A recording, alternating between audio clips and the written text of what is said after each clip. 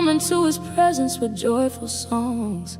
Know that the Lord is God. It is he who made us, and we are his. We are his people and the sheep of his pasture. Enter his gates with thanksgiving and his courts with praise. Give thanks to him and bless his name, for the Lord is good, and his love and devotion endures forever. His faithfulness continues to all generations.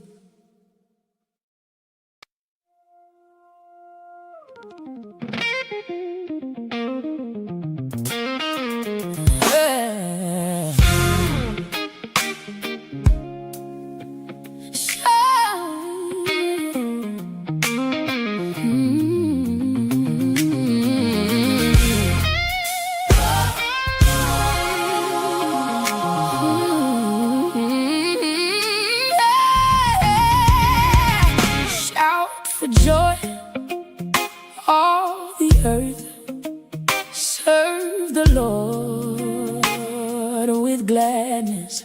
Come before him singing with a grateful heart. Know that he made us, we are his own. Enter his gates with thanks, walk in with praise. Enter his courts with joy, call on his name. Shout for joy, shout for joy. The Lord is good, his love endures. Shout for joy, shout for joy. His faithfulness through every door.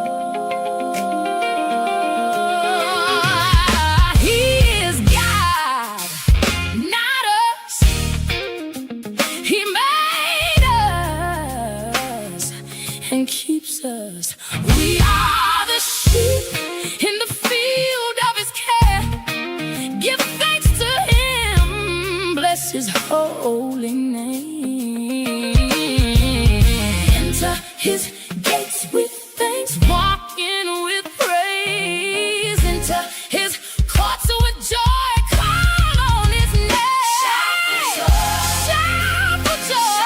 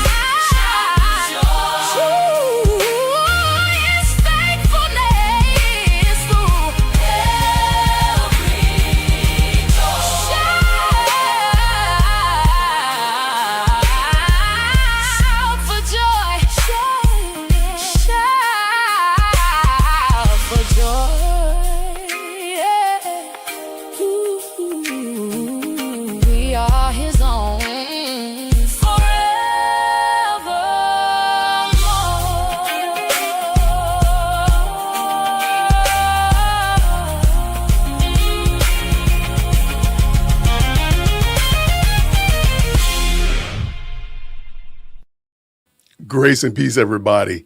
We're back. It's day 4. You saw the thumbnail. You saw the title. You know what we're doing. It's day 4 of the Tyler Robinson preliminary trial hearing. And we're going to get into it. So before we jump in too far, because I got some housekeeping things we got to talk about, let's pray and let's get ready. Father, I thank you today that we have another opportunity to gather. I pray, God, that I thank you, first of all, Lord God, that this trial has been uneventful. There's been no drama, no mishaps, no shenanigans. And we thank you for that, Lord God, because we want justice for Charlie. We want the Kirk family to be made right, Lord God. And we want that to go off without a hitch. So we thank you for your justice. We thank you for what you're doing through Judge Graff, through the various attorneys. We thank you, God, for the witnesses and all that's going on, Lord, that it might honor and glorify you. We do pray also, Lord God, that you'll continue to protect and continue to guide them as they're going through this and seeking justice and wanting the right verdict to come about. So we thank you for that. And Lord, we do ask lastly, Lord God, that you will silence the mouth of Candace Owens. Lord, that you will do whatever you see fit, Lord, but that you will silence her mouth, that you will stop her shenanigans, her lies, her conspiracies, and her untruths, Lord God, that you will stop them for Christ's glory and for his sake. In Jesus' name, amen. Good people. All right, we got a busy day today. It has been a busy day here at Whitaker Park already. We've already had a whole bunch of things going on, but we're going to make it through. I'm going to let you know ahead of time at 12:30 my time, which is basically in about an hour and a half, almost 2 hours. I need to go pick up President Firstborn. So I'm trying to figure out, I might just stop the stream. I'll come back.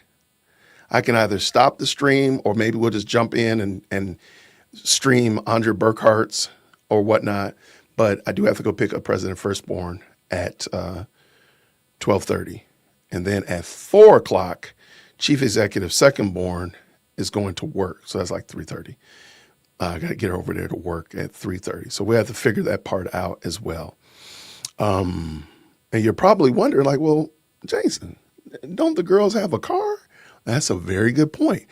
Well, this morning, one of my cars has met an untimely delay in usage, aka it's not available. So my wife's car is not available. I have my car, of course, and the girl's car is it's in need of repair, shall we say.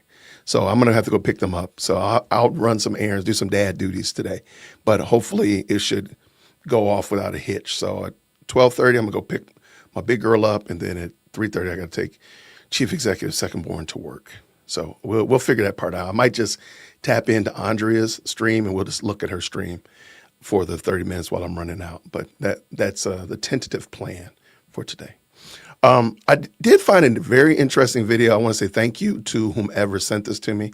I apologize if I did not give you credit. I want to say it was one of the moderators. I think it was Future sent it. Shout out to Future. This is a great video. If you're wondering, why are they doing a preliminary hearing? If you're still a little confused about what a preliminary hearing is, why don't they do a grand jury and what's the end result of a preliminary hearing? I found a lawyer who discussed that. Her name is Rachel Smith, and she's a prosecutor. And it was very informative because it does answer a lot of the questions that we had yesterday and earlier this week. So I want to bring this in for your sake, and I will drop the link to it in the chat as well. So I don't know this channel. What's the name of this channel, Jason? The channel is East Idaho News. Shout out to them. Here, let me grab this link while I'm sitting here talking. All right, let's pull this in. Let's get going because the court starts in 30 minutes. So let's pull this in. And this is for you all. So green hearts in the chat when you can hear. Rachel, I want to ask you about the preliminary hearing. It's coming up, starts Monday, for Tyler Robinson, the man accused of killing Charlie Kirk in a very public arena. Many of us have seen the horrific videos of that. Baseline level, what is a preliminary hearing? How much does this matter in the grand scheme of things? A preliminary hearing is part of our system of checks and balances. In the criminal justice system, the police make an arrest, the prosecutor evaluates that and decide, yeah, there's enough that I'm willing to take this to trial. Then that next step is an independent body. Did my computer freeze too? No, you're good. I got you. Okay. Yep. I thought it did. The next step after the prosecutors is an independent body, either a grand jury or a judge, reviews it for probable cause. That means, is there enough evidence to make this person go forward to trial? So a preliminary hearing is the equivalent to a grand jury hearing in those places where they don't take cases to grand jury, or grand juries are very rare. So it's the same thing. It's just, do you have a grand jury doing it, or do you have a judge? The preliminary hearing will have the judge. They'll listen to the available evidence. They will listen to enough evidence, but not all, to see whether there's enough to make this person actually stand trial in front of a full jury. So it's a basic part of our rights as citizens to have a system of checks and balances.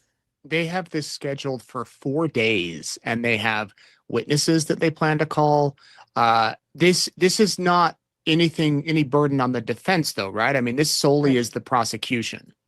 Yes, preliminary hearings again are that review of the system, of the conduct of the police and the prosecutors, to say, is there enough evidence to make this person stand forward to full trial? At that, it is only the state's burden to go forward and show there's enough evidence to proceed to a full trial. The defense has to do nothing. I will tell you, in cases like this, though, I will be stunned if they are completely silent. That is highly unusual. I've seen it once in my 30-year career. You know they ain't silent. We know they're not silent. So what will likely happen is there'll be a very vigilant, very aggressive, very thorough cross-examination of the witnesses on key points, maybe some, but not everything. They will hold some stuff back. There will be a key poking at the holes to prove certain elements. And we may begin to see if there's question on somebody's mental health that could impact on their ability to understand what they did was wrong, or that could impact on their ability to kind of do it knowingly, what they call form that intent. We may see some questions, sort of test balloons out of the defense on what direction they're going to go. So state's burden, the defense will do a vigorous cross, but limited. They don't want to show all their cards. And they may do some test balloons to see what responses are on some key issues involving the defense. As a prosecutor, how much do you give away during the preliminary hearing? We're going to hear from a few witnesses, but do you put all the meat in the preliminary hearing, and then when the trial comes, it's like, oh, we already know this? Or is it get the bare minimum done, and then come trial, wow, go all out in front of the jury? I think, as you put it in that second part of what you said, which is most prosecutors keep preliminary hearings strictly to that probable cause. Is there enough? You certainly don't put everything out there. One, the investigation will be ongoing. It just is. There's no such thing as an investigation is done at this stage, even though it's been a while. It takes a long time to get test results and all sorts of things. So one, you can't put everything in because it's not done. Two, you don't put everything in because it's not beyond a reasonable doubt. You don't want to create a mini trial. And three, you have to worry about prejudice to both sides. If you put things out there that could impact on somebody's right to fair trial, there are courts that would agree to a change of venue. So it's not considered the best practice to put information out there that could affect either side's right to fair trial at a preliminary hearing. And given some of the rulings and some of the background on publicity, if a judge has yelled at either sides over publicity, both sides are going to be careful at the preliminary hearing on not getting accused of using it to try the case in the press. Chad Daybell had a preliminary hearing, but Lori Vallow waived her preliminary hearing, and a lot of defendants do waive it. Well, is there a benefit in waiving it? And why, in a way, why wouldn't you waive it, just to give you a little bit more time or do you hope that the judge doesn't find that there's enough probable cause to advance the case?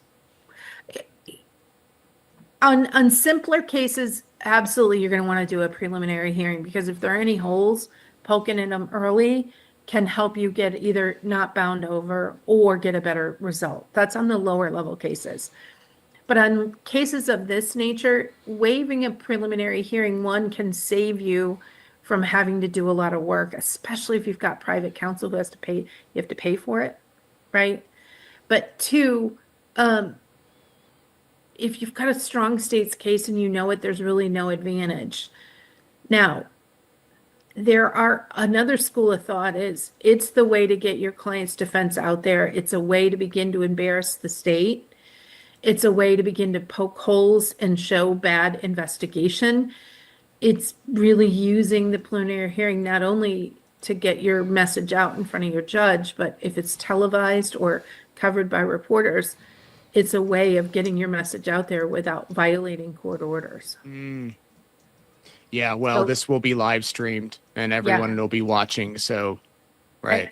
There are a pool of defense attorneys, and we saw a couple of those in the Chad Daybell case where that press was important to them for their narrative for their client. And we would be naive in the field to not recognize that when the public is actually watching, that is putting your narrative out there. And so there are defense attorneys who use that as part of their trial plan to get their message out early and often. It can have a chilling effect on witnesses. It can have a chilling effect on the investigation. People pay more attention when the camera's on them. So there are some strategic reasons why the defense would want to do a preliminary hearing in a case of this nature and would want to begin to plant seeds in the public for what their defense could be. Yeah. Very helpful, Rachel. I know that many people that aren't experienced with the court system don't know what these things are. It's like hearing after hearing after hearing. Oh, is this the trial? Because there's witnesses. Yeah. But this is just the beginning. And Right. I don't even think we have a trial date yet set. So anything that you can't- want to add? No, you can't. We can't set a trial date till there's an independent finding that this person should be made to go to trial. So, Right. Wow. Yeah. Wow, sorry about so that. this is a necessary step to getting a trial date and a necessary step to getting certain rights in place to protect people's constitutional rights for a fair trial. So it's good that it's here. It took a while, but it is a necessary foundation to really getting this case answered. And I can't recall of all the preliminary hearings I've covered over 20 years. I don't think I've ever had a judge not decide at the end of the prelim right there that I do find sufficient or not. There was one time he didn't. It wasn't a thing where the judge goes and needs a few days to think about it. Have you had that though? I have, Okay. especially on cases, candidly, it's on cases where there's a lot of publicity. The court is, and if there's any evidentiary rulings that are out there that could impact it, that's when they will often take, a day or a few days to think it over. So if there's, hey, they wrongfully seized my client's cell phone, or if there's some underlying issues on admissibility, which isn't truly a topic. It really isn't supposed to be a topic for a preliminary hearing, but good defense attorneys work it in. I have seen judges kind of go, you know what, there's a couple legal issues I want to research and I want to be thorough. They certainly want to show that sort of reasoned, thorough approach to the public. So they'll take a little bit of time if there are any legal issues implicated. And let's assume that the judge does say that there is enough to advance the case. And this is a death penalty case, very, very high profile case. And so that would be next week, next Thursday at this time, July 9th. When do you think we could realistically see a trial? It probably won't be this year. Yeah, has the state filed aggravator notice of intent to seek the death penalty? Have they filed the pleading? I'll have to check if they filed that. I know they have said it. Yeah, they and- have. They have, because the defense argued last week that it should be removed because the prosecution talked to the media, and they said because the Right. prosecution gave a statement to the media, death penalty should be taken off. Well, so just on clarification on that, because they said that doesn't mean they have actually filed notice. Okay. So the I'll have to death check. penalty, the death penalty is an option until they say it's not. So they have to file a specific notice of statutory aggravators. I'll check on that. Okay, because in those cases, I will be stunned if the case is done within 2 years from it being bound over. Wow. It's, Wow. Mitigation. That's crazy. The 2 years. many capital litigation cases, you'll see 40 and 50 motions, written motions, all about you can't pick a jury this way, and you have to be able to turn over evidence and aggravation beyond the police report. So there's a ton of different motions that get litigated on a capital case that do not, if that notice of intent to seek the death penalty, and it has to be a formal written notice telling the public, telling the family, saying in court, we intend to do it, does not count as that legal notice of filing the death penalty and alleging what aggravators. And I don't know the timing on when they have to do that, but that's when I know it's real. Yeah. I don't know Utah when the rules are, when it's due. One of the states I'm helping in, you have to file that notice in Georgia before Hey. the person's arraigned. Like right at the beginning, near the beginning of the case, right after probable cause finding. So other states, Missouri, you have to do it within a reasonable time. It's usually done after arraignment. So there's a couple of different timing wise, but you got to do some sort of formal pleading in court that says we're seeking the death penalty. Okay, yeah, I'll check on that. I appreciate the Yeah, clarification. background. Yeah. Anything you want to add? No, thank you. Okay, I just dropped the link to this down in the chat. I think we're going to have to come back to them pretty frequently because they have some pretty good episodes and discussions on this topic. And it's the East Idaho News. Who knew? East Idaho News. I'm just looking real quick to see if they have any others. They had some, I thought this was good. The great state of Kentucky. So I thought this was good, and we'll probably just keep checking in with them as they do little updates pertaining to this. New video shows Tyler Robinson after he turned himself in. Oh, okay. This is one of the things that came up yesterday. Let me bring this in, and then we're almost ready to start game time. So let's go ahead and get this. I'll pull this in real quick all right. So we saw this yesterday, of course. This is from KSL. All right, And Agent Davis, who are we seeing here? That's Tyler Robinson. And Notice he has his phone with him. although we are watching it on video, what is he wearing at this time? He's working a dark colored baseball cap with that's like I believe it's like maybe the Hurley symbol on it, like a white symbol on front. It's a burgundy short sleeve shirt with no graphics. It's blue jeans and gray and white tennis shoes. I believe they're Converse style tennis shoes. Thank you. Was Mr. Robinson, you stated that he was arrested in the early hours of September 12th, is that right? Yes, that's correct. Did he remain in Washington County Sheriff's Office, or was he taken somewhere else? No, he was transported from there to the Utah County Jail. Prior to being transported to the Utah County Jail, was any, I guess, personal property taken from him, clothing, anything like that? The only thing was, so prior to like our arriving to the St. George, to the Washington County Sheriff's Office, his cell phone was seized and taken from his person.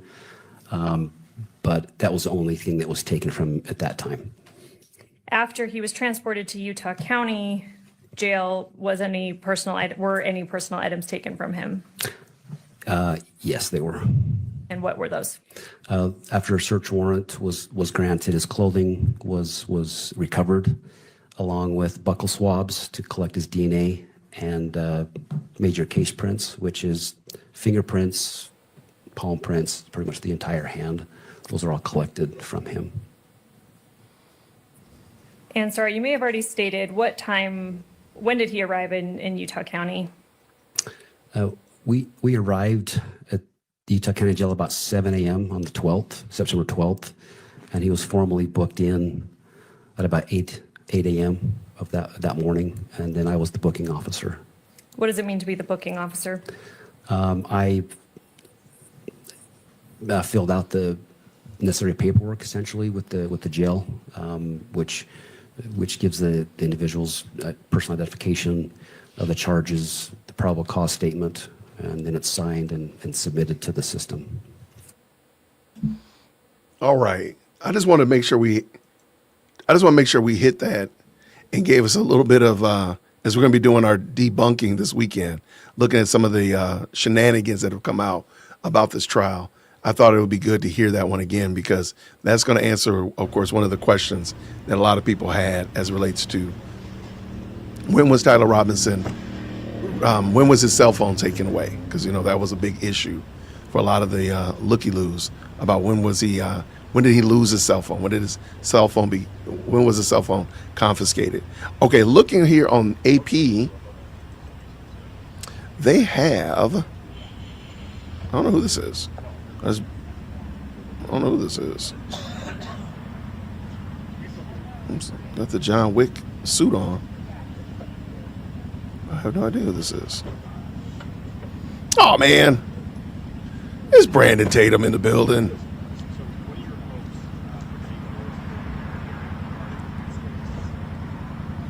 That's interesting. I didn't know. Oh.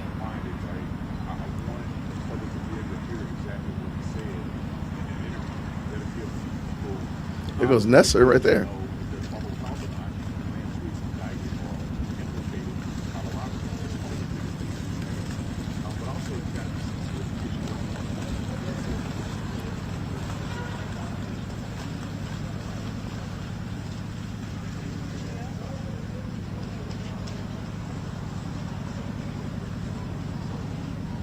Right.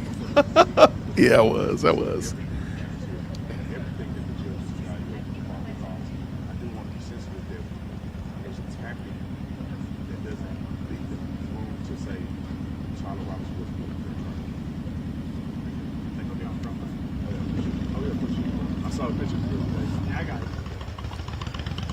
Tatum, what do you think of the conspiracy theories surrounding this case? I would cuss, but I'm a Christian.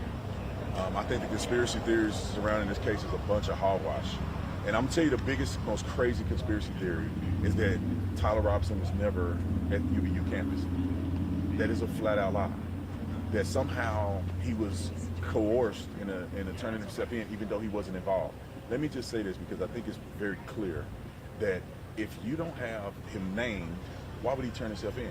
If he was never on campus ever, why would he voluntarily take responsibility for something he wasn't even associated with? That tells you that there's something there.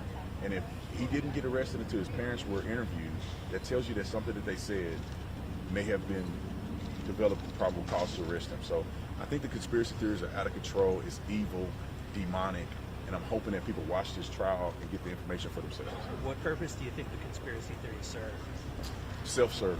It's self-serving. People want to fill in the gaps of what they don't know. Conspiracy theories are way sexier than what the truth is, and we all know that. That's why conspiracy theories exist. And so I think a lot of it is self-serving. If you look at social media, what's going viral right now? Conspiracy theories. Yeah, people don't want to know the truth. So people are doing this in a self-serving way that I think is ridiculous. And I'm hopeful that people that show up here or people that watch the trial go out and report the facts. You don't have to report what you feel. Report the facts that are being presented in the court of law, because this is where justice happens or justice does not happen. Thank you for your time, sir. Thank you, brother. Sure.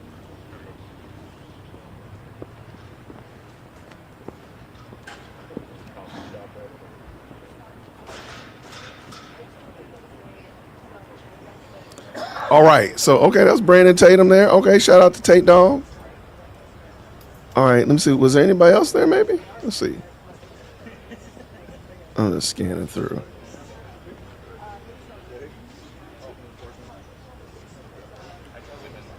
Scanning through, I don't see anybody else. And court has not started yet. They have not turned on the cameras as of yet. See, Cube, there you go. Now you in the bushes.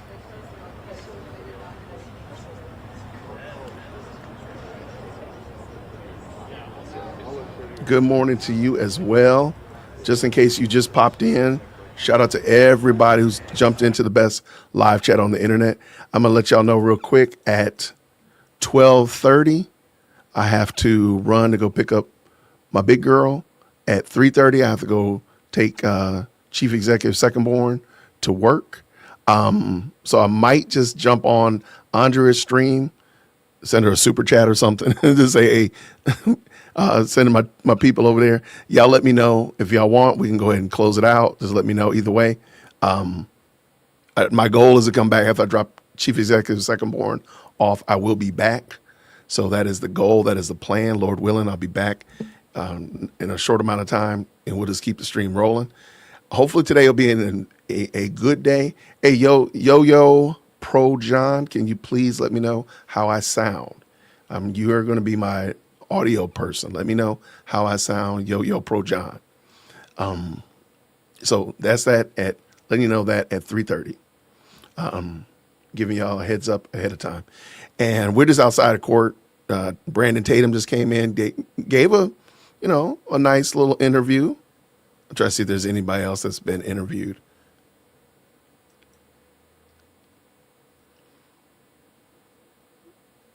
Who's that? I'm just scanning through y'all. I don't know who these people are.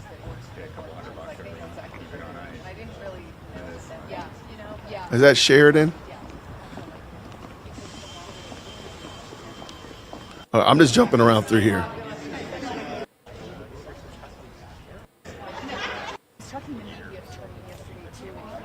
All right. Thank you so much, Yo-Yo. Appreciate you, brother. All right. I'm just jumping through to see if there's anybody else. That's a Suburban, so that's not Brandon Tatum. Let's see who's this.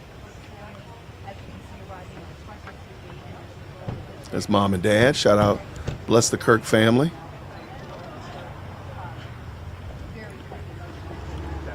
It's funny that Charlie was so tall. His mom and dad don't look that tall.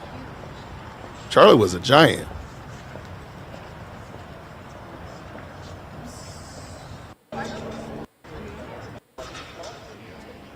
Just looking through, scanning through.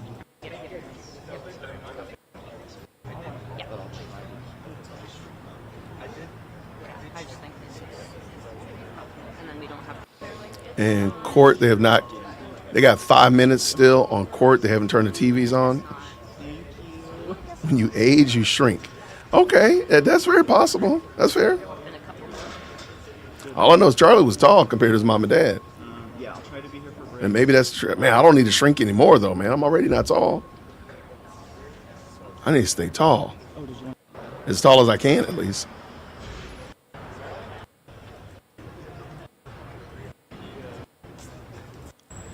All right, and this is Brandon Tatum.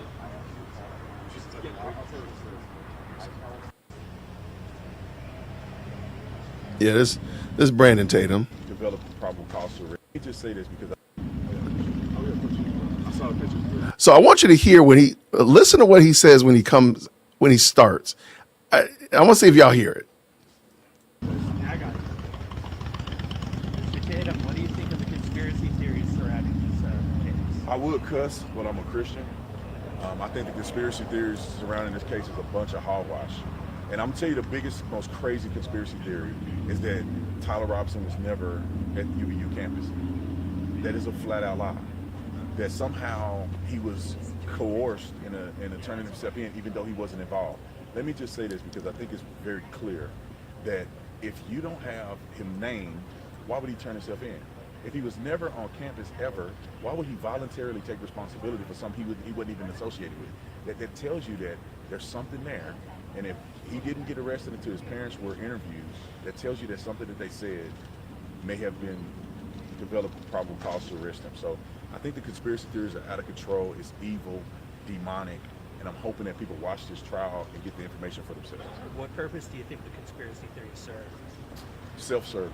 It's self-serving. People want to fill in the gaps of what they don't know. Conspiracy theories are way sexier than what the truth is, and we all know that. That's why conspiracy theories exist. And so I think a lot of it is self-serving. If you look at social media, what's going viral right now? Conspiracy theories. Yeah, people don't want to know the truth. So people are doing this in a self-serving way that I think is ridiculous. And I'm hopeful that people that show up here or people that watch the trial go out and report the facts. You don't have to report what you feel. Report the facts that are being presented in the court of law, because this is where justice happens or justice does not happen. Thank you for your time, sir. Thank you, brother. All right, I thought when the guy came up, he said, I thought he was saying, what do you think about the conspiracy theories that Candace has push. That's why I heard him say, but he literally said he can't. The conspiracy theory is in this case. So never mind. I take it back. That's what I thought he said, but that's why I wanted to hear it again. I don't see anybody else. All right, we're just looking at police. There was a failure of communication between he was able to move into a Man, can you imagine bringing all that stuff with you every day? That would make me miserable. Yeah, a lot of construction around us now, which is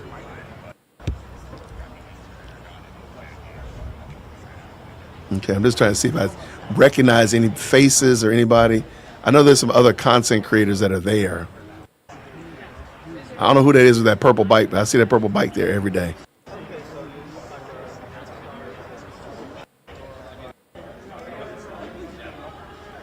All right, let's jump over. Yeah, they don't have camera on yet. But just so you can see, I'm waiting for that to pop on, so that'll be on shortly, I'm sure.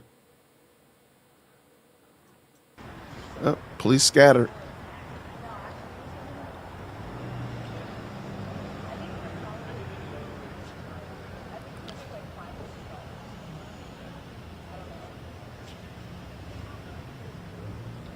Yeah, I really wish he had been more clear, but you know, I'm gonna leave him right where he is.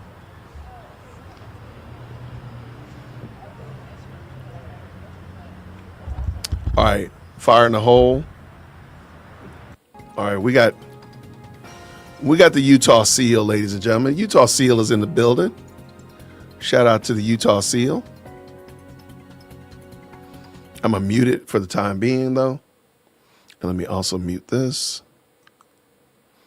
Okay, so the police officers probably spread out because court was starting, so maybe that's why. Brandon was asked directly by the guy whose name escapes me right now on the Charlie Kirk podcast about Candace's conspiracies, and he went off about her conspiracies. So kudos for that. Yeah, shout out. Shout out. I think for a lot of people, it's too little, too late as it relates to their affection toward Brandon. But I respect him, though. You know, he came around. It is what it is. So, hey, what's going on, Chrissy? How are you? Grace and peace to you. Good to see y'all. So, I appreciate y'all jumping in. If you're interested, there is the, what was the name of it again, y'all? East Idaho News. They did a really good summary of what the purpose of a preliminary hearing was. I dropped the link in the chat. If the mods could just help a brother out and put it back in there, I'd really appreciate it. If you're interested in knowing a little bit more about what the preliminary, here it is right here. It's if you're interested in why we do preliminary, why they're doing a preliminary hearing, what's going to be the long tail on it, where do you see it going, when will the actual trial start, if it's bonded over to that, they do a good job of breaking it down. So we'll probably bring them in several times throughout this, and I'll make sure the link is in the description as well. The seal is very simple, but it's got that beehive in it, though. You know, it got the beehive in it.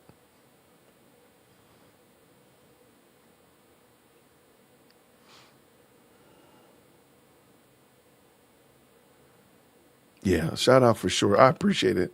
Let me see. Hello, all. Andrea is not very happy with Novak.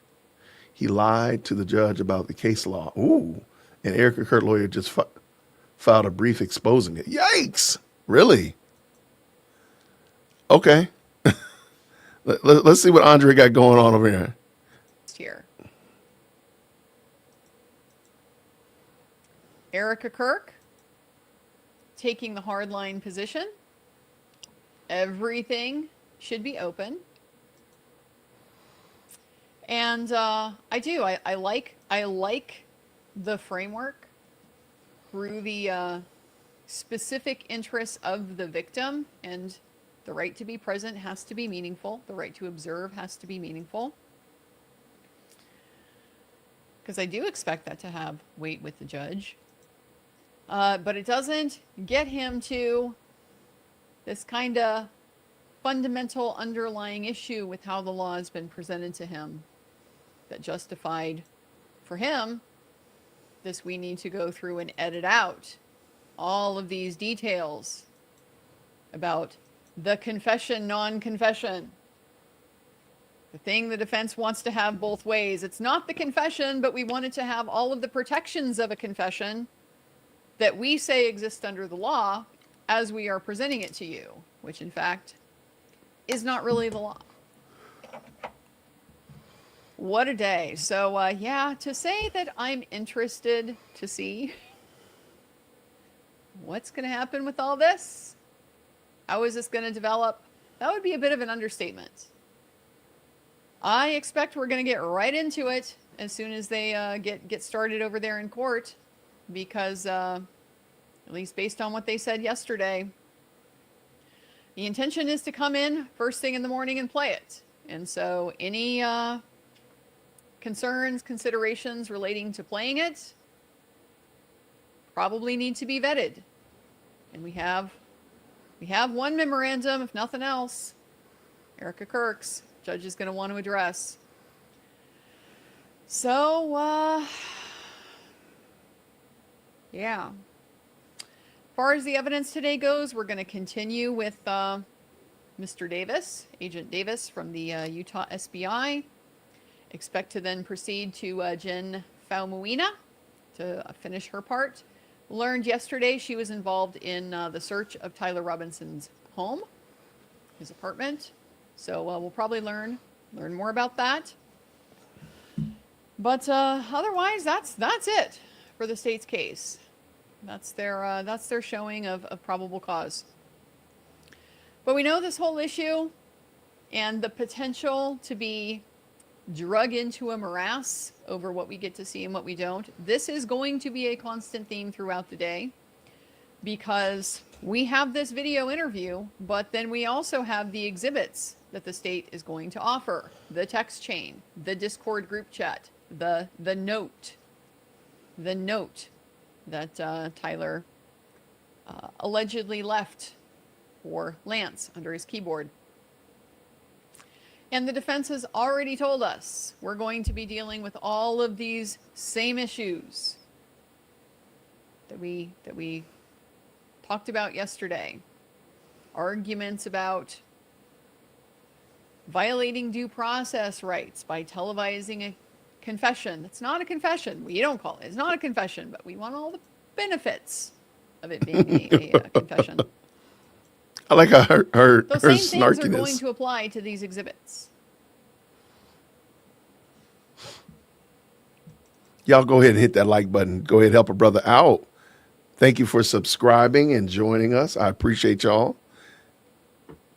So today might be a little bit of a struggle in that respect, because we're likely to get more of the same of what we had yesterday. And so in my ideal situation, my dream world, what's happened is the media has filed a brief. They've called out, hey, this representation to you by Mr. Novak about SDs and what it requires and the per se due process violation and so forth. Yeah, that's not good law.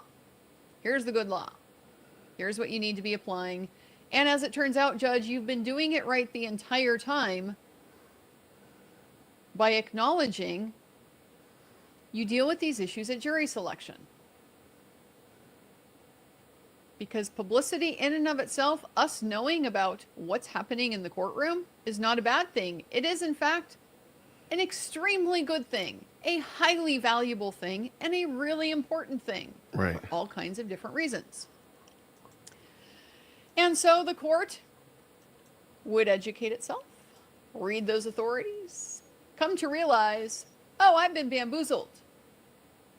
I've been bamboozled. And I don't like that. I'm not happy about that. I would love to see the judge come to this realization, lay down the law, and now take a firm stand. You tell him, Andrea. You set him straight, Andrea. Don't you put up with nothing. I don't put up with the necessarily shenanigans. expect the judge to adopt the position that Erica Kirk is advocating for All of it, period, full stop, no exceptions. I would love it if he did, but I don't expect him to. As an advocate, you always want everything you want, but you're not always going to get it. And I am respectful of Judge Graff's desire to be fair and to not be unfairly prejudicial to Mr. Robinson. But the case is what the case is. And we should know as much as possible about whether this case is going to go forward or not. We should be able to look at it and have conversations about, does this establish probable cause? What does that mean? Why or why not? And we should be able to talk about how this process is working. Is this the way we want criminal justice proceedings handled? Why or why not? Are there reasons why the system should change? That we should exercise our power as citizens to adopt new laws, to vote in new representatives? Wow, she's going to laws What and representatives. impediments are there? Legally, what's the structure we're already operating in that limits our ability to make changes? How can we address that? These are really critically important public issues that affect all of us. And that's exactly why we have this First Amendment right of access. So I fear a little bit this What you afraid of, Andre? What you afraid direction that we're taking, this road that we're going down. Not because Mr. Robinson shouldn't have the right to a fair trial and a fair proceeding. Of course he should. Of course he should. There's no point in going through all of this if we weren't going to do that. Let's go amend the US Constitution and say, you know what, let's just do bills of attainder again. What? What is Guys that? familiar with the bills of attainder? No, what is that? These are it's addressed in the Constitution. They're prohibited along with the ex post facto laws. Bills of attainder, though, gets less attention. It's when you would just be automatically declared guilty by act of Congress or mandate of the king, the executive, whoever, without a trial. Oh, that's not good. Just, you're guilty, I so declare, and imposing punishment accordingly. That's a bill of attainder. Nobody's arguing for that. Nobody's arguing for that. Yes, he should have a fair trial. But how do we even know it's fair? That's a good question. How do we even know it's fair? There are limits to the trust me, bro, that we can do with our Not the our trust me, bro. institutions. And I think that has to be taken into account. We are not in 1965 anymore, pre-Vietnam. Significantly higher public trust in the institutions in 1965. Walter Cronkite was everybody's trusted source of information every night on the air. We live in such a different world now. We've seen too much. We've been too betrayed. Our government has worked against us, lied to us about it. Our press has helped them cover it up.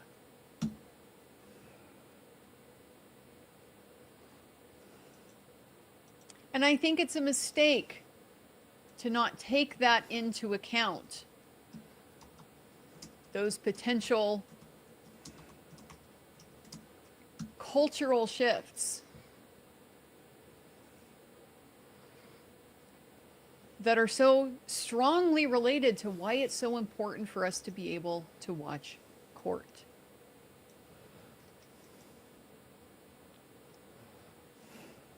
Because what you could get away with in 1965 and still maintain the public trust, you can't get away with in 2026 That's a good and point. still maintain the public trust. We are a far more cynical, far more black-pilled, far more skeptical people than we used to be.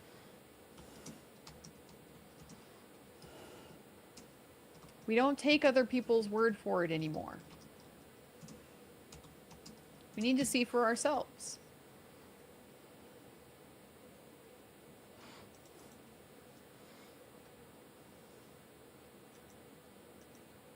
Yeah, for some reason or another, shout out to Andrea. I love Andrea's approach today. Some reason or another, court is starting real slow. They're on the For one, seal. I'm They haven't looking started. Forward to getting back to Ms. Falmuina, Agent Falmuina. I liked her so much. Everything I like in a cop. Knee-jerk reaction, obviously, because we've barely seen her at all. But I like her. Ready to see more. Give me half a second here. I'm going to just go ahead. Since we are waiting for court, they are a little delayed. In their, Yeah, you know, there's something start. going on. You know, there's some shenanigans Started. going on. I'm just going to go ahead Over and there. take another quick look at the exchange. Hold on real quick while we. All right, you know something must be going on. Something's going on. We know that. There's always goodies. All right. All right. So anyway, we know that's going on. So we're going to prayerfully. It's good, whatever's happening, but something's happening. Usually when this happens like this, there's some reason why. Anyway, shout out to the best live chat on the internet. Good to see y'all. Thank you so much for popping in. Shout out to David Penn. Everybody put David Penn in the chat. Go ahead and put Dave Penn. We want to let him know, man, we appreciate his mama having him. Dave Penn in the building. All right. Shout out to Novak. Must be saying something. He might be. He might be. Shout out to him. Y'all let him know, man. Make sure we use good language though now, David. Come on now. We gotta be mature over here. We're not children over here. Y'all let David Penn know. He might be a furry. He could be.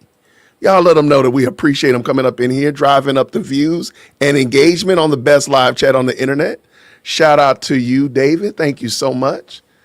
Prayerfully, your SSRI subscription will be coming in the mail today, so you can get that what you need. Maybe you need some coffee. He might need a little bit of coffee. That's possible. Oh, man, shout out for sure. Thank y'all so much, everybody who's jumped up in here this morning. I'm like, hey, man, look, Davey, we come over here, man. It's like cheers up in here. Everybody knows your name, man, and they're oh so glad that you leave. All right, he needs a hug. Y'all give David a hug by typing his name up in there.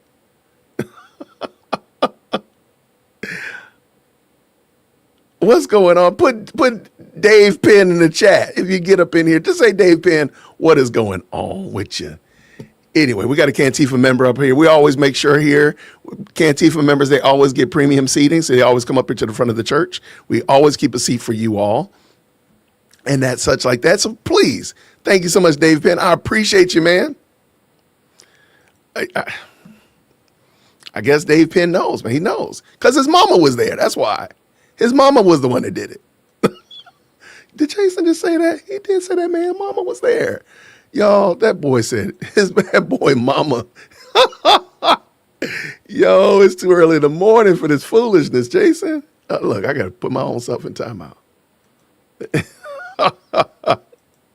He said David Penn's mama did it. What the heck is wrong with him? Yo, shout out to David Penn, man. Your mama did it. I know, man. We got to, y'all, I need to get myself, I'm putting myself in timeout. I'll be right back.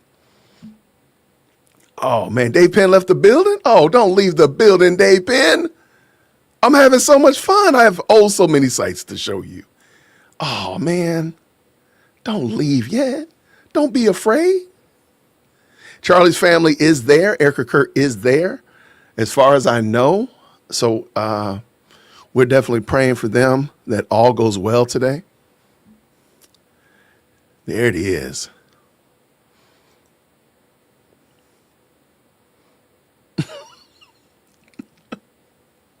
Anyway, oh, my mom? Not my mom. I know my mom wasn't there. I can tell you that. That I can say emphatically. All right, the camera's alive, people. Camera's moving. Let's see what we got. They're checking the lights. And now they're checking the seal again. All right, never mind. I guess we got too excited. My bad. Naperville, Illinois. I am from Aurora. Shout out to my Naperville people. What's going on out there in the Fox Valley? Shout out. Kia, I see y'all out there. What's going on out there in the land of Lincoln? Look,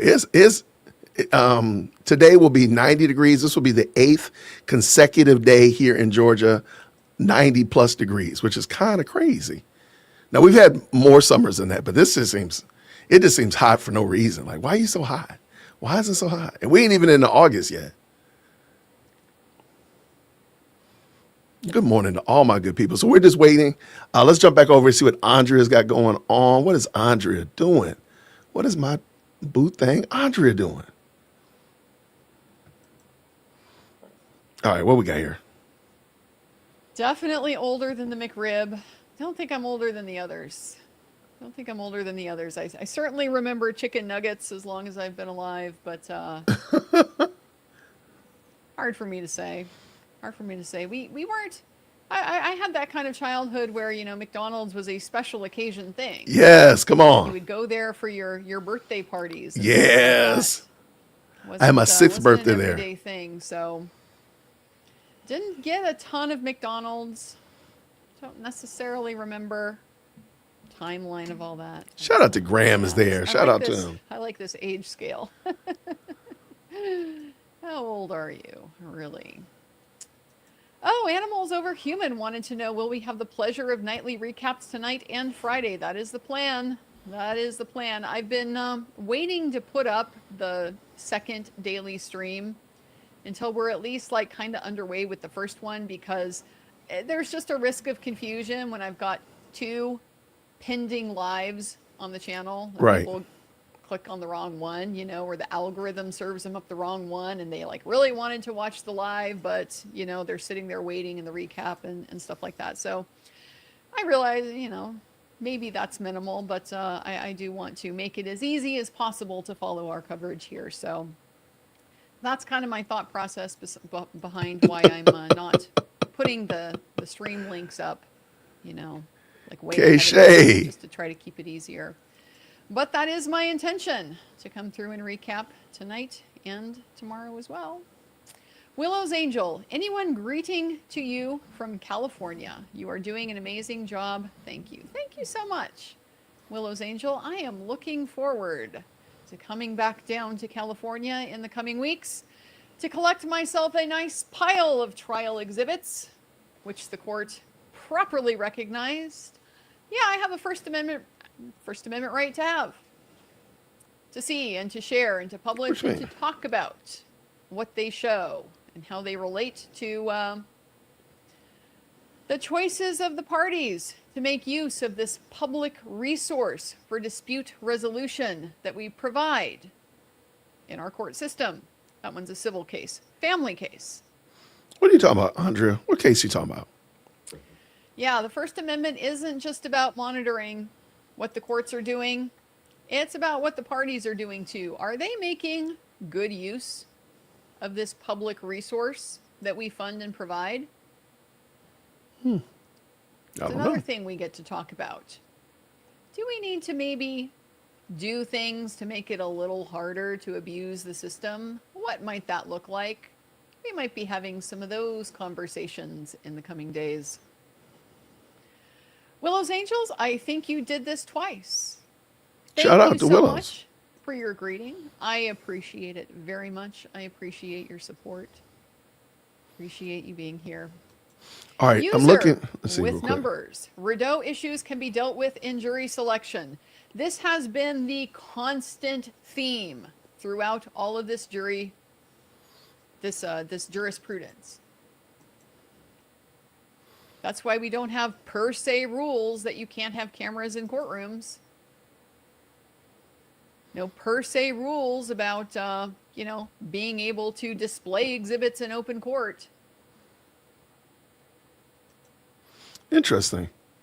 All right, so Chandler's made the point that has been. all right, shout out to Andrea. I appreciate her. Okay, it looks like they're moving again. We're gonna try again. We're gonna try again, y'all. All right. Why did somebody say they were cutting? Just got done. You just got done cutting grass. Thank you, Dame Biggie. Wait, just got done mowing the lawn here in Louisiana. Like, wait, the sun just came up. You out there cutting the grass in the dark? What's going on? I probably wouldn't do it. I probably would do it too. I ain't mad at you. All right. It looks like they're getting ready. I love Andrea. Andrea is fantastic. I agree.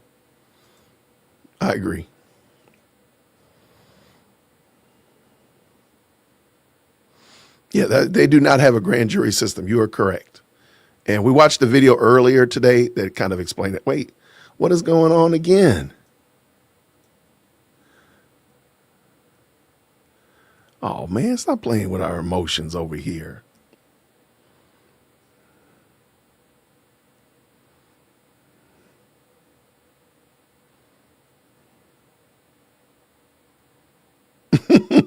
The cameraman fell.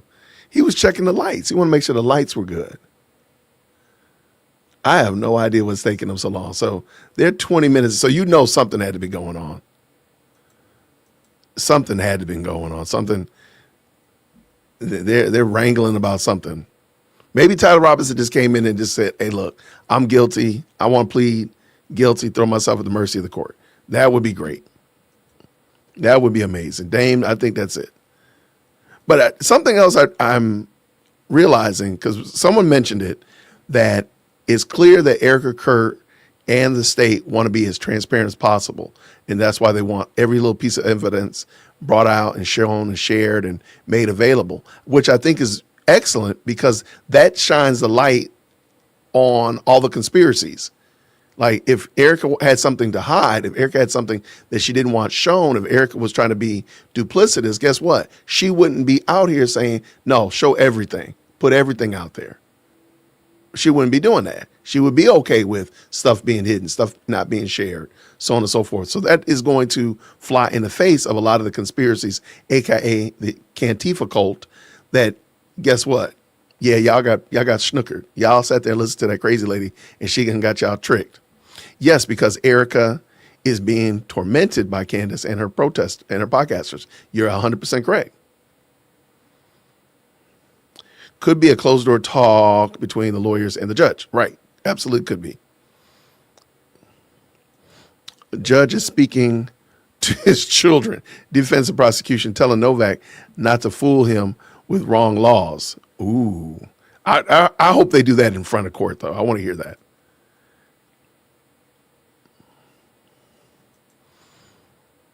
I hope the delay means that we get to hear all of the video, not at least more. I'm sorry, or at least more of it. I agree. That's probably what it is. More times than not, Taven. That's probably exactly what you're talking. What it is. Sorry, button is sending right. Okay.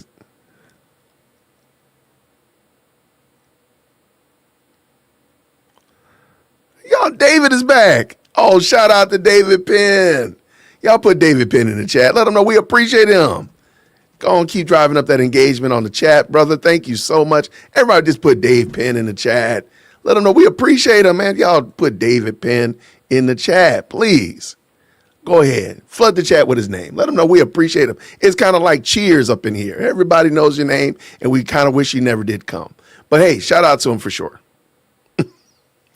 We want Dave Penn to get saved. We want Dave Penn to be converted. Let's go.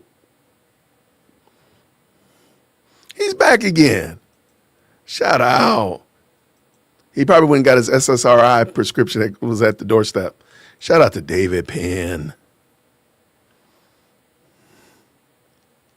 Yeah, see, that's how you know. When somebody says you worship the devil because you're trying to be obedient to the Bible, that's how you know that person themselves is lost. That's how you know it.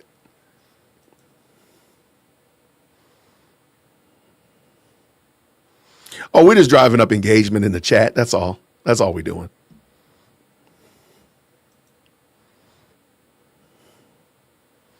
Yo, they are still MIA. So you know something is good is going on. Let's go check out Andrea real quick while we're waiting. From the courthouse.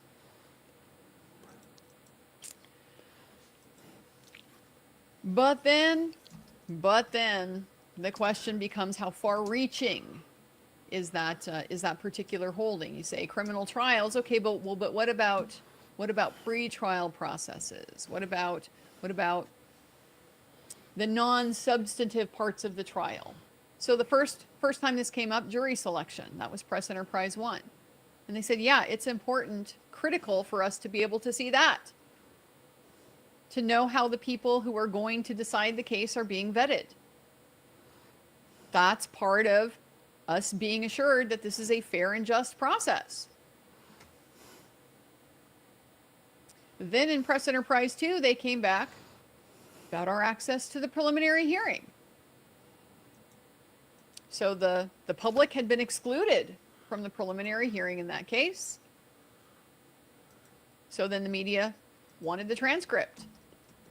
Court wasn't giving it to them. Went all the way up to the U.S. Supreme Court. U.S. Supreme Court said, yeah. Had a lot to say about why it is just as important for the public. All right, fire in the hole, y'all. The preliminary hearing as it I is think to they be stopped able playing to with our see the emotions. trial. Here we go.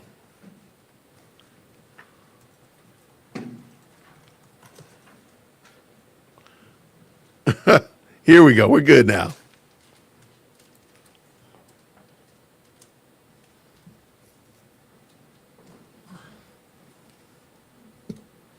That's probably, you know what? It's probably the video, getting the video ready. That's a good point.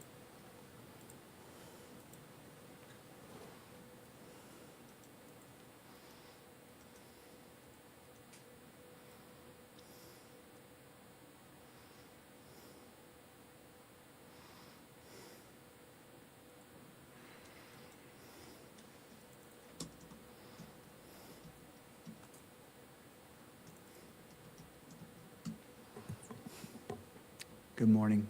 Thank you for the party's patience. Court is now in session. Calling case number 251403576, State of Utah versus Tyler James Robinson. Counsel, please enter your appearances.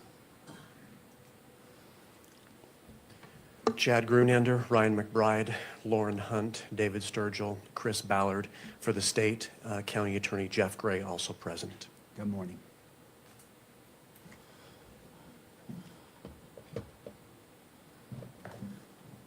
Good morning, Your Honor. Kathy Nestor, Richard Novak, Michael Burt, and Stacy Visser here for Mr. Robinson, who's seated at council table. Good morning. Good morning. Good morning, Mr. Robinson. And for the record, the court also recognizes the presence of Ms. Erica Kirk. Sorry. Good morning, Ms. Kirk.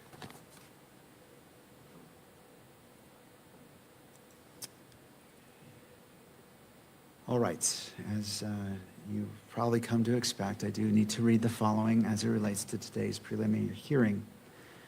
The court is mindful of the safety and well-being of all parties, counsel, witnesses, court staff, and members of the public who may be present. The court is also mindful of its duty to protect and uphold the constitutional rights of both Mr. Robinson and Ms. Kirk.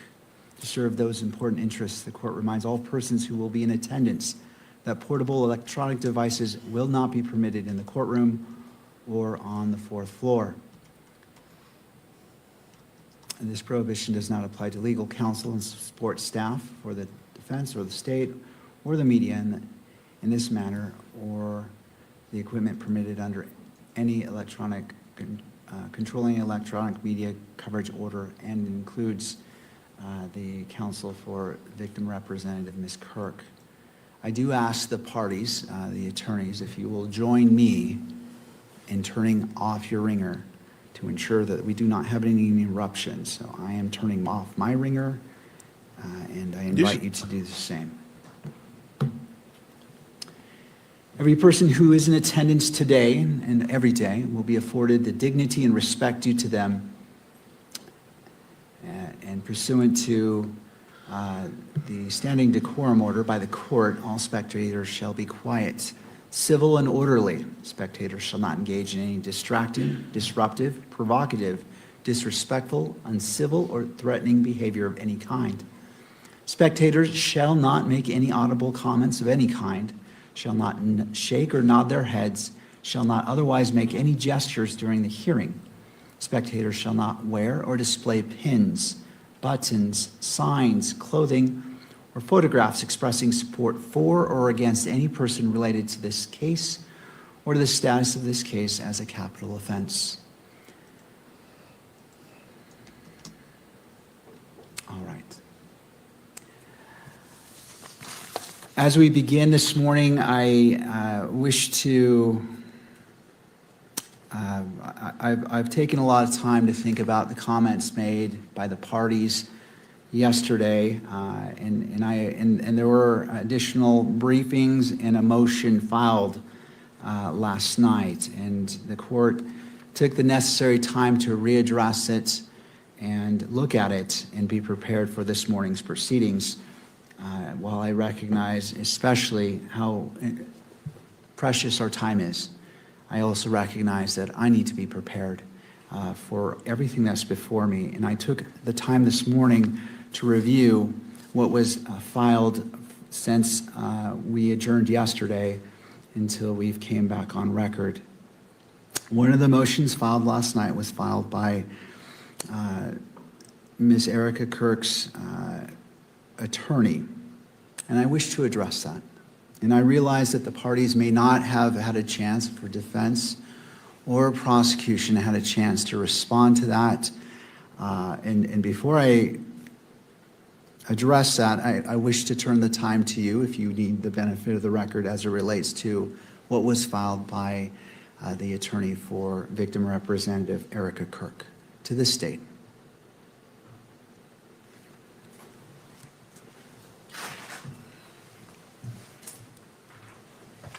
Good morning, Your Honor. Christopher Ballard on behalf of the state.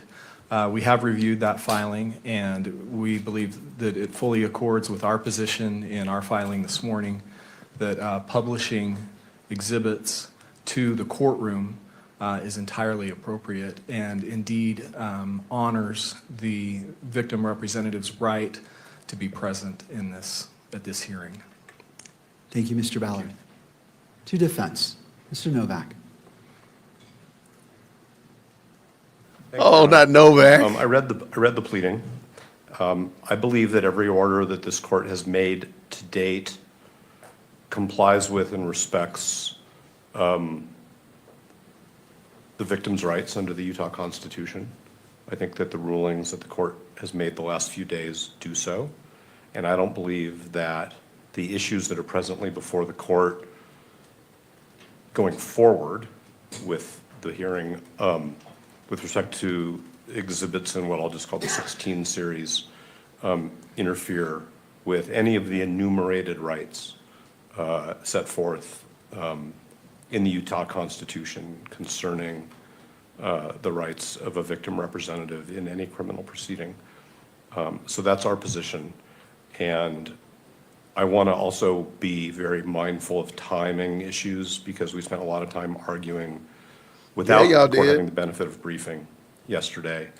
But we have witnesses we have to get to, including a defense witness who is not available after tonight.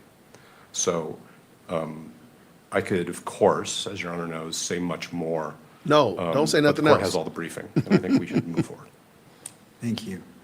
And as it relates to transparency and publication, does the news media wish to be heard on this issue? No, nobody wants to. Oh, gosh. Only briefly, Your Honor. I've also reviewed the submission from yesterday. The court has always set this three-step process, and I think taking each of those stages, admissibility, publication to the courtroom, and coverage by the in-court cameras are three separate inquiries.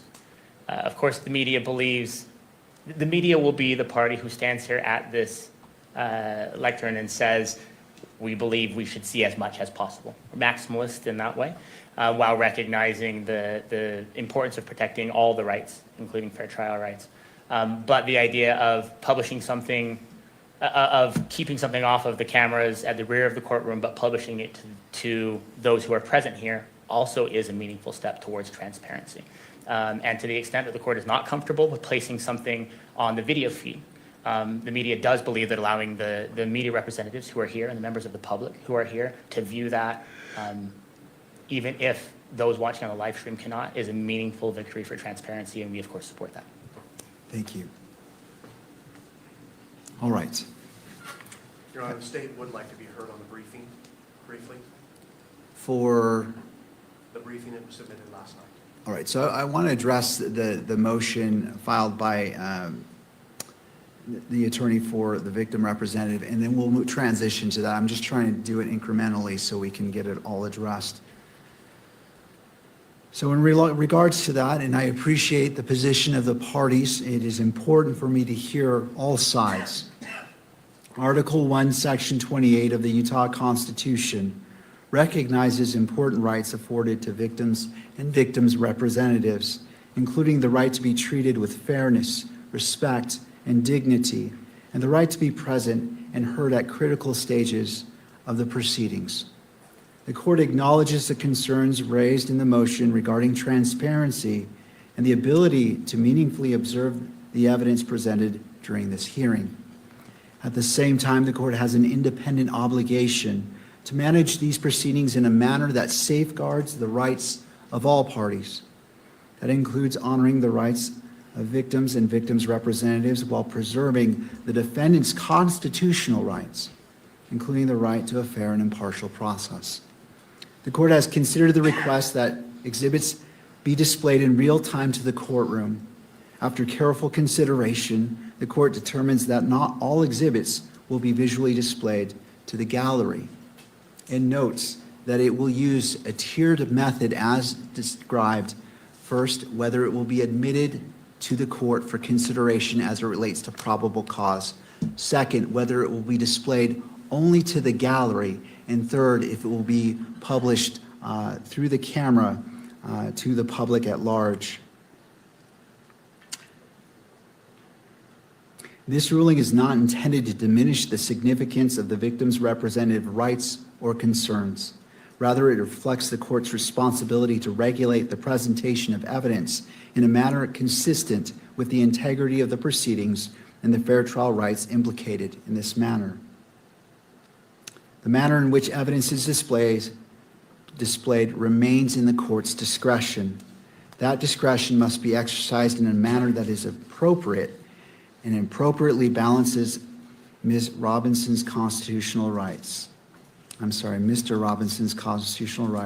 Ms. Kirk's rights as a victim representative, and the court's obligation to conduct the proceedings that are fair, orderly, and appropriately transparent. Transparency is an important principle, but it must be maintained in a manner consistent with the constitutional rights and protections afforded to all parties. Okay, I got to ask a quick question. I got to ask a question. I apologize. When somebody's spouse is deleted and the remaining spouse is a widow or a widower, are they still considered married? Why is he calling her Ms. Kirk? I don't know why he's doing that. I don't understand why. Is there something? I see a lot of you all saying it too, so it's clearly not just me. I thought she was married. So because she's married, even though her husband is passed on, she's still considered Mrs. Kirk until further notice, right? Is that, which one is it? I'm really asking a question. Yes, she's still married, right? Is he being politically correct? Is that what that is? Oh, okay. K-Shay, can I ask a question? Please understand, I'm only asking because I really truly don't understand. Did you decide to be considered Ms., or was it like hoisted upon you? I'm just trying to understand. Ms. is just being PC. Okay. And I really hope that this doesn't sound like I'm being crass about this. I just don't get it. Like, why are you not calling her Mrs. Kirk? Because to me, I think that feeds into, the whole, the stupid stuff that Cantifa's doing, calling her by her maiden name. To me, that's what it does. And I might be wrong, and I could be wrong. She's still married. Should be Mrs. On taxes, I'm widowed. Okay. And so it was hoisted upon you. So I'm assuming your last name is still your married last name. This is bothering me. I don't like this. I really don't. She never got divorced, right? She's still married. Like, I don't understand why they're calling her that. And again, I'm not trying to be insensitive, and you all, if you think I'm being insensitive, please, please, please, please. I'm not trying to be insensitive. Oh, that could be it too. Maybe that's it. Because then there would be two Mrs. Kirks in the room. Okay. That could be, okay. Now that one I didn't think about. Her mother-in-law is in the room, and her mother-in-law is married, and the dad is there, and she's Mrs. Kirk. So this would be, maybe that's it.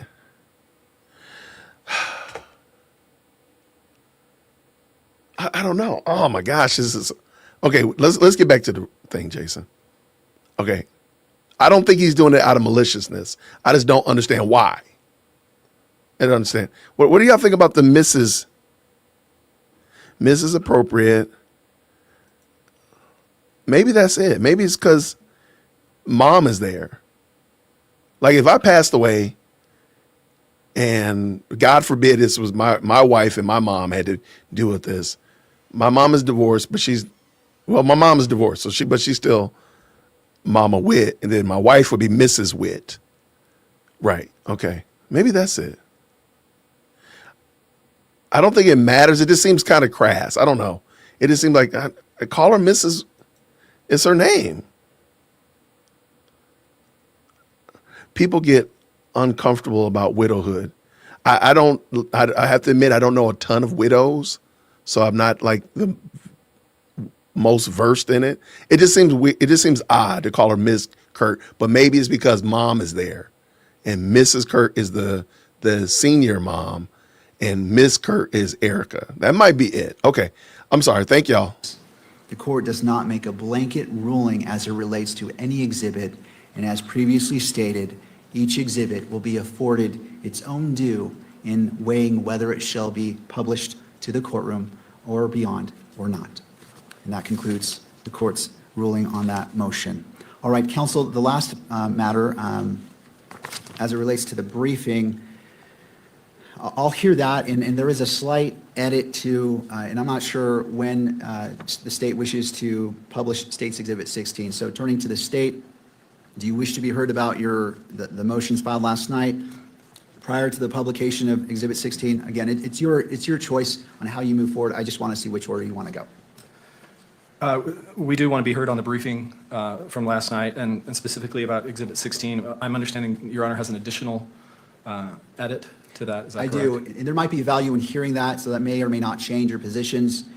So let me just put that on the record, Okay. and then I'll hear from you. I just want to make sure you're able to be afforded everything.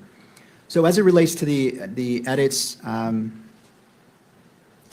last night, I believe it was between 6 minutes and 57 seconds and 20 minutes and 29 seconds, which is not to be played, and then 32 minutes and 55 seconds to 35 minutes and 47 seconds, which is not to be played. And I believe that what I received reflects that. And is that the understanding of the parties? Yes. All right, the state has said yes to the defense. I'm not saying if you agree with it, I'm just saying, does it reflect the timestamps? May I have a moment? Absolutely.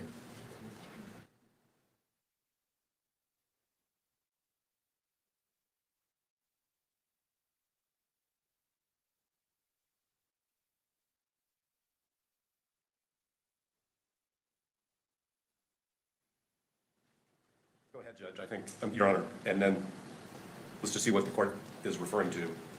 Well, I'm asking, did you receive a copy of the edited video? Okay, so I'll answer that question directly. The state sent us a copy of the edited video. The redactions of the audio were exactly as the court ordered, but we noticed that the video, which followed, ended up being inconsistent with the redactions of the audio. So I brought that to the state's attention last night. I believe that they ultimately forwarded to the court what I'll call version 2 of the redactions, which redacts the video that would have made the audio redactions sort of superfluous or ineffective. So that's sort of where we are. But we may be not communicating with each other about the same issue. I'm not sure. Well, I just want to make sure that in regards to what was to be cut out comports with those timestamps I just gave. It does. Plus, the parties believe that additional video needed to be cut out to match the court's intentions with respect to the audio. Right, and this is what I'm going to next. Mr. Ballard? Yes, Your Honor. I think we're on the same page. We did, in conjunction with discussions with the defense, first of all, we prepared the redacted video as Your Honor ordered. Then after discussing with the defense, we prepared a second version that still maintained the audio redactions as the court ordered, but we took out the video portions that the defense brought to our attention. All right, and I didn't see that, but here, and this is the court's own independent finding after spending significant time last night reviewing it. So I'm requesting a video-only redaction between 20 minutes and 29 seconds and 25 minutes and 23 seconds. And so what I looked at was what was on screen. So any video showing anything other than Mr. McBride and Lance Twiggs was to be redacted, with the exception of the screenshots of the images pulled from the surveillance video and the FBI bulletin, which I believe was also briefly displayed. I think we're all on the same page, based on what the court just said.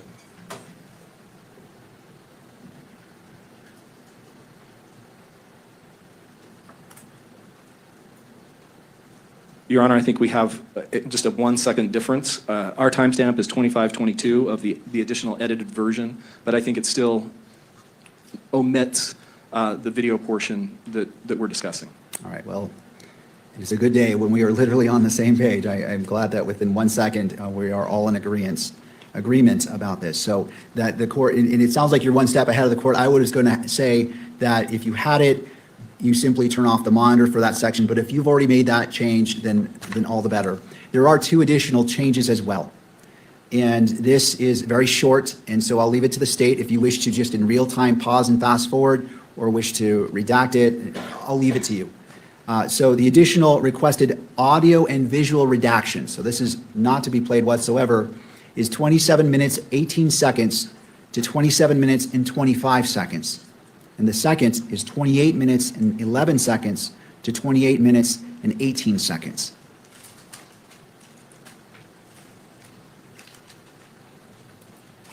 Your Honor, just to make sure that we've got that correct, the additional redactions would be 27 minutes and 18 seconds to 27 minutes and 25 seconds. Correct for the first one. And then 28 minutes and 11 seconds to 28 minutes and 18 seconds. Yes. And Your Honor, while we're talking about additional redactions, let me approach.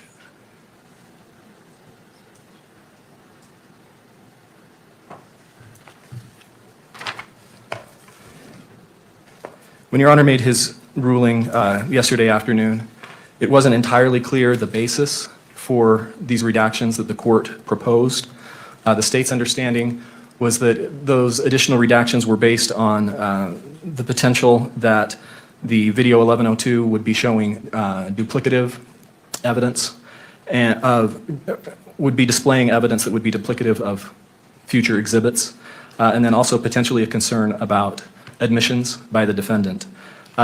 Portions that the court has ordered to be redacted do not have any of those concerns as far as the state's view of that evidence, and I would like to be able to point the court to those. We've got 2 brief portions that we believe don't implicate those concerns and should not be redacted. All right. Does Your Honor have the transcript? I do. In front of you? Okay.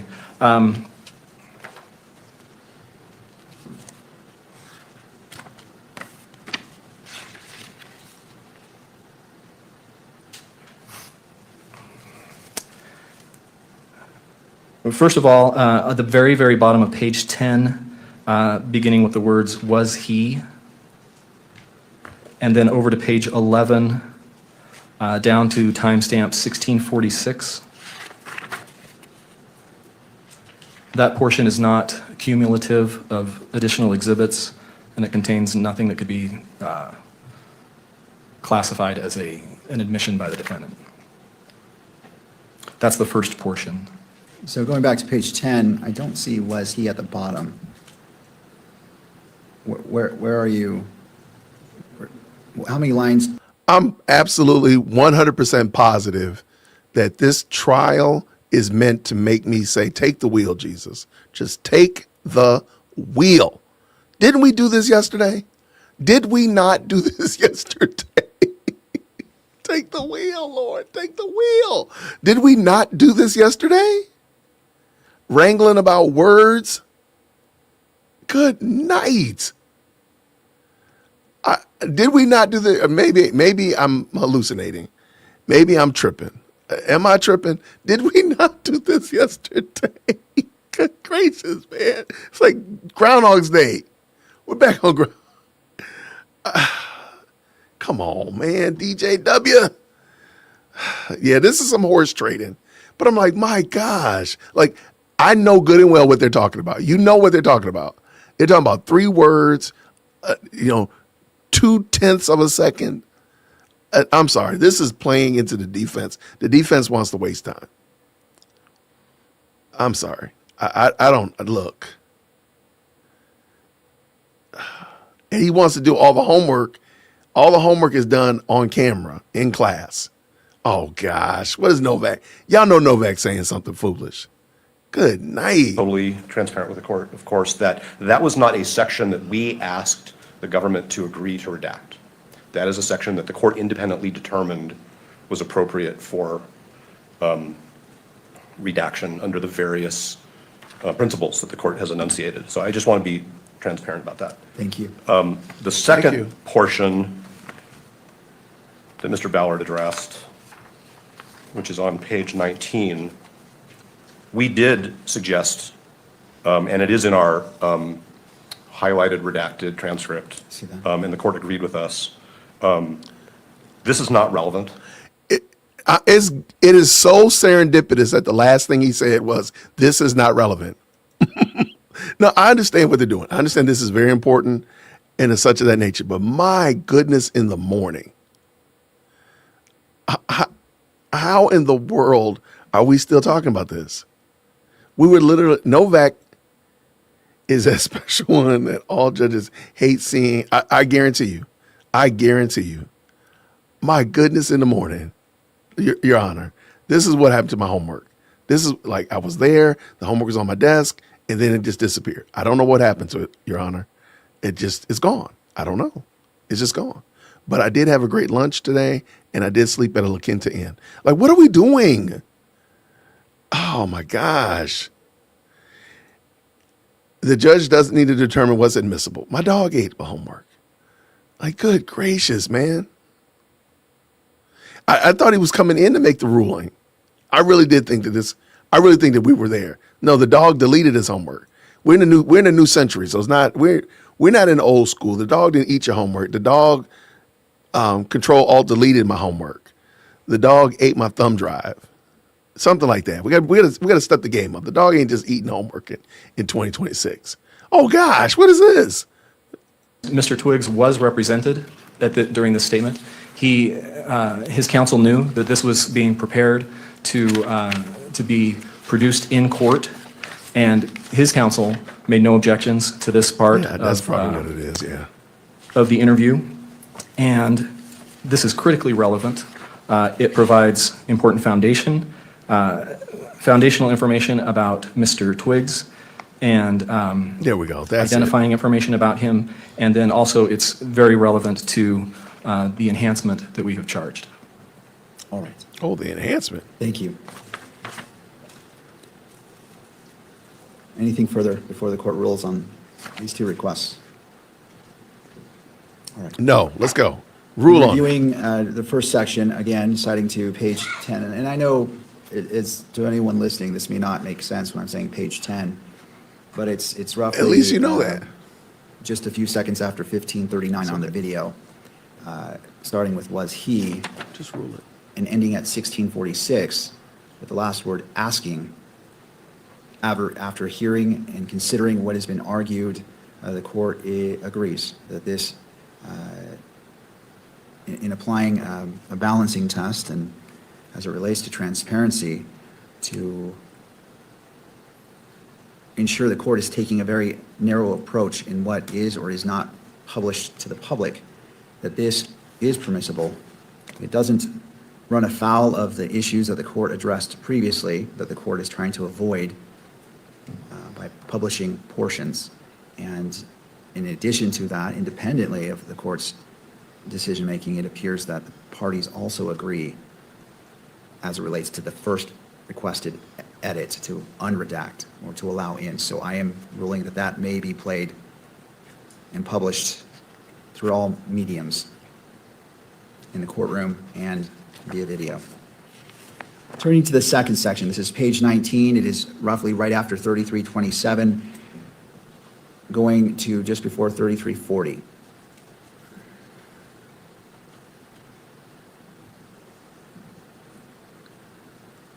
Sorry, Your Honor, just to clarify, what we asked was just before 3307. 3307? Correct, yeah. Take the wheel, Yes. Lord. Please take the wheel, Jesus. Please. Right after 3255, where All right. Mr. McBride states, okay. I see, thank you. Let me just take a quick second to review this.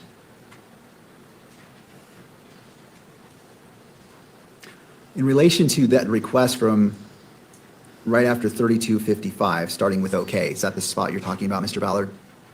Yes, Your Honor. All right. And specifically to 3327, the court stands by its original ruling. That is not, there are several reasons why the court,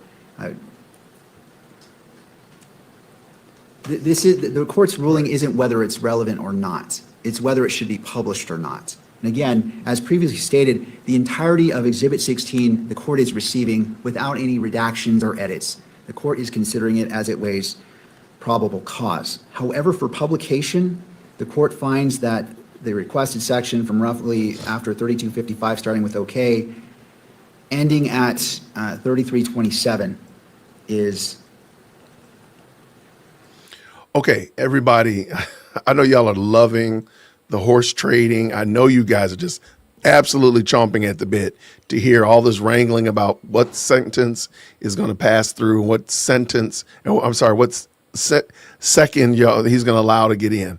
I have to go pick up my big girl from her appointment. So what I'm going to do is I'm going to tap into Andrea's stream and y'all hang out over there. I will be back shortly, and then we will get back to it. So I do apologize for that, but thank y'all so much. And Andre's in the exact same spot, so we're right there. I mean, they're literally talking about 30 seconds. They're not talking about much. I don't know how much confession happens in 30 seconds. I guess we'll find out. But this is crazy work. So let me get over there and pick up my big girl. Here it is, everybody. I'll see you all real soon. Oh, I got to unmute it. Till just before 3340. I'm sorry, up to 3340 may be published. Did that notation make sense? Did to the state, Your Honor. All right, to defense. Understood. And so this is the appropriate balancing of being transparent while at the same time maintaining the constitutional rights or balancing the constitutional rights of all parties and what is appropriate for publication. And this may be published not only to the gallery, but to the media as well, that goes beyond the gallery itself. All right. Anything further on State's Exhibit 16? Not from the state, Your Honor. Thank you. All right. And I note defense is nodding their head as well and not indicating any more is needed to be discussed at this point. All right. I think we've put State's Exhibit 16, we've addressed it Turning to the state.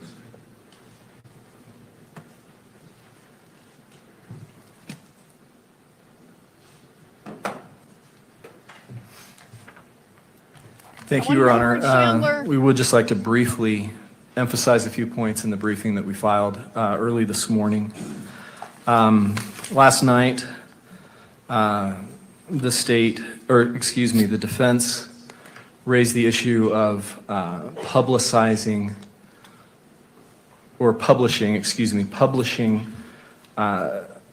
admissions by the defendant or confessions. They cited to one sentence from the United States Supreme Court opinion in Estes versus Texas that relies on the Rideau versus Louisiana case. And that one sentence in Estes has no precedential value on the issue that's before the court today. Estes cited to the dissenting opinion in Rideau, which is very curious because that dissenting opinion, Rideau was a change of venue case. Yes. And what the dissenting opinion held is that the court properly refused to change venue in that case, even though the defendant's confession had been televised multiple times. So it's puzzling that that's what the Estes court would rely on as supposedly constructing some kind of rule about publishing a defendant's admissions.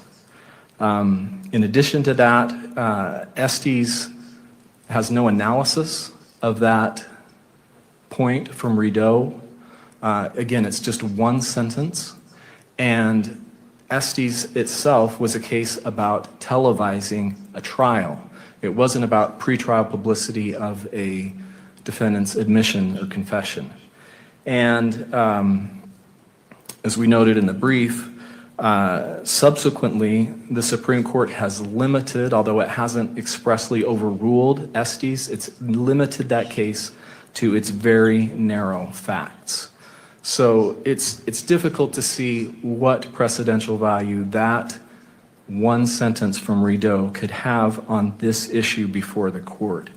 Even if it could have some applicability here, the circumstances in Rideau are starkly different from the circumstances here, the types of statements from defendant that we're talking about. In Rideau, what the police did was orchestrated a recording of an uncounseled, unmirandized police interrogation. The police recorded that interrogation. It was leading questions. They recorded the defendant answering those leading questions. And then it was the police that immediately released that recording to the press, who then publicized and televised that. The defendant confessing to police, answering the police's questions. That's not the types of statements that we're dealing with in this case. What we're dealing with are statements that defendant voluntarily made to close friends and associates of him and his roommate.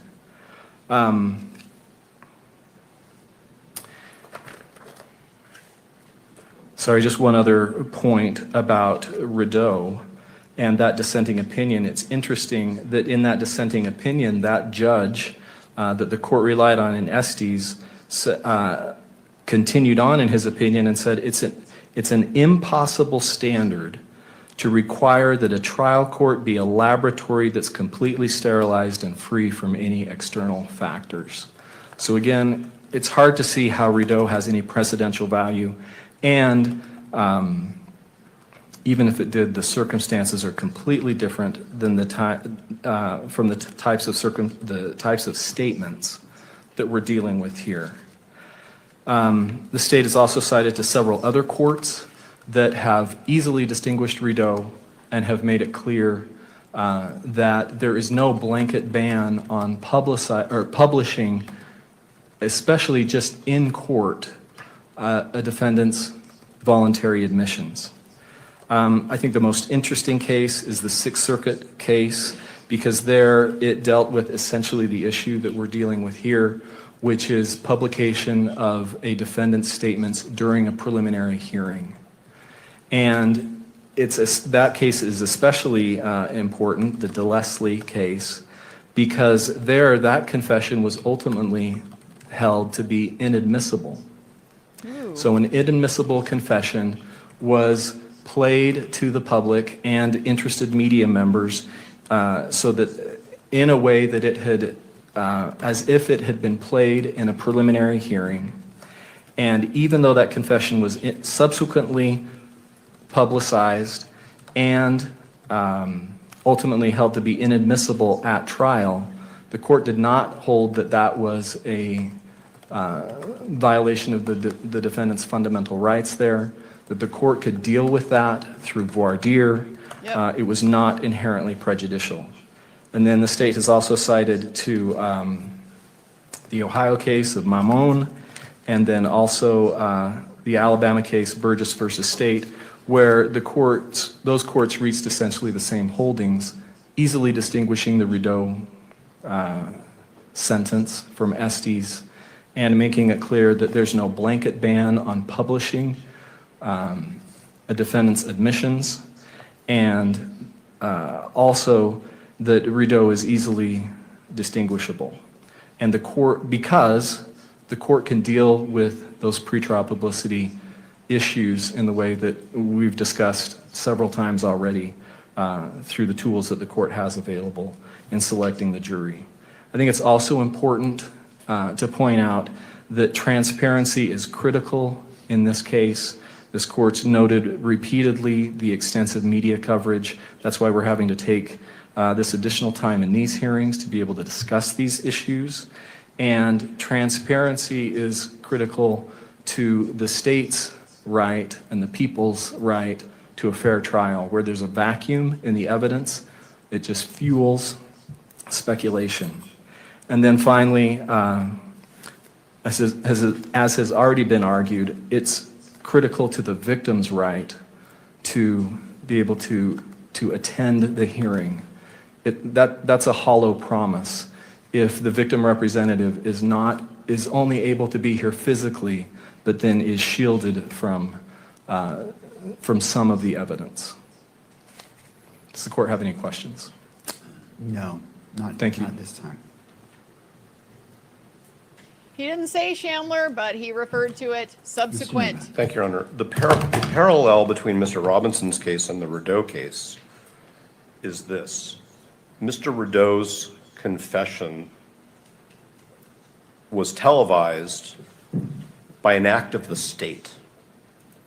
It wasn't a confession broadcast through a courtroom. It was a confession made to law enforcement and then broadcast by action of the state.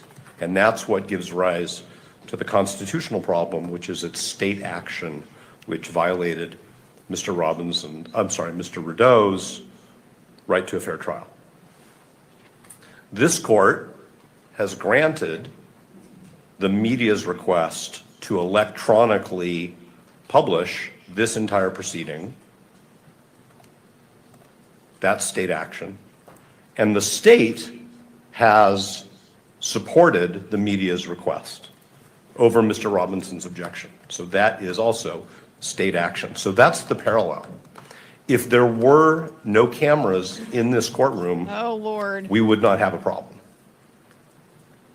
And in fact, Ms. Kirk's attorney's briefing seeks a remedy which has nothing to do with the cameras in the courtroom. What Ms. Kirk's counsel seeks is the opportunity for people in the courtroom to see the evidence. So the state is going even further than Ms. Kirk's counsel. The state wants to publish what it calls confessions in the same way, essentially, that the state published Mr. Rideau's confession. Now, the only other thing I want to Except talk not. about is that Mr. Ballard's correct that the blanket rule that there is unrebuttable prejudice that's stated in Rideau We could talk about why dissenting judges say, oh my God, the court has established a rule and I don't like it. That's what's going on there. But it was in the Skilling case, Supreme Court decision in 2010, where the court said, yes, we really are going to let judges decide whether potential juror exposure to pretrial publicity makes them makes them unable to serve. But there is an extreme case. That's not my language. That's the Supreme Court's language in Skilling. There are extreme cases of pretrial publicity where prejudice is going to be presumed. And so that's obviously about what has to be proven in terms of the prejudice. But when it's an extreme case, what the Supreme Court is saying in Skilling is there's a presumption. And I believe that this court has already made findings over the last 9 months that this is an extreme case with respect to the quantum of pretrial publicity, the way in which it's being monitored by the public, the speed with which these proceedings, even this week, are being dissected and broadcast through all of the technology channels that we have. So it's our view that this is the extreme case that the Supreme Court talked about in Skilling. We wouldn't have any state action giving rise to this problem if we didn't have cameras in the courtroom. And that's why we think that exhibits 16.1, 16.2, and 16.3 need to be managed in the way we've asserted. Thank you, Your Honor. Thank you. Mr. Ballard. Thank you, Your Honor. Just briefly, Mr. Novak's misrepresented the state's position. We're not going beyond what the victim representative has asked for. As we made clear in our briefing this morning, that we filed this morning, we are asking that these exhibits, unredacted, be published in the courtroom. Not electronically, but they be published in the courtroom. It's not the camera in the courtroom that's the problem. The issue here is the public's right. This is a public hearing. The court's ruled that it's a public hearing. Kearns Tribune recognizes that preliminary hearings are public. And the public that is here in this courtroom should be able to see the exhibits that are admitted and that the court is going to rely on. And that is even more important to the victim representative's right to be able to be present and to observe these proceedings. Why not us? Why don't we matter? Thank you. Why don't we matter, Mr. Ballard? Media lawyer, get up there. We matter. We matter. Remind him that we matter. Thank Your you, Honor, sir. if I may, I'll be brief. I want to begin by saying thank you to both the parties, to the state, to the defense, to the court. Today, the time that's being taken today and the nimbleness that's required to talk about things like a transcript in open court is a challenge. I recognize that it presents difficulties and that it takes time. And I want to begin by thanking both the parties and the court for taking the time to do that. It's important to the public, and I appreciate the court doing that. I know the public does as well. Shut up. Move on. The only You're thing that I want important. to say with respect to this question about admissions or confessions is something that I hope will help the court. The court is looking at Rideau. It's looking at Estes. These cases from 50 or 60 years ago in a different media environment under the United States Supreme Court. I want to urge the court to do what the court has done before, and that's to look at Algier. This is a 2011 Utah Supreme Court case. It's obviously in the wake of Rideau. It's obviously in the wake of Estes. It's here in this state, unanimous Utah Supreme Court, upholding a decision made by Judge McCleave below in a case that has striking parallels to this one. In the Algier case, there was a murder trial. The court received a letter, a notarized letter from an inmate saying the defendant in this case has confessed to me. Told me that he was involved in the shooting, gave me details of it, threatened me and my family if I did that. I want the court to know that. That was provisionally sealed for many of the same reasons that the court could conceivably consider keeping some of this information from the public. The court did a two-step analysis. It began by trying to determine whether or not there was a presumptive right of access to that document. The answer is yes. There is a presumptive right of access to this proceeding as well. Like Mr. Ballard just said, because this is a preliminary hearing, there's a presumptive right of access for the public. The second question was simply whether there's some kind of balancing that should be done. Notably, in paragraph 17 of that Algier case, it stressed something that we have said over and over again, which is much of the information that would be revealed through that letter had already become public at that point. And the idea of sealing a document that contained allegations or details that were already in the public sphere would only create the impression that information was being kept from the public when it was not. We stressed what we did yesterday, that as we understand it, much of the information that is now under consideration for the court is already in the public sphere. The right case to analyze this under is Algier. Algier would dictate in this case that the court recognized there's a presumptive right of access to this material, and that the presumption, the balancing test that would be needed to overcome that presumption of access has not been satisfied here, particularly because so much of that information is already in the public sphere. That must be an animating factor here, and we ask the court for that reason to grant access, both publication to the courtroom and, in our view, publication on the cameras as well. But we again do recognize that middle step is a meaningful one. And if the court were to decide that information be shared in the courtroom but not on the general feed, we would recognize that as well as a meaningful step towards transparency in this case.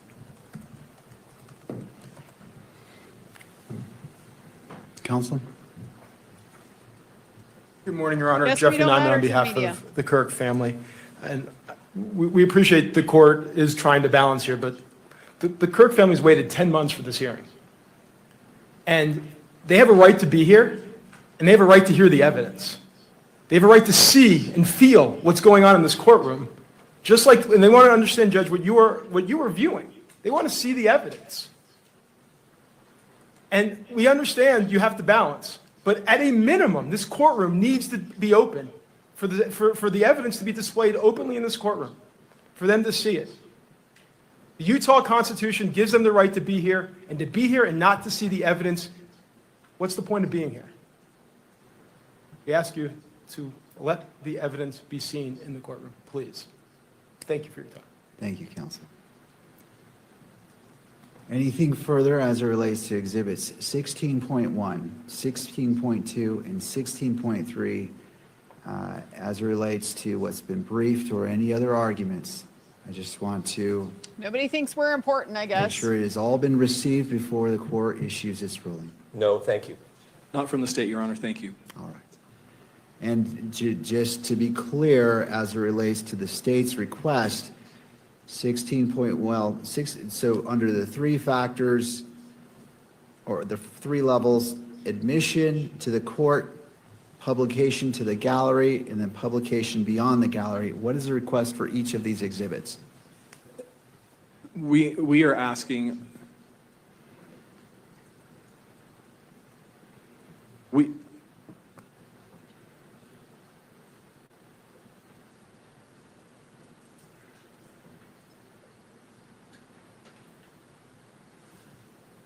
Your Honor, we are asking for admission. We are asking for publication within the courtroom, but not publication electronically on to the electronic coverage in the courtroom or of these proceedings. We do want to make clear that once the exhibit is admitted, that the witness will be reading from portions of the exhibit, but again, we're not asking that be displayed in any way so that those outside the courtroom could capture that and reproduce it. So then how is it cumulative to hear it in the interview if we're not going to Thank see it you. here? Just And all we're the talking court about is wants to- publication. We are not sitting at home hearing it twice. We are Just sitting at home for hearing it 0 clarification, times. 16.1 is the text messages, 16.2 is Discord chats, and 16.3 is photograph of notes. That's correct, Your Honor. All right.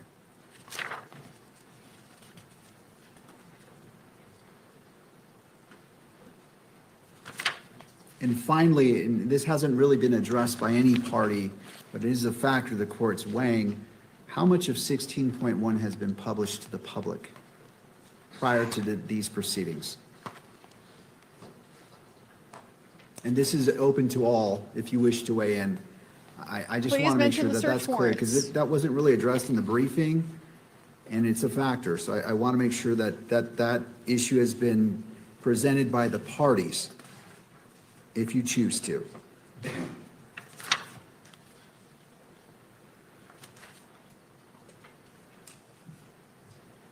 Don't forget about the search warrants, because those are also public records. Even if they haven't gotten all of the attention everywhere that the information got.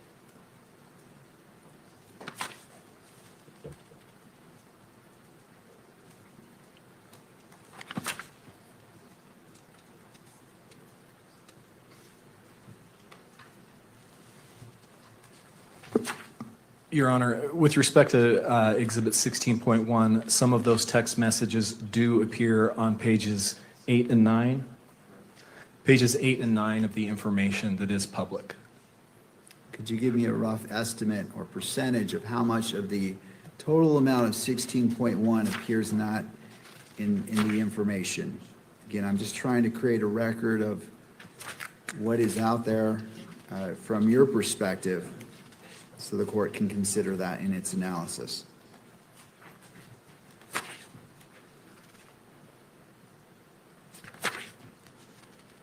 Oh. Oops, sorry. Yes, the search warrants are public records. That's why we have them. They're on Exchange. They're just hard to find because of the filing system. They don't put them in the same court file as the charging document. They're held separately. They're usually organized by like the thing that's going to be searched, possibly the date of the search. They get like their own, number and filing system and things like that. But they are public in Utah after they are served and returned. So that's why they're out there, because people have gone through Exchange and, managed to find ways to locate some of these search warrants. So yeah, they're already published on the court docket. They're just difficult to find and compile, so they haven't gotten a lot of attention in the mainstream media. Doesn't mean they're not public.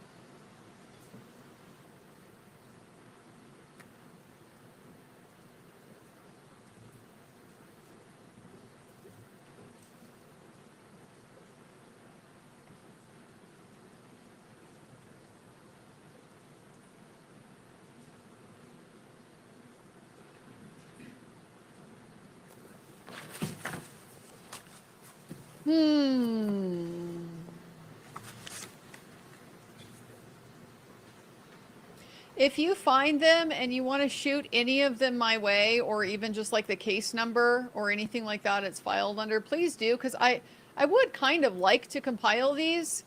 It's just that it is like a big undertaking to try to, hunt all of them down. But it would be nice to have a kind of central repository of all of this stuff.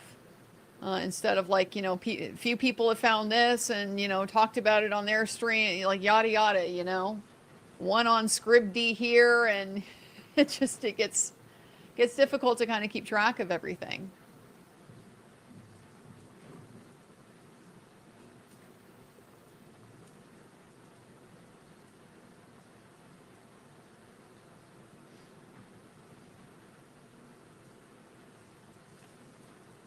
Ginger Puff, I would love that. aburkhartlaw@gmail.com.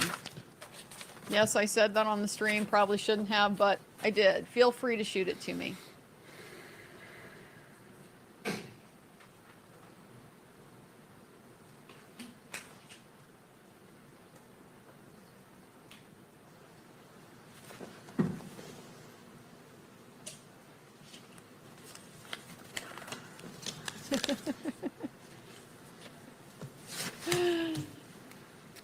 Oh, this is the constant problem.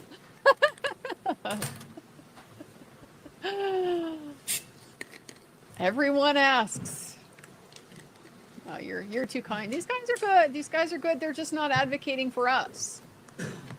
Your We're Honor, taking this middle ground State's Exhibit position. 16.1 is 18 pages total of photographs of text messages. It's approximately 5.5 pages of those 18 pages that are reproduced in the information. Thank you for your patience. Thank you, Mr. Ballard. I appreciate you doing that on the fly. So Anything not further quite 1/3. from any party? Nobody's going to mention the search warrant. To defense? Media probably doesn't know because To the none of their prosecution. mainstream No, Your people Honor, have thank you. published it. Media?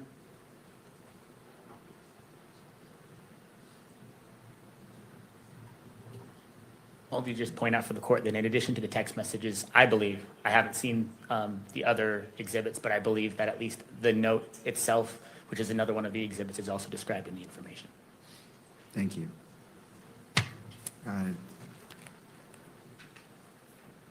Ms. Kirk's victim representative attorney.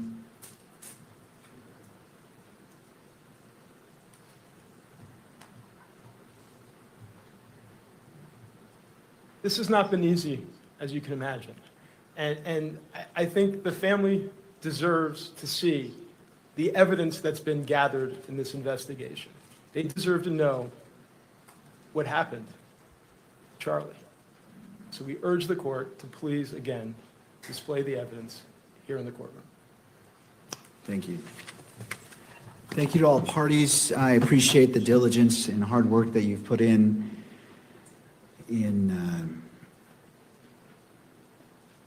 briefing, argument. These are important exhibits as it relates to what should be considered for, again, to be clear, these exhibits are being admitted to the court in its entirety. The question before the court is publication within the courtroom and beyond the courtroom. And so this is the ruling as it relates to the briefing, and I know it wasn't a formal motion, but I'm just trying to be thorough in my approach.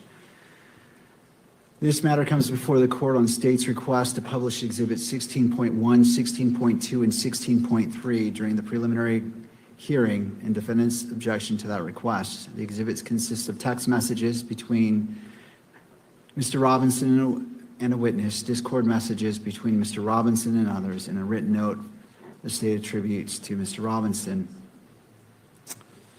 Attorneys for Mr. Robinson argue the publication of the exhibits during the proceedings subject to electronic media coverage would create a substantial risk of prejudice and impair his rights to due process under the 14th Amendment.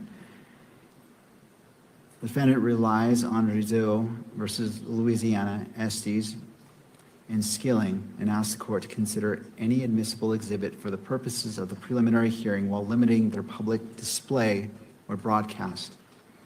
The state responds that Rizzo and Estes do not require a categorical restriction here. The state argues that the exhibits are materially different from the televised custodial interrogation at issue in Rizzo because they are written communications allegedly made outside law enforcement custody.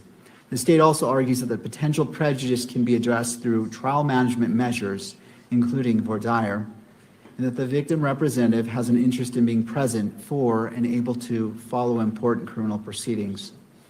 The court has considered the parties' arguments, the nature of the exhibits, and the procedural posture of this preliminary hearing, the defendant's due process interests, the public nature of the criminal proceedings, and the interests asserted by the state and victim representative.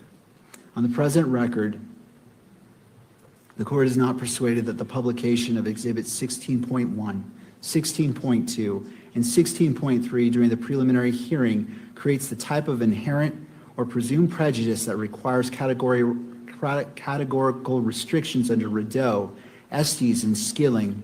Unlike the broadcast interrogation in Rizzo, the exhibits at issue are written communications allegedly made outside police custody and are being offered in the ordinary course of a judicial proceeding. That distinction does not eliminate the possibility of prejudice, but it weighs against treating publication of the exhibits as presumptively unconstitutional. The court further finds that any potential prejudice arising from media coverage may be addressed, if necessary, through the appropriate trial procedures, including voir dire and any other measures warranted before trial. This ruling is limited to publication of the exhibits during the preliminary hearing and does not determine their admissibility at trial, and I insert if one occurs, or foreclose any later request for relief based on a more developed record. Accordingly, the defendant's objection is overruled. As it relates to this preliminary hearing, the state may publish exhibits 16.1, 16.2, and 16.3, and the court is authorizing, with the exception of the third to last page on exhibit 16.1, because it contains information including a phone number and address to be redacted before publication in the courtroom.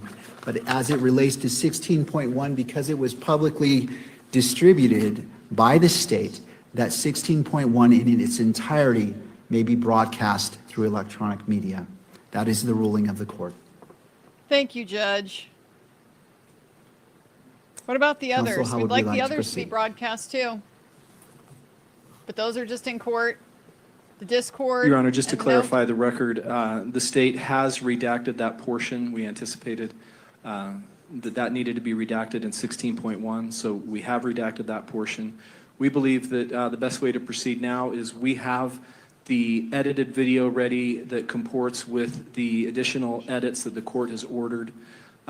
We propose that we take a break so that we can show that to the defense, make sure we're on the same page, and then we anticipate coming back and playing Exhibit 16.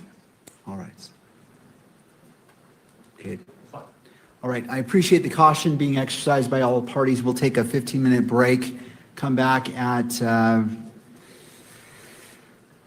10:50. Court is in a brief recess. Oh, Judge Graff, once again. See, yes, I still have faith in the judge. I still have faith in the judge. He has consistently given us more than the parties have asked for. Literally everybody today, even the media lawyer, was like, fuck those people at home.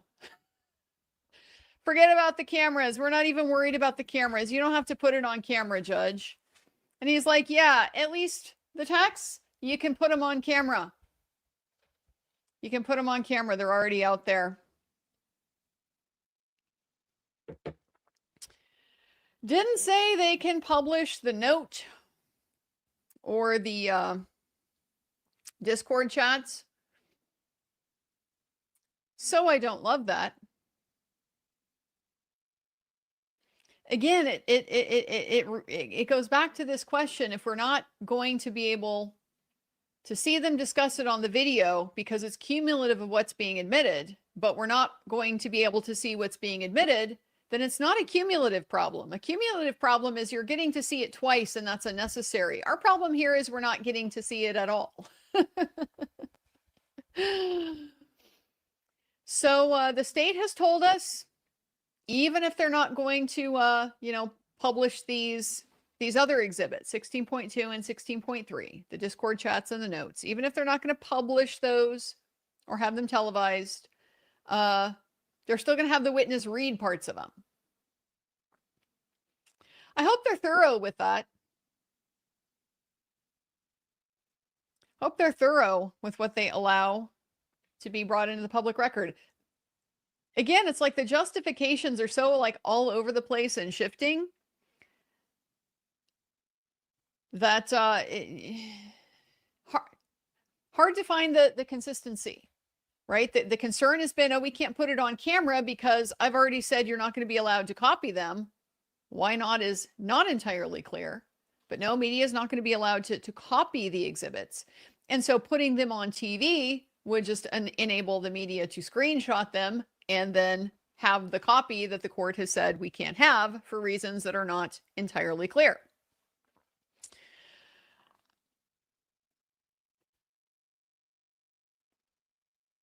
But somebody reading it under this reasoning should be fine. Should be fine. We can't screenshot that. Does there seem to be a little bit of a form over substance issue going on here with this morass that we're in?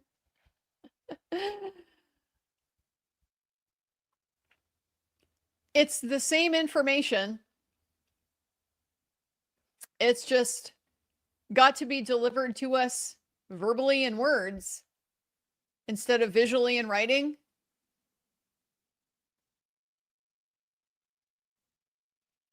This seems just really not intuitive, not common sense. Why would this matter? Why would this distinction matter? Why does it matter? I don't know that that's really been articulated. Why is it okay to hear it but not to see it?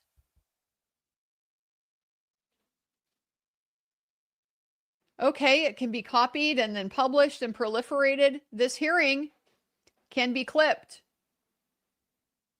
and published and proliferated. It just boggles the mind a little bit. As far as the note's concerned, again, we already know what the note says. I mean, under his reasoning, if the texts, we're getting to hear them and have them published because they're already public, the note's already public. The contents of the notes are already public. And so I'm not even really that concerned about the contents of the note. I sure would like to see the photograph, though. I'd like to see the condition of the paper. Go ahead and redact the words. We already know what it says. We've been told. But I really would like to see the condition of the paper. We're all kind of curious about that. Who did that? Who did that? Is that why Lance needed immunity? Was that Tyler doing it? Consciousness of guilt? We'd all like to know. I think that seems kind of important to understanding what happened here. What's at stake? Who participated? How? And the significance of this evidence. The evidence has very different meaning if it was a note left by Tyler for Lance, as is reported in the text, and Lance himself voluntarily, of his own accord, destroyed it. Then if it's a note from Tyler, and Tyler himself destroyed it so that it wouldn't be discovered. That one's consciousness of guilt. Lance acting independently is not. So this is kind of an important issue vis-a-vis guilt and the evidentiary value of this particular piece of evidence.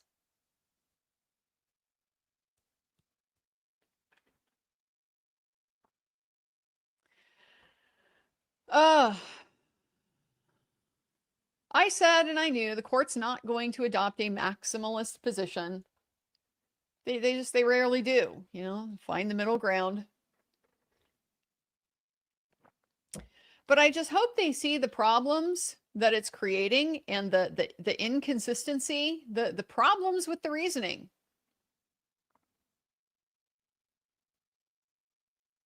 Because I certainly see it.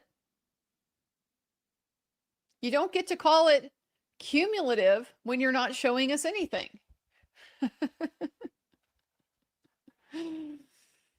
Ay. Well, we're going to have to see how this plays out, I guess. But I do appreciate the judge giving us more than anybody asked for. They were all ready to just cave it. Fuck those people at home. To show it in the courtroom. And the judge is like, nah. I'm going to go ahead and let the cameras capture all of this. So we won't hear them reading it on the interview with Lance because it's cumulative, but we will get to see it published in court. So we've seen a third of it in the information. There's more of it that, came out in the search warrant affidavits. Can't really, say how much, how much more, what percentage more, I don't know, because we don't have the whole thing. But seems like now we're going to get to know that. We'll get the whole thing. So, yeah, I still do have faith in Judge Graff, but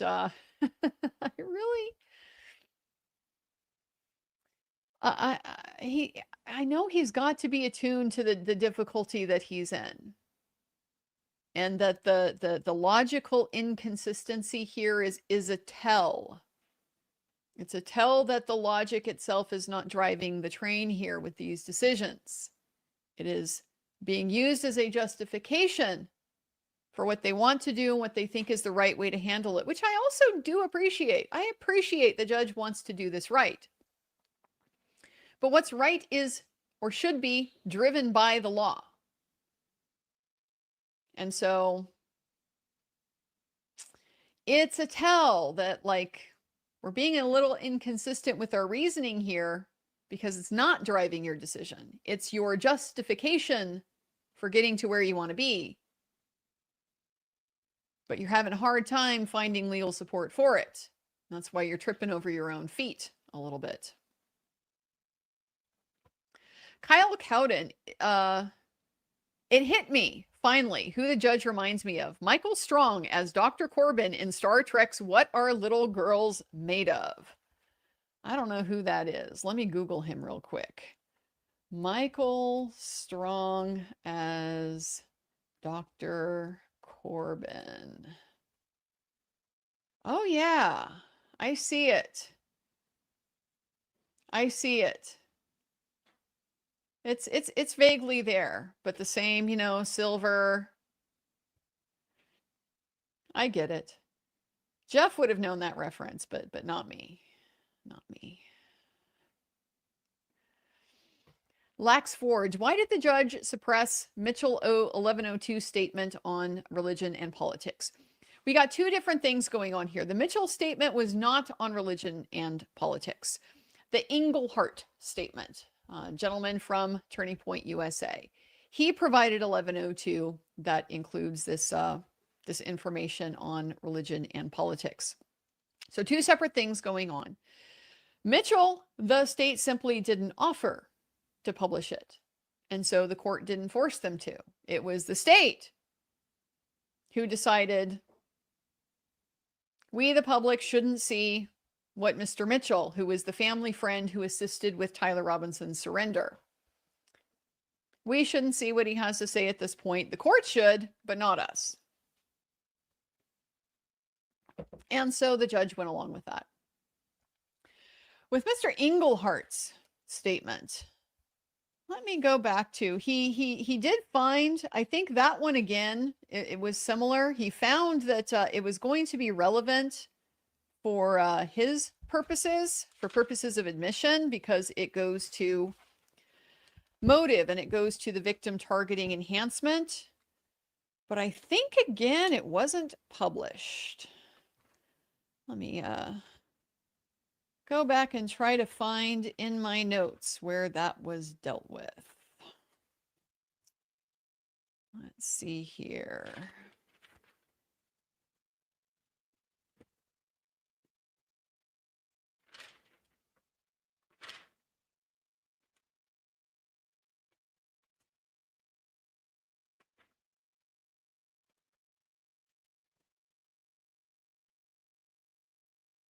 Okay, found it in my notes. Here's the argument. They had a relevance problem, thought maybe he got help from one of the lawyers writing it. Has to do with Christianity. Defense thinks it's not relevant. State argues it goes to motive and the victim targeting enhancement. We had that kind of temper tantrum from McBride where he insisted he had to talk about the substance, but then he was able to make his argument without quoting, reading directly from it. Of course, we had a long record. That conversation about religion and gender, do those things intersect, religion and politics?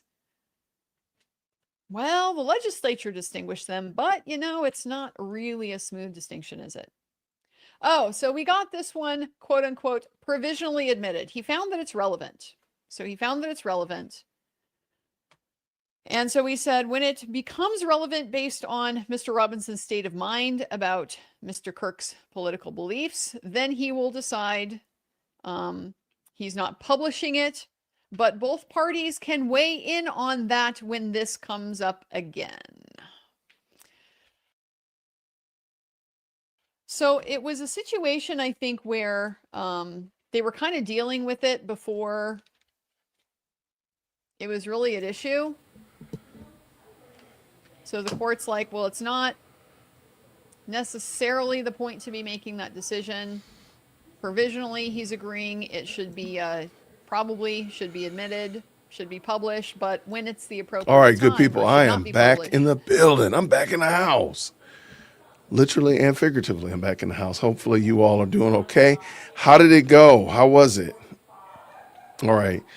I'm trying to catch up. I was trying to listen. I'm muted? Okay. All right. I was trying to catch up in the car, but then my daughter wanted to talk. So I put the phone aside and was listening to her. So I was lots of justice for Charlie. All right. They're on a 15-minute recess. We finally get to watch the video. Oh, you still haven't watched it yet, though? I did not break any speed limits. I did not. Wow, I missed nothing.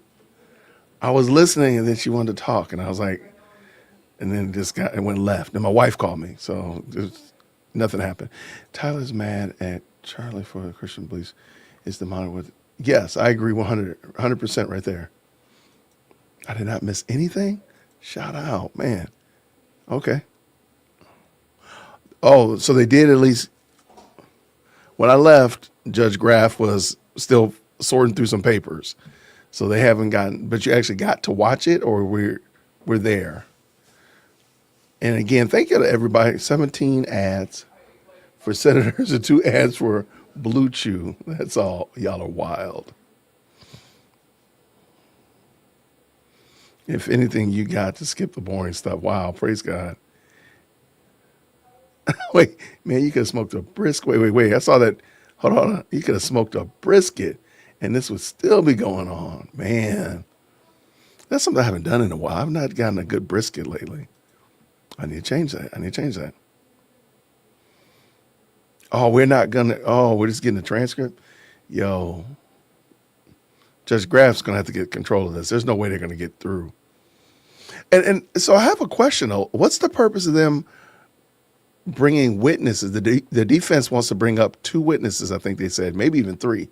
Wants to bring witnesses for what? If you don't think the case is viable, why would you want to bring witnesses for what? That's crazy work. Hey, Vanessa, thank you so much for supporting the stream. I want to make sure I'd say thank you. I really appreciate it. I appreciate the supers earlier. Thank you so very much for that. That meant a lot. Thank you. Now, so we think we got the audio. We get to hear the audio. Okay. That's interesting. All right. It just seems like a big nothing. Like, good gracious, man. And being the fact that the preliminary trial doesn't have to have all of the evidence that you're going to use in the main trial anyway, why not just drop the bit that is good enough to make your point and then just save the rest for later? Would be, in my opinion. Because I can't see Judge Graff at this point in the game saying, no, there's not enough evidence to bond this over to trial. I just don't see that happening. Now, whether or not everything is solid, I think we can have that discussion. But isn't that what what the trial's for? It just seems like that would be the right thing to do, in my opinion. Y'all said I didn't miss a thing. Y'all are hilarious. All right, let me pull this in. Looks like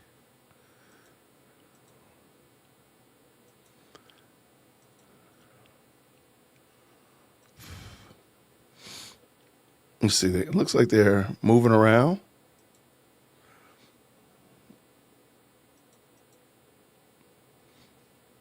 All right, so the seal is here. We get the transcripts of the Discord. Judge ruled on what public can see from the LT Lance Twiggs statements. He's allowing most of it, redacted page, and include phone numbers and address. Okay. I don't need people's phone numbers. I ain't going to call them. On other news, this day is day 4 of Candace losing her mind online, trying to convince people that it was not Tyler Robinson. You know what? Let her just keep going. Let Candace continue. I think the more fame she gets, the more notoriety she gets. It's just going to drive her insane. So let her just go. Go ahead, Candace. Continue. Carry on. All right. The little music has chimed in. We get the transcript of the Discord. All right. No, we haven't gotten to watch it yet. They are going over what already has been edited, and they were on a 15-minute break. Okay. And you know they're going to have a lunch break eventually, so man, what in the world? But I appreciate y'all tapping in. Thank you so much. Did David Penn come back by? I see. Mute David. Okay. David came back. Bless his heart.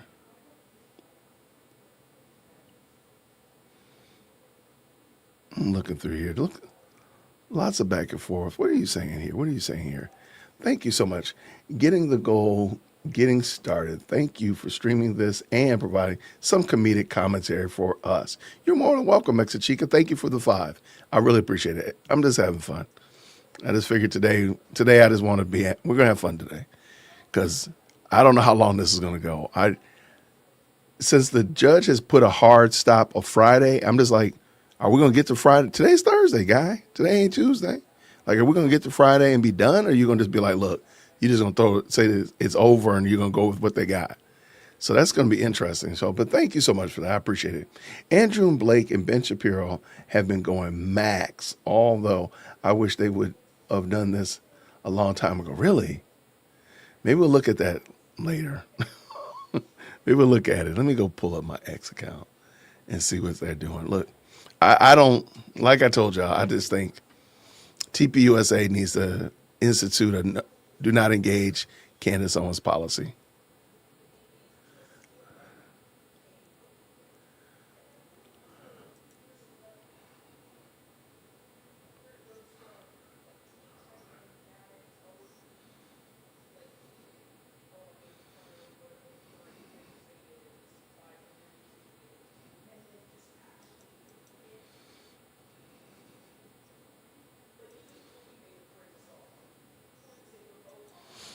Oh my gosh. Okay, I'm sorry. Just man, we're in a weird world. I'm just gonna say it like that. We're in a weird world.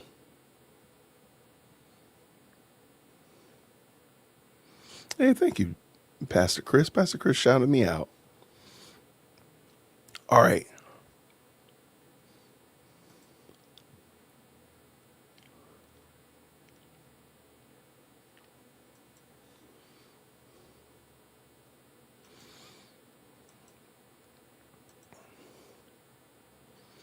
Okay, I'm looking through here. I do not see it. I know somebody's going to tag me to it. Tag me to some of the shenanigans. Up, they're back. Let's get it. Let's go.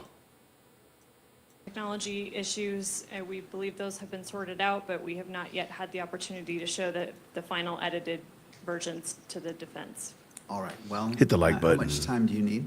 None. Let's go. As long as it takes to show the video, so maybe 10 minutes.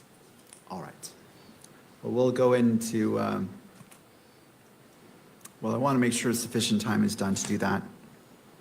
I'm sorry, I didn't realize that we were at this point. We'll be in recess for 10 more minutes.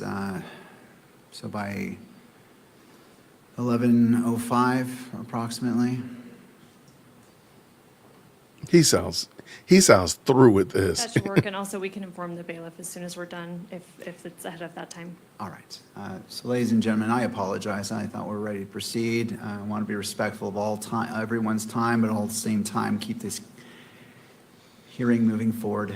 So court is in a brief recess. All right.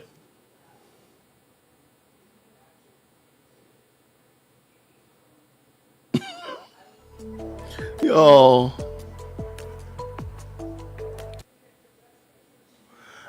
I don't know why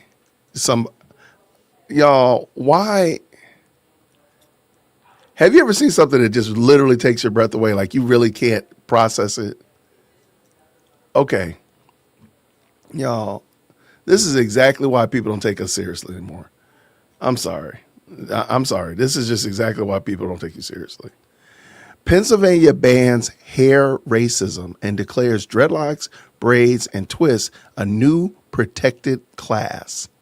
That's where lawmakers are spending their time. Meanwhile, plenty of Pennsylvanians are asking why issues like affordability, crime, and infrastructure aren't getting the same level of attention.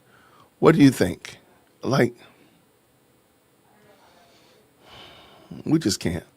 Well, that's why we can't have nice things. I'm sorry. That's exactly why we can't have nice things. A protected class? Yeah, see. Okay, let me find this.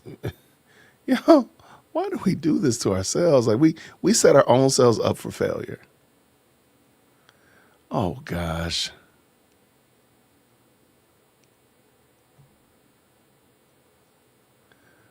What? Why is this internet doing this to me today, Lord? Lord, the internet is against me. The internet hates me today. You think the internet hates me. I'm completely convinced that the interweb is against me. I'm gonna show you what I mean. Listen to this foolishness.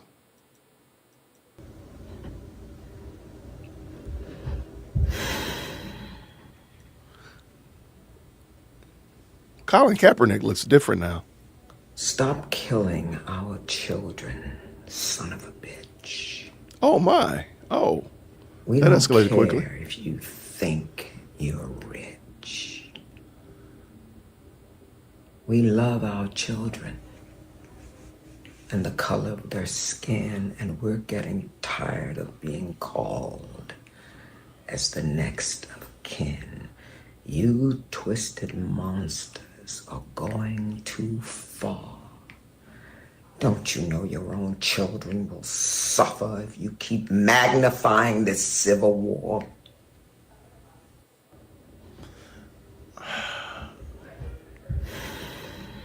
See, this narrative, and maybe this is a whole different topic. I know this has nothing to do with Tyler Robinson. Y'all got me over here looking on X trying to find Candace, and look at this foolishness that y'all done shown me.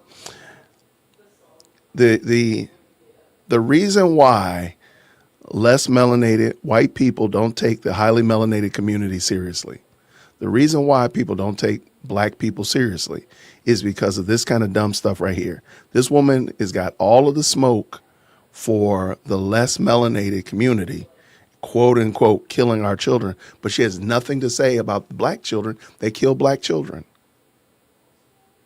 And I keep saying this, and it doesn't make sense to me. Why make the issue, if we had to triage all of the reasons why black children are killed, I'm going to go on a list and say that, I'm going to go on a limb here and say that a white person killing a black person is probably going to be number 6, maybe even number 8. But the highest reason why black children aren't alive is because of abortion. That's just it. That's a guaranteed, proven fact. Why are we not talking about that? You over here with all of this smoke, whatever you saying in here, looking tired and frustrated, but you don't say anything about baby deletion. You're not saying anything about black on black crime in inner cities, which deletes far more black children than any white person could imagine.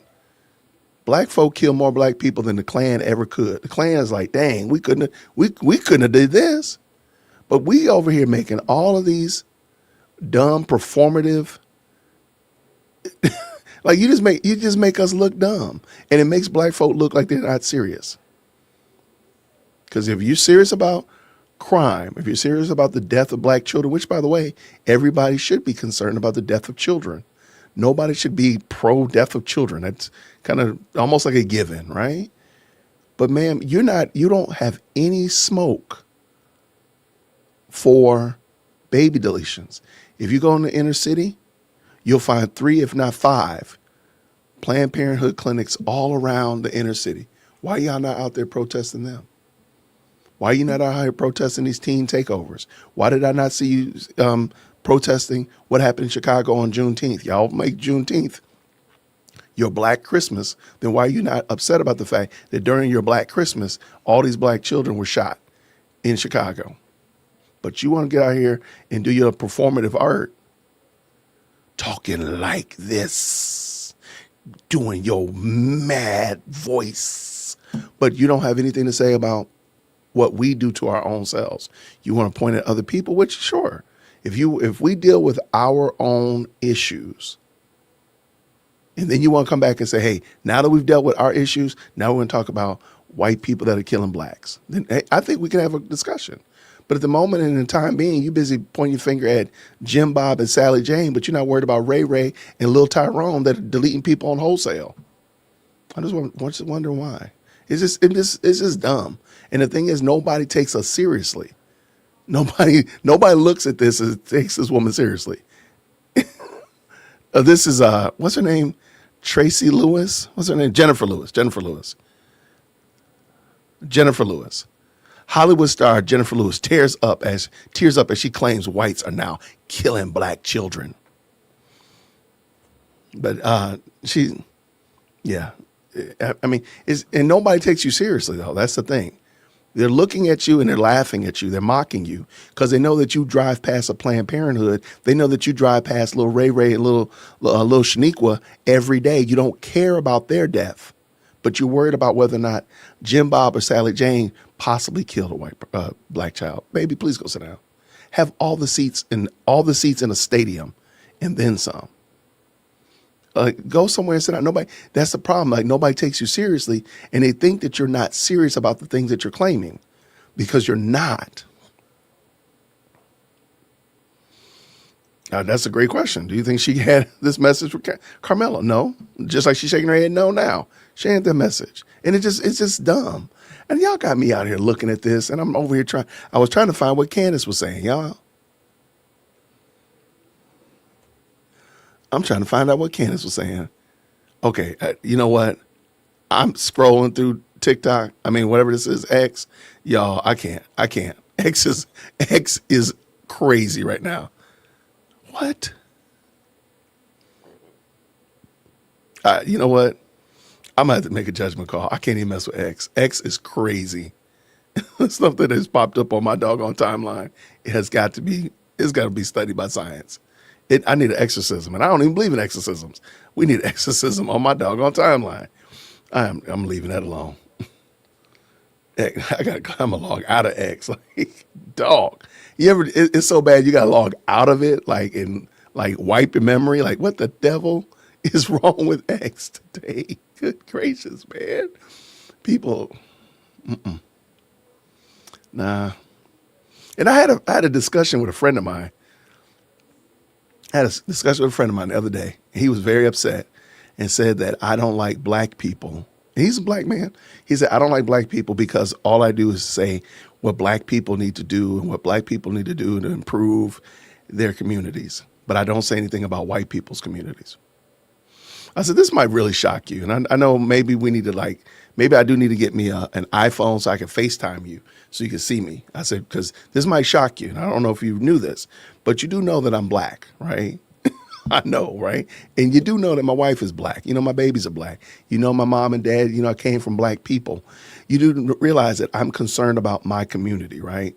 You do know that, right? Okay. So therefore, why would I be talking about what white people are doing? Maybe a white person has a problem with me, and maybe they do. Maybe they do have outright animus towards me. Maybe my neighbor next door really, truly hates me. Maybe they do. Maybe they do. What am I supposed to do with that? What am I supposed to do with that? When we munch up more of our babies in the mother's womb than any war, why am I supposed to be worried about whether or not Kirsten doesn't like me? which by the way, she does. She loves me. I love my neighbors. Why am I supposed to be losing sleep about whether or not Jennifer, who's a widow, doesn't like me? I know she loves me. She's a very nice lady. Why am I assuming that they don't like me when I see little black boys and girls killing little black boys and girls on wholesale? Why am I concerned about, why am I worried about whether or not they might not like me when I'm watching people wholesale destroy one another? And by the way, the people that are wholesale destroying one another look like they have my phenotype. Why am I supposed to be worried about white people? Make that make sense to me. Make it make sense. Okay, fine. There's racism all over the place. There's racism under every book, behind every rock, behind every bush. Absolutely. There's racism all over the place. Sure. But we're watching little black kids kill little black kids. Why am I not more concerned about that? We're watching little black moms destroy little black babies in the womb. But why am I not concerned about that? Why am I not concerned about the fact that we are past the place of replacement in most inner cities? If every black person died in Chicago, there would not be enough black babies to replace them. Why is that not a concern to you? Why is that not a concern? And you are yourself a black man. Why would I not be concerned about that? And I do believe, my belief system is that if black people were able to fix the problems that black people had, it would have a ripple effect in the Hispanic community, the Asian community, the white community. Everybody would benefit if black people could figure out their problems. I do believe that. I do believe if we could fix the marriage rate in the black community, it would have a ripple effect in other communities. Well, one, because there's black people married to other people groups, but even within our mono group situation, it would still have an effect on other people groups. I do believe that. So therefore, why would I not want to encourage my community, the people that look like me, to do better? Because somewhere out there, there's two little black boys that are one day probably going to come knocking on my door and want to marry my daughters. Why would I not want them to be in the best situation possible? There might not be a black boy. It might be somebody else. I don't know. I just want my kids to be married. So, and live happy and give me some grandchildren. That's it. So why would I not want that? I don't understand it. That's such a myopic thought process, because personally, I believe that most of us don't want to deal with our own problems. We look in the mirror, we step on the scale, we see that we're out of shape, we know that we're overweight, but we want to say, well, what about Tommy? He's out of shape. What about Becky down the street? She's out of shape. Well, what about you? You on your own scale. You can only deal with yourself. I can't fix Tommy and Becky, but I can show them if they see me working out in the front yard, they see me walking around as a family, walking and such like that. Maybe that might impact them, but I can't change them. I can change me. And it's the get over the lack of responsibility for me that just completely takes me out of the picture. Like, why am I supposed to, I'm looking at my own situation and I need to make improvements on my own situation. But you want me to look past the beam in my eye to go down the street and look at a possible speck in somebody else's eye? Sir, please go have a seat. Please go have a seat. It makes no sense to me. None whatsoever. Anyway, I just had to get that off my chest. I'm working on a video about that because, again, my friend really salted my grits by saying that. I'm like, dude, what are you talking about? Listen to the sentence that you say. You say, I don't like black people? Fool, I'm black. Like, you just can't make some of the dumb stuff up that we say. Sometimes we say some dumb stuff and make me scratch my head. Like, is it possible maybe there is something wrong with you? Is it possible? Like, there's something wrong with you. Shout out. If you're a member of the channel, please make sure you watch my conversation with Dennis Sperling earlier this week. I love you. No, my babies want to have, my daughters want to have kids. They talk about it all the time. Fun fact, not even trying to be funny. They're literally in the kitchen. I'm sorry, in the living room. I hear them right now talking about kids. I literally hear them in my ear. They want to have kids.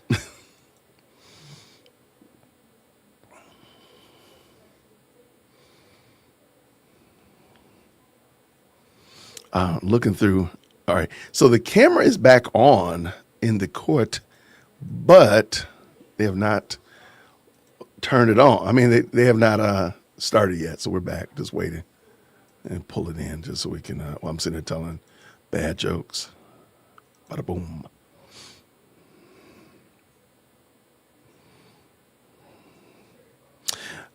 Jason, I'm cleaning and listening to what you're saying and loving what you're saying. Though, as a non-melanated person, everybody has melanin. So you're just less. You just got less melanin.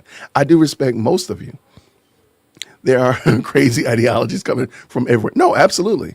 Okay, here we go. Let's see. Noting the presence of the parties. Green hearts in the all chat when being you can hear him. present. And He where we looks left tired. off is we were looking Bless his to, heart. what the state was looking to confer with defense to ensure that states exhibits 16, 16.1, 16.2, and 16.3 were shared. Ms. Hunt. He sounds tired. Bless his heart. We have Judge reviewed Graff needs a hug. 16, Exhibit 16 with defense, and it comports with the court's order. At this point, we would like to put Agent Davis back on the stand and continue with displaying that, publishing that. All right, Agent Davis, if you'd like to come forward, I remind you, you're still under oath. If you'd like to have a seat, there should be a water bottle to your left. And after you're situated, if you wouldn't mind adjusting that microphone and bringing it close to you so the record can pick up your testimony. Ms. Hunt, your witness. Wow. And just for the record and the court's benefit, we have made the edits that the court has ordered. We have shown them to defense. Pursuant to the timestamps that the court ordered, we wanted those to be reflected very clearly. So there are sometimes large gaps of just black, empty, silent space. When there are large gaps, we will fast forward. Some of those are short enough that we'll just let it play, if the court is okay with that, with proceeding that way. Thank you. I appreciate giving a heads up so all parties know what's going on. Thank you, Ms. Hunt. So at this time, we would move to publish on the monitors State's Exhibit 16. All right, and to the media, there is a monitor for your benefit right there next to you. For the camera, there is one for that direction as well as for the gallery.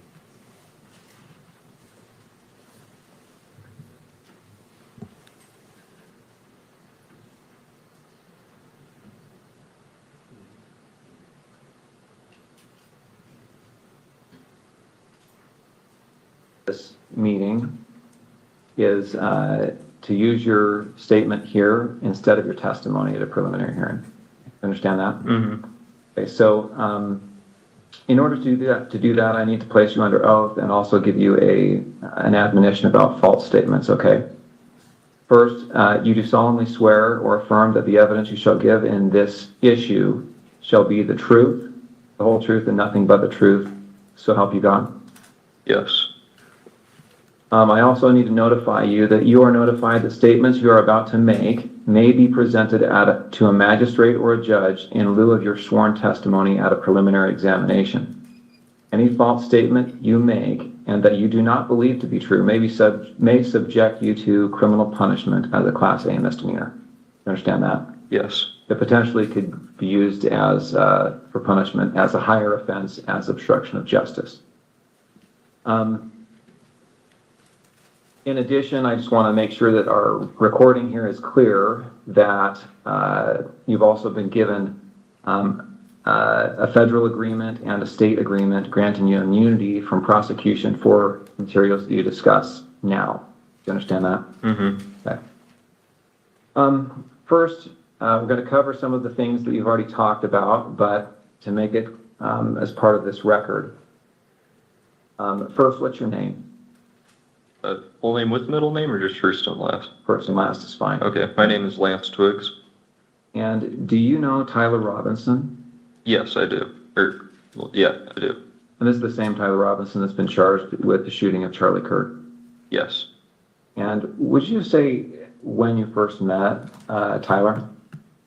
I think it was 2023. I've known him longer than that, though. That was, I think, the first time I met him in person. Okay. And will you describe your relationship with Tyler when you first met him anyway? When I first met him, I didn't know him super well. He was just a new roommate, so I knew he knew my friend group, and I knew he liked playing games, but that's about it when we first, when he first moved in. Okay. Before we go on, I realized my mic was muted at the outset. Was yours on, your microphone? Okay. I'm going to repeat those admonitions just to make sure we've got it recorded. Okay, so, again, I placed you under oath. Just to make a record, I'm going to do it again. You do solemnly swear that the evidence you shall give in this issue shall be the truth, the whole truth, and nothing but the truth, so help you God. Yes. And again, I'm going to give you the false statement admonition. Sorry, hold on. If they're saying that it's echoing, so I think this one's mic is on. Okay, sorry. Okay, you're not on my mic. That's fine. Okay. Okay, so we should be good. All right.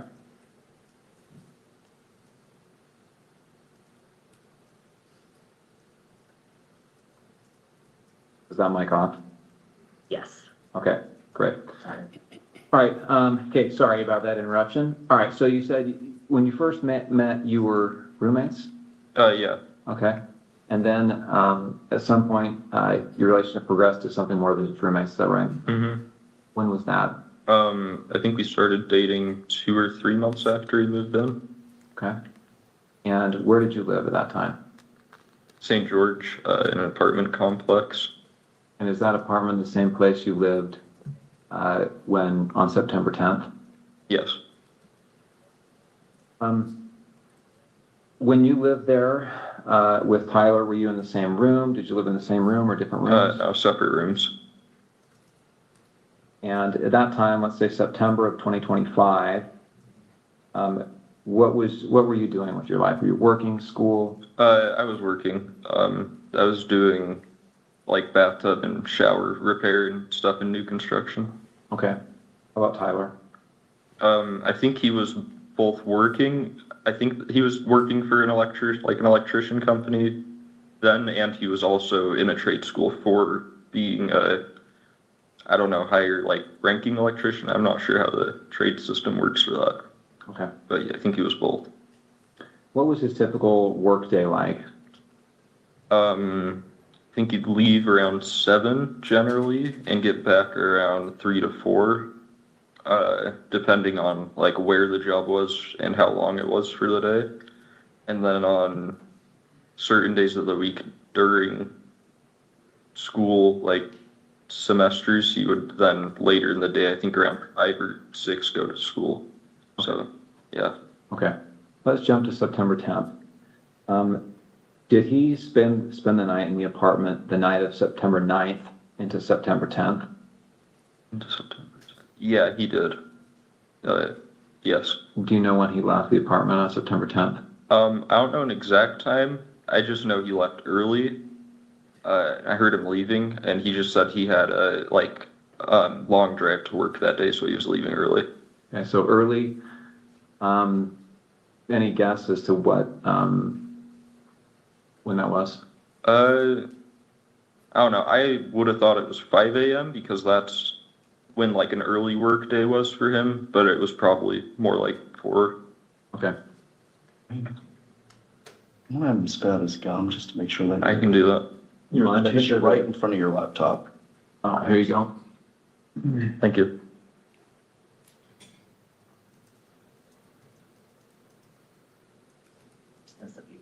Thank you.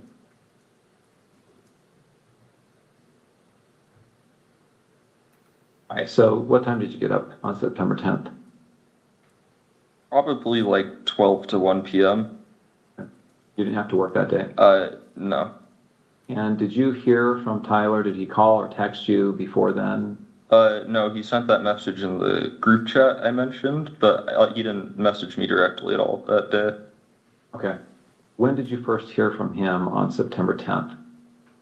It was at 11 o'clock with that automated message. Okay, 11 p.m. Yeah.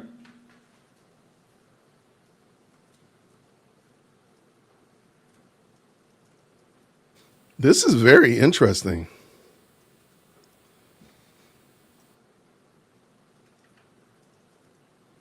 So I wonder if during the trial will we get to hear these parts that are missing. I guess I wasn't clear on that. This is kind of interesting. What about, he asks you here, remember how I was engraving bullets? Was he engraving bullets before this? Yeah, I don't remember exactly when, but he had said he was planning to go hunting with his family.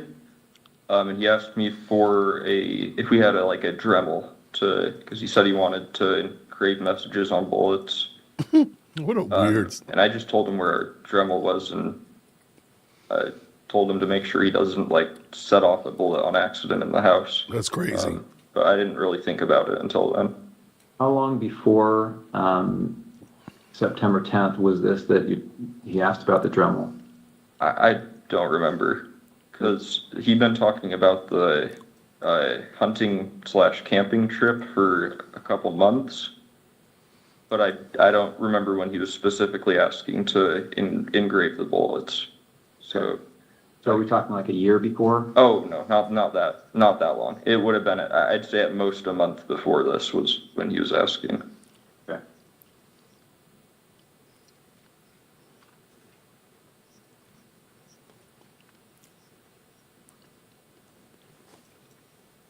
Okay. Right. You talked about the note that he left. I want to bring this up, and I should say that these text messages that we've been looking at here are Bates number 54. Okay, the notes have been titled 16.3 with a note, and this is Bates number 58. Do you recognize that on the screen there? Yeah. What do you recognize it as? That was the note under his keyboard that he was referring to in the first text of that chain. Okay, so where did you find this? On his desk underneath his computer keyboard. And I assume you read it. Yeah. And then what did you do with it after you read it? I believe I just put it back down on the desk after I took a picture of it. Okay. And again, the time you read it was probably around 11 o'clock or so on the 10th. Yes. The night of September 10th. Mm-hmm. Right. And did you ever see that again after you placed it back on his desk? No, I don't think I did. And that was a desk in his bedroom? Yes. And that's a separate bedroom than your bedroom? Yeah. And now I want to go to what's been titled 16.2. And do you recognize this series of messages here?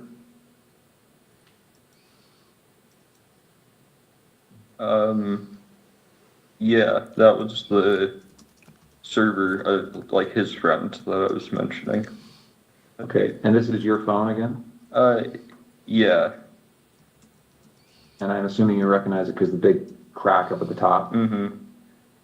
And so this is a server. Is this Discord? Yeah, this is Discord.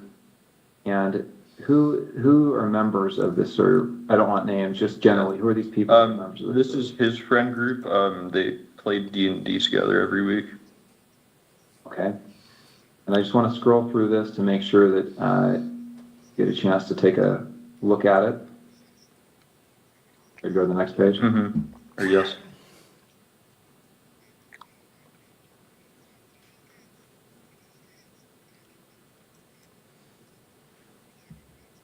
So Tyler Icom, who's that? That's Tyler Robinson. And these other people are just others that are members of the server. Yes. Jug, Barnaby, Marina, DM. Mm-hmm. Yes. Yeah, DM means Dungeon Master. So these are most of them are names they're using in the game they're playing currently. Got it.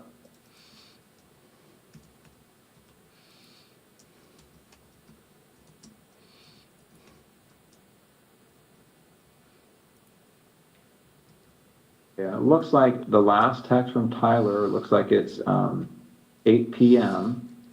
And do you know what day this would have been? 8 p.m. on the 10th or the 11th? I would think that would be the 11th. Because At least I think so, because I don't think on the 10th that he messaged anyone before me at like 11, so. And he turned himself in on the 11th, right? I thought so, yeah. So again, we're just going to go through this so that we have a record of the messages.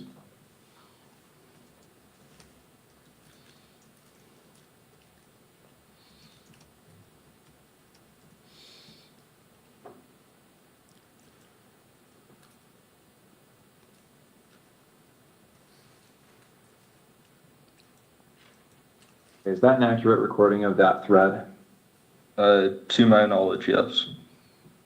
And that was sent, looks like between September 10th and September 12th. Looks like the last day on this is September 12th. Screen? Yes.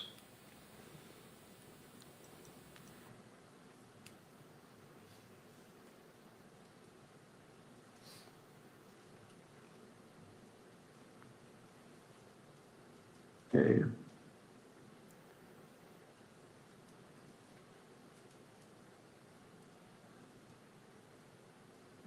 All right, so again, those messages covered from September 10th to the evening of September 11th. Now, September 11th, what time did you see Tyler on September 11th? Yes. When did you first see him on September 11th? So this is the day after the shooting? Yeah, I saw him when I woke up.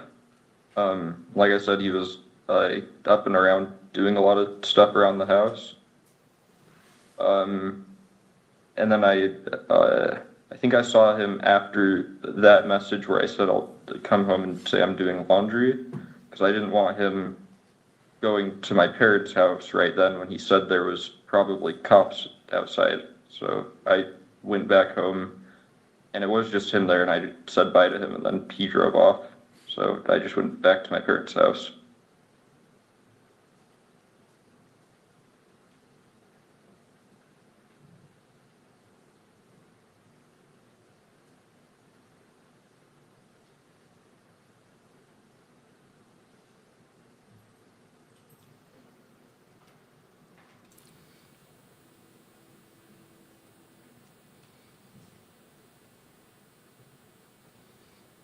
So he acted erratically. Was he pacing? Was he just sitting down, relaxing? No, he was walking around a lot. Right, and that's within the home? Mm-hmm. And did he talk about what he had done? Didn't go into detail. I just asked him in person if what he said was true the night before, and he said it was. I started crying a little bit and said he wishes he hadn't done it. And then kept going around and just doing stuff, I think, to keep himself busy or distracted or something. Okay. Did he talk about what he was going to do next? And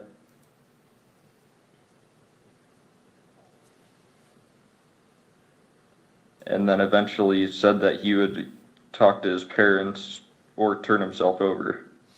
Okay. And when you left, was that how you left, understanding that he was going to turn himself in or go to his parents' house? Yeah, and I didn't really want to be at our apartment while any of that was happening, regardless of what went down. Okay.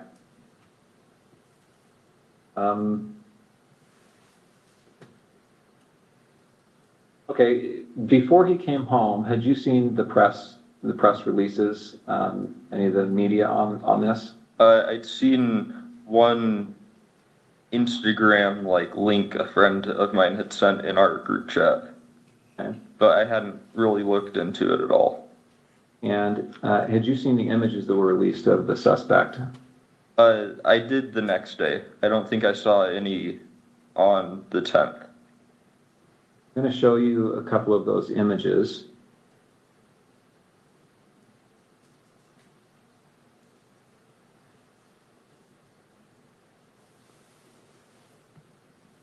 Okay, I'm on the FBI's website.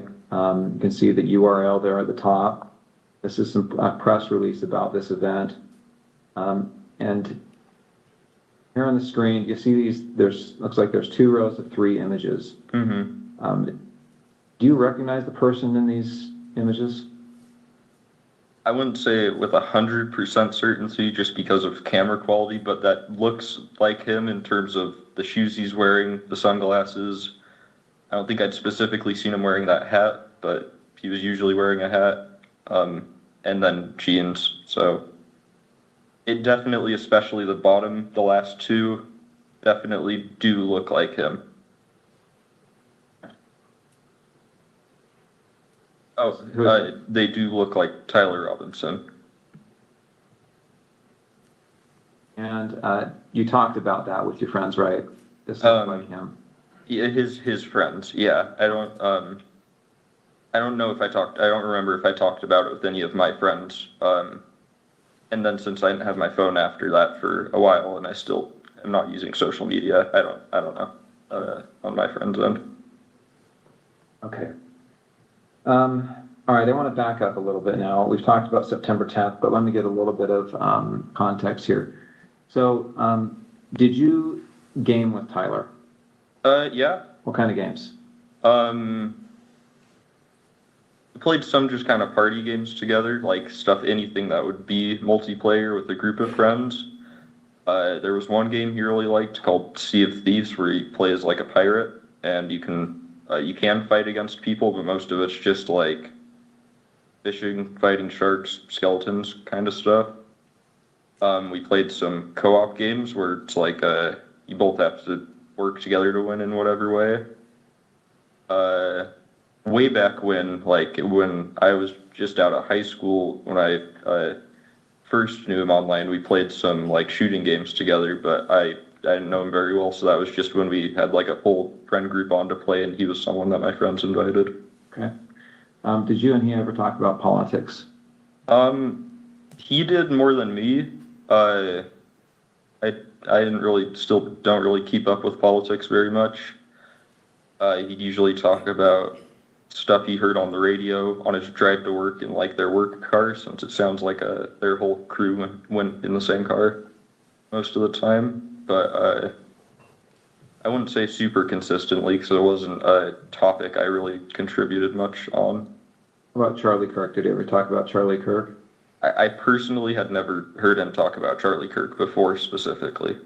Okay. How about political issues? So did you ever talk about gender identity issues and LGBTQ rights? No, not really. Usually if he did talk about politics stuff, it was relating to Trump or current like policies being like issued or voted on, I think. But yeah.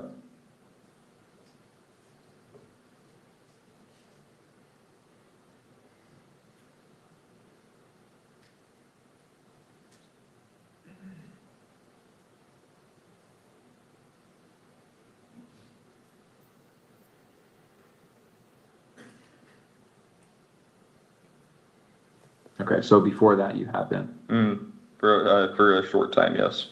Okay. And I understand you're going by Luna at some point? To some people, yeah, but not as an overall thing.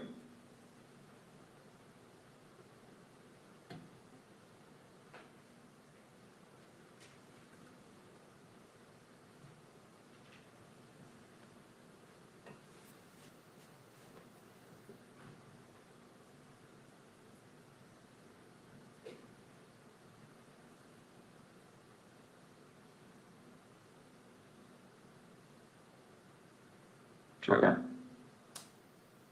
Okay. I think that's all the questions I have for this portion. Let me check and see if I've missed anything.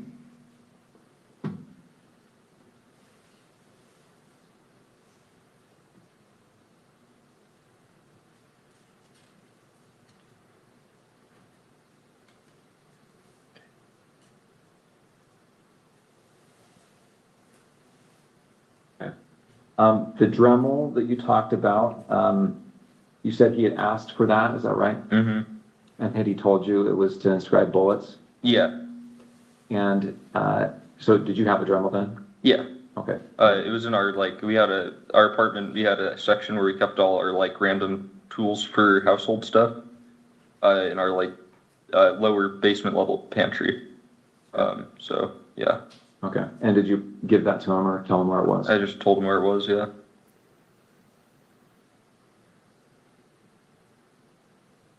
Okay, I'm going to go ahead and end the recording for the 11:02 purposes.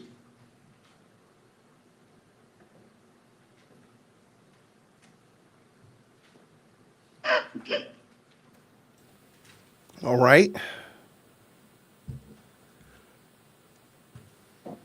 All right, that concludes State's Exhibit Woo! 16. Ms. Goodness Hunt. gracious. Thank you, Judge. Agent Davis, I asked you yesterday, but I want to remind the court and those present. Were you physically present at the interview we just watched in State's Exhibit 16? Yes, I was there. And aside from the court-ordered redactions, did it appear to you to be fair and accurate about what you remember that interview that day? Yes, yes, I do. During that interview, did Mr. Twiggs, was he shown or referenced certain items of evidence? Yes, he was.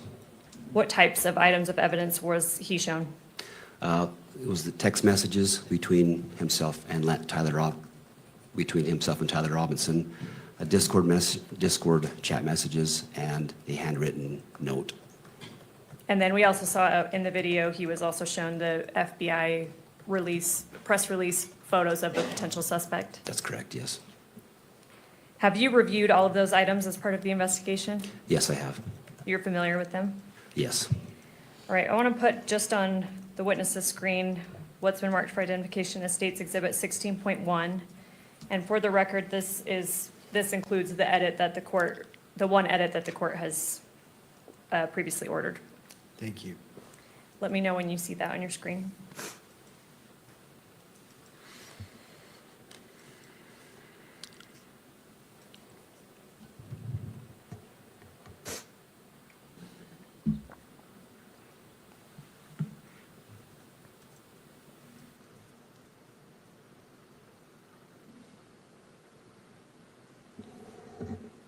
I see it. I see it now. Do you recognize this? Yes, I do. What is it? This is a photograph of screenshots of text messages between Tyler Robinson and Lance Twiggs. This is a photograph of Lance's phone. So sorry, you said photograph, you also said screenshot. Can you differentiate or clarify there? Sorry. These are photographs directly from Lance's phone. How do you know that? In Lance's first interview, he's showing the FBI agents these text messages, describes them to the agents, and at that time, his phone was photographed. And you testified, I believe yesterday, that Mr. Twiggs' first interview was the morning of September 12th, 2025. Is that correct? That's correct, yes. Were you physically present at that interview? No, I was not there. Have you spoken with the officers or agents that were? Yes, I've spoken to one of those agents that was there.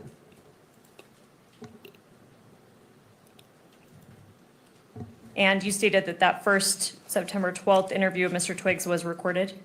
Yes, audio, video recorded. Have you reviewed that recording? Yes, I have. So you stated that we're looking in State's Exhibit 16.1 at a picture of Mr. Twiggs' phone. Yes. Do you know who took these photos? Yes, it was Agent Larson with FBI. Did you speak with Agent Larson and confirm that? I did. And you kind of made reference to this already, but how did Mr. Twiggs initially show law enforcement the relevant text messages? Yeah, during that first interview on September 12th, he shows them the phone and then allows them to photograph the phone. And does he identify it as his phone in that interview? Yes, he does. Does he refer to any particular features of the phone that allows him to make that identification? I believe the second interview, he refers to the large crack in the upper left screen. So he identifies that from his second interview that was given on April 20th.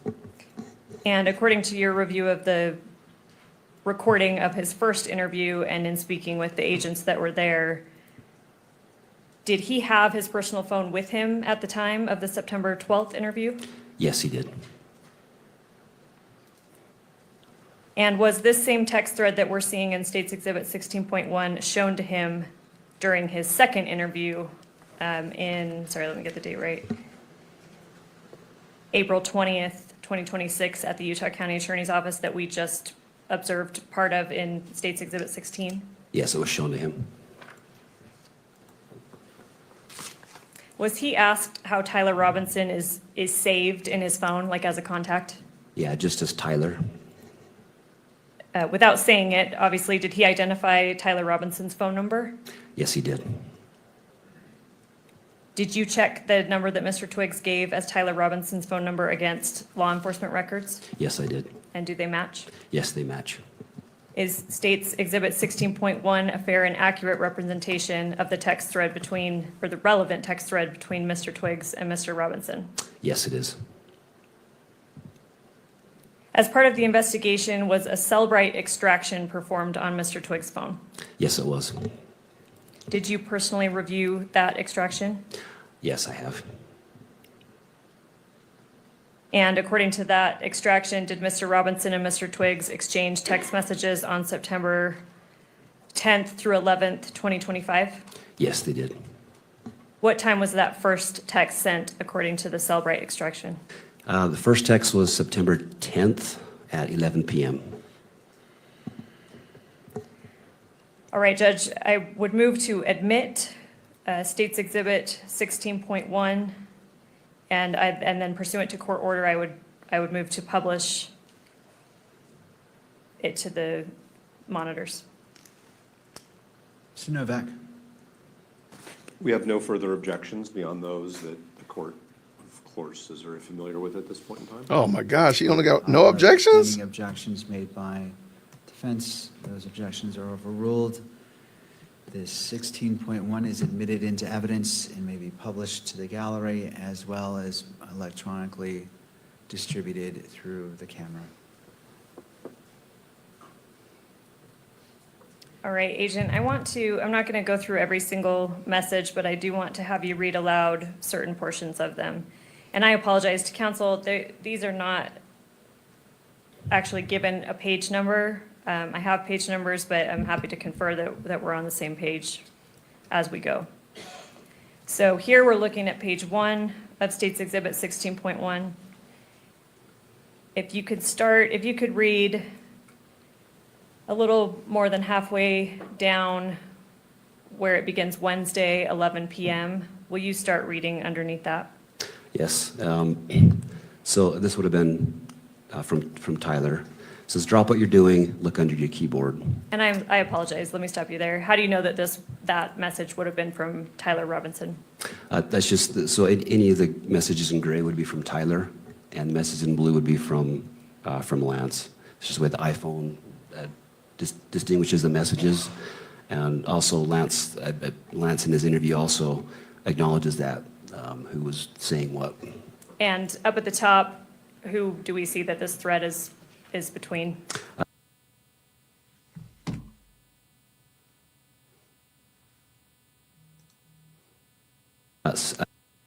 Tyler. All right, sorry to interrupt you. So read that again, starting from look under the keyboard. So after that, then Lance responds, he says, what? And then he says, you're joking, right? And then Tyler says, fuck, I tried to delete that. If we could scroll down to page 2.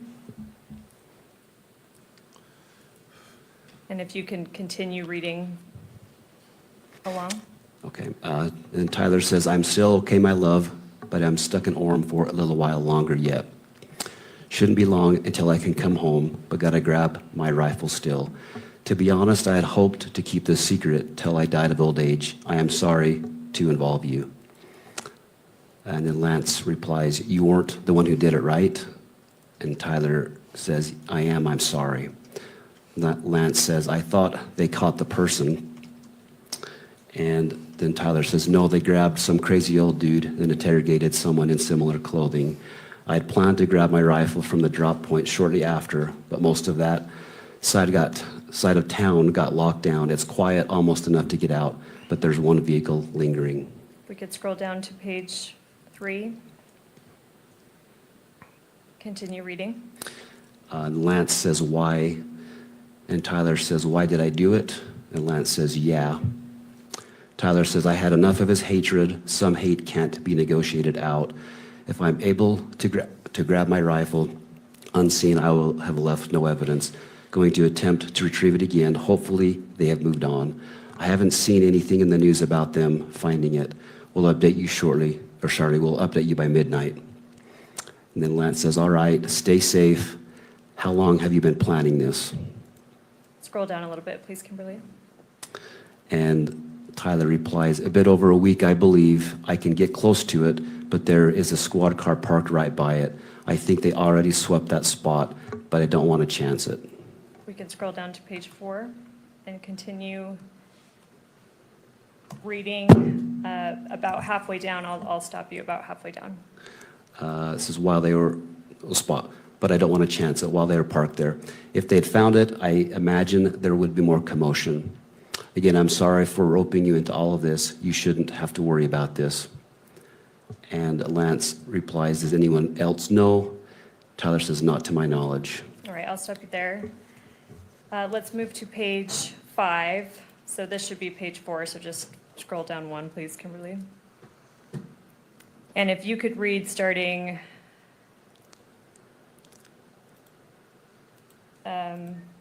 sorry, Kimberly, scroll a bit more down. If you could read, I don't know, about a 1/3 of the way up that starts with guess. Okay.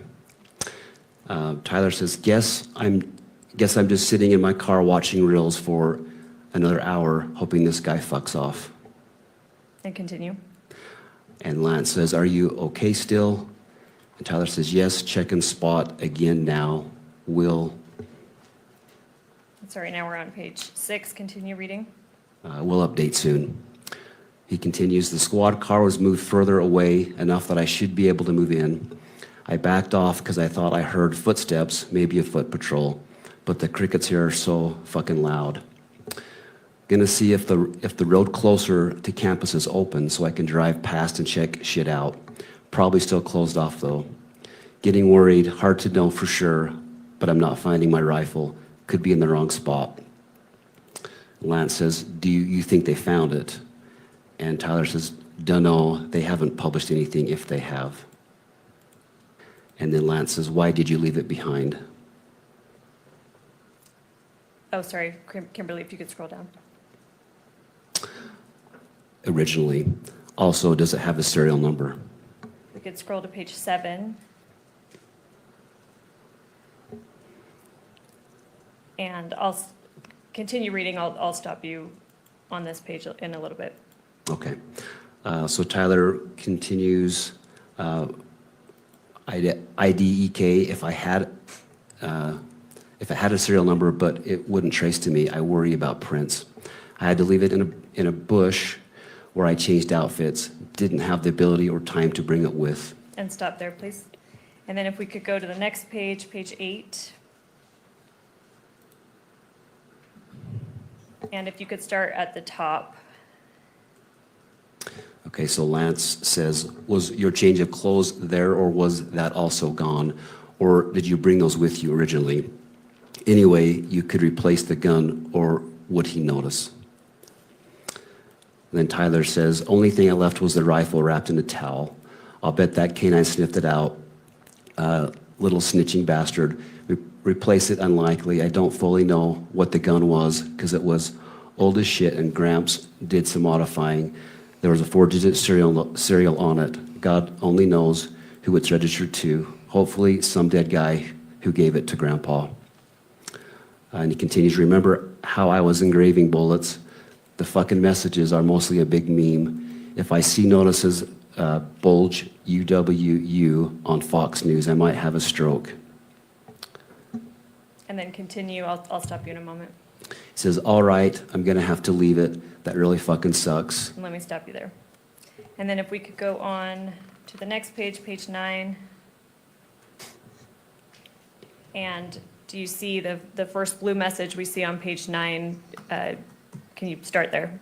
Yes. So Lance says, do you need it for hunting? And Tyler says, no, my dad wanted to use a high caliber for the rifle hunt. Judging from today, I say Gramps' gun does just fine. IDK. I think that was a 2K scope. Lance says, geez. And then Tyler says, OMW home 3.5 hours. Lance says, drive safe. And then Tyler says, delete this exchange. And I'll stop you right there. And then, sorry, we're on page 9. If we can scroll to page 15.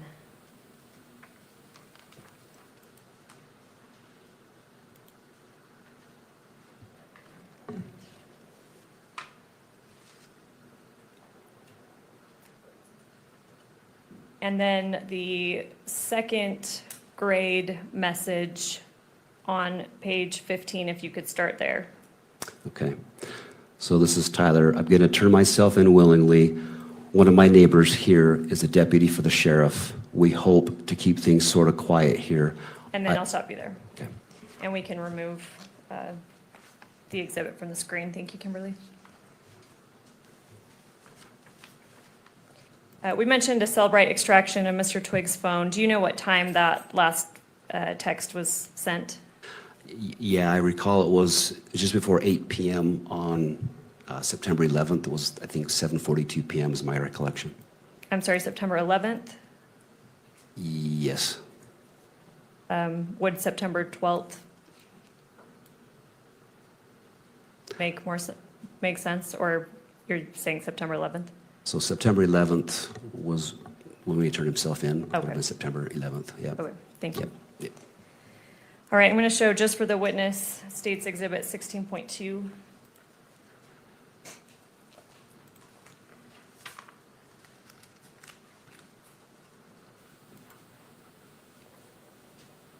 Let me know when you see that. Okay, I see it.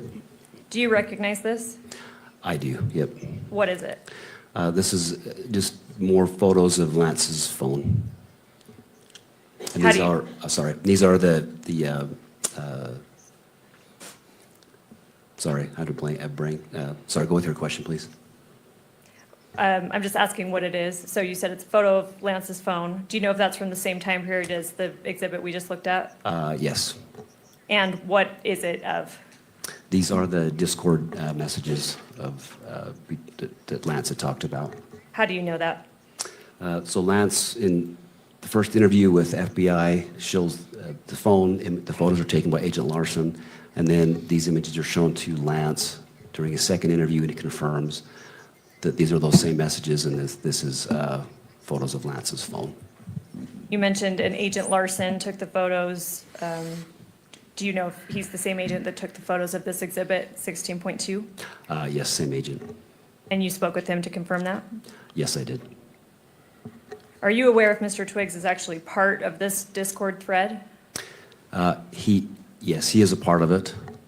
He doesn't, in this section, he doesn't reply to it, but he does state in his statement that he was part of that thread.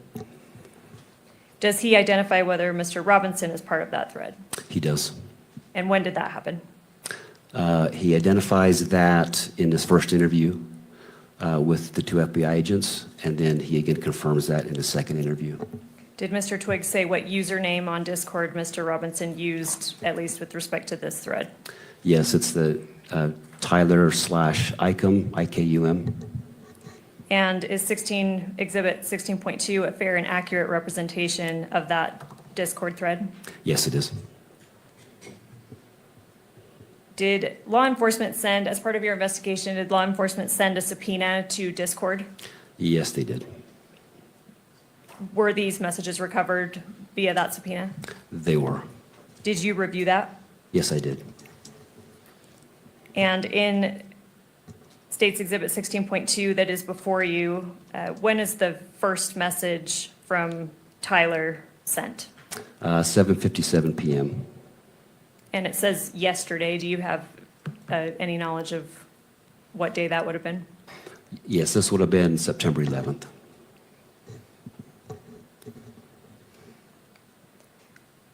So Tyler sends the first message that you're seeing on Exhibit 16.2, September 11th at 7:57 PM. Yes, that's correct. You testified earlier that Mr. Robinson arrived at the Washington County Sheriff's Office approximately at 9 PM, is that right? Yes, that's correct. And although you weren't physically present there yet because you were flying down, how do you know that he arrived approximately around 9 PM? Just based on the police reports I reviewed and then go back and look at the video and such.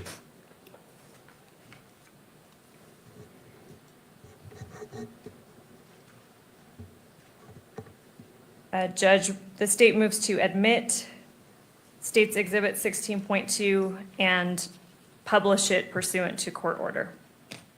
Mr. Novak. Thank you, Your Honor. We've already lodged all of our objections on all three phases. All right. Noting the objections, standing objections by defense. State's Exhibit 16.2 is admitted into evidence and may be published only in the gallery, not for distribution on electronic media.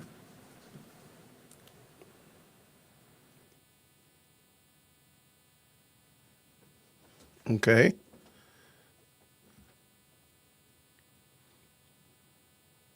I have no idea what happened to the audio. All right, how is it going today? What do y'all think about it so far in the chat? I think this is a lot better. I can kind of understand why they were fighting to get this out of there and delay his testimony, because this is pretty serious.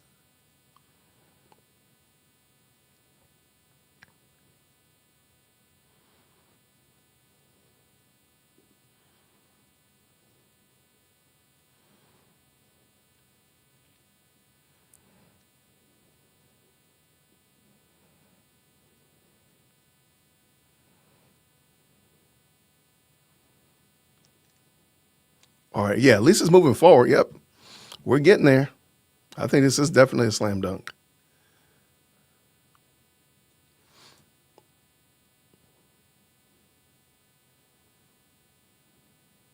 Yeah, this is way better than yesterday. yesterday had us on the struggle bus. We were struggling yesterday.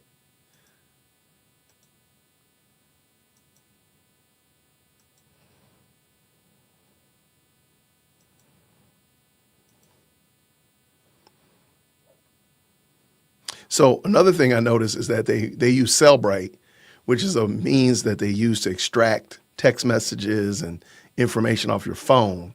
So expect Cellbrite to get to be prosecuted for sure.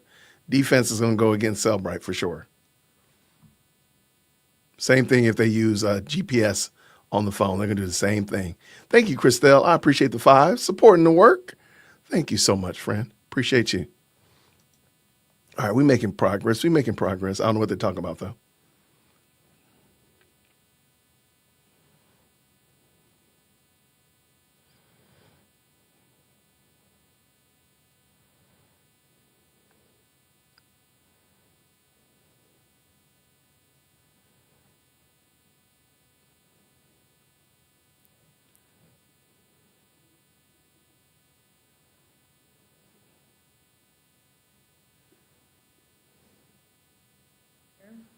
I see. All right, now we're back. Do you recognize this? I do. What is this? This is a handwritten note or letter from Tyler to Lance. How do you know that? In Lance's first interview with FBI, he tells them about this letter note he found under Tyler's keyboard per a text message he received. He states from 11 p.m. on September 10th. And so at that point, Lance finds this is the letter he finds under that keyboard. Okay, so to clarify, Mr. Twiggs gets a text from Mr. Robinson around 11 p.m. on September 10th, telling him to look under his keyboard. Yes, correct. And this is what Mr. Twiggs represented was underneath the keyboard. Yes, yes. How did law enforcement get this photograph? So following Lance's first interview at St. George PD. His phone is recovered at that point, taken into evidence. It is downloaded, I believe it was the following day or shortly after that. The FBI transported that phone to the RCFL, which is the Regional Computer Forensic Laboratory in Salt Lake City. The phone was downloaded through Celebrite, and after that, following that download was complete, SBI received a flash drive containing that download. From there, it went to a SIAC analyst to go through that data of his phone to look for any pertinent evidence or information that may be on there. And at that point, that this image of this letter was located. All right, I'm going to break down a few things. You mentioned, I just want to make sure the record's clear. You mentioned Celebrite a few times. What is Celebrite? It's a downloading software that's commonly used by law enforcement. I don't do that myself, but it's commonly used to recover data, to download electronic devices, particularly cell phones. And then you mentioned SIAC. What does that mean? It's the Statewide Information Analysis Center. It's a division within DPS. That's a fusion center. They assist law enforcement with intelligence, various intelligence information for our investigations. You mentioned that you don't personally do Celebrite phone extractions. Have you spoken to the law enforcement officers that performed the Celebrite extraction on Mr. Twiggs' phone in this case?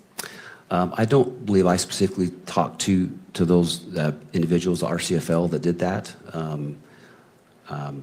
But they, yeah, that was then provided to SBI. Did you speak with officers at SBI that have recovered this photo that we're seeing in State's Exhibit 16.3? Yes, I've spoken to, I have spoken with an SIAC analyst who in particular found this image. I've spoken to her personally as well. Was Mr. Twiggs shown what's been marked as State's Exhibit 16.3 during his second interview? Yes, he was. And again, you were present for that? Yes, I was there.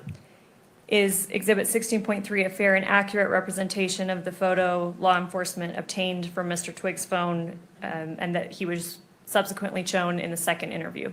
Yes, it's fair and accurate. Your Honor, the state would move to admit Exhibit 16.3 and then also publish pursuant to court order. Mr. Novak. Just noting the objections that have previously been made, and I think that the court's order is that it may be published in the courtroom only. Thank you. Noting the standing objection by defense, 16.3, correct? Correct. Is admitted into evidence and may be published only in the courtroom and not be shown or videoed.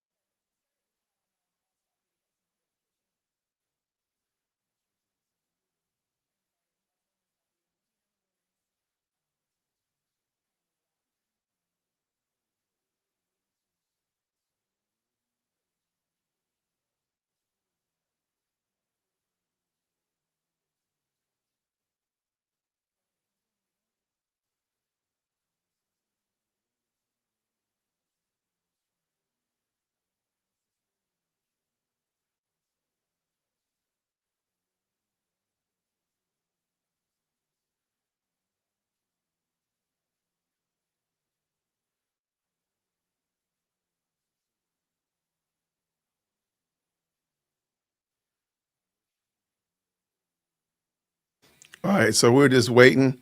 They're doing some graphic content.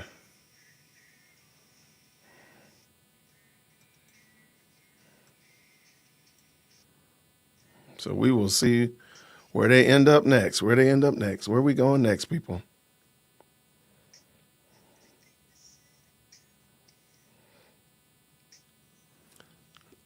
All right, we got Judge Graff.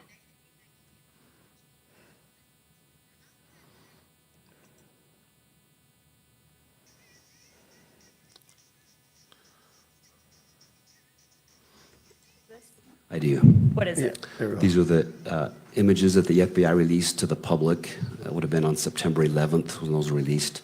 And this was, those were those images that went public of the suspected EVU shooting suspect. How do you know that? I've viewed the FBI's website, and I recall seeing these images released on September 11th. Does States Exhibit 16.4, is that a fair and accurate representation of what you reviewed from the FBI and that the FBI released? Yes, it is. The state moves to admit Exhibit 16.4 and publish according to court order. Mr. Novak. No further objections, thank you. All right, noting the standing objection by defense, overruling that objection, States Exhibit 16.4 is admitted into evidence and may be published in the courtroom. And again, in the Discord,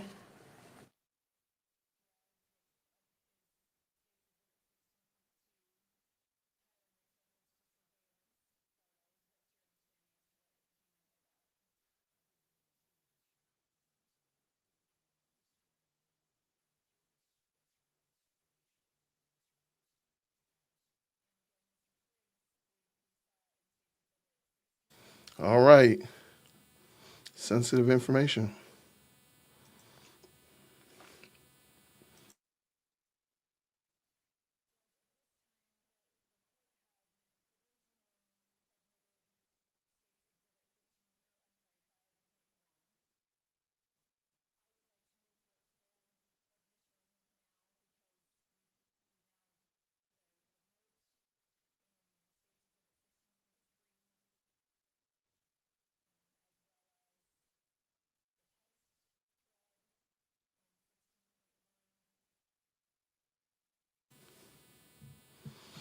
Man, are they still talking about how she grieves? Man, people are tired. Yeah, people are tired. Got super tired. Go take a nap.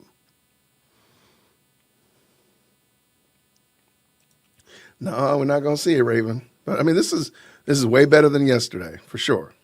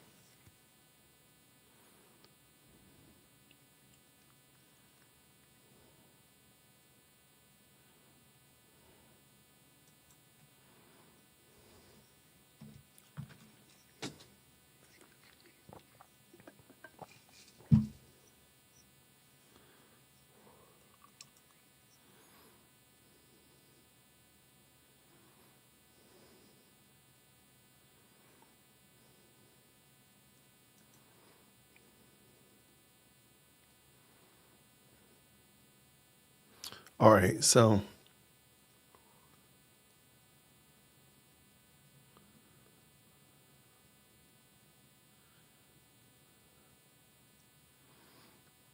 this is very interesting. Okay, so we are waiting because they have graphic content, can't hear it, which is fine.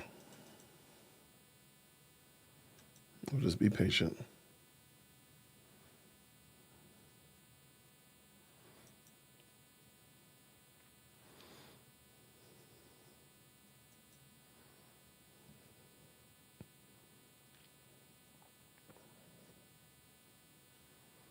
Man, I'm gonna see if I can move this forward some. I don't think so.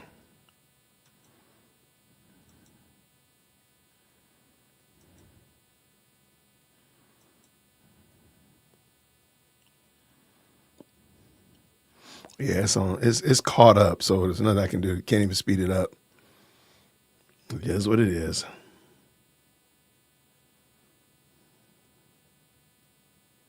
Yeah, everyone in court can. That's great.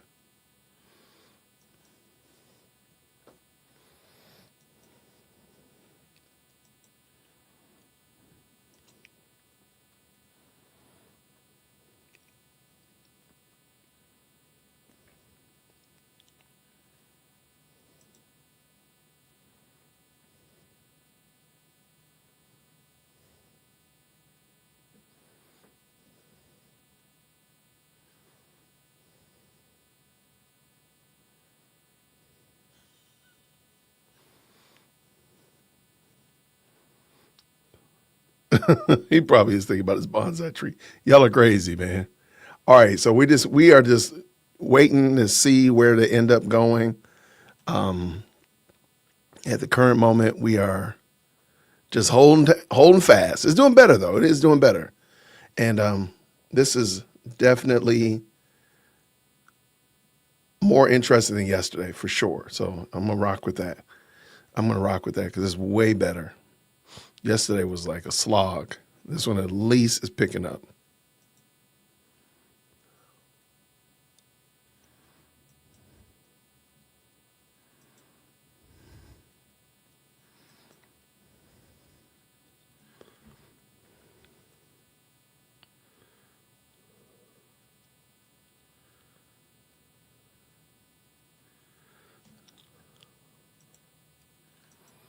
All right, so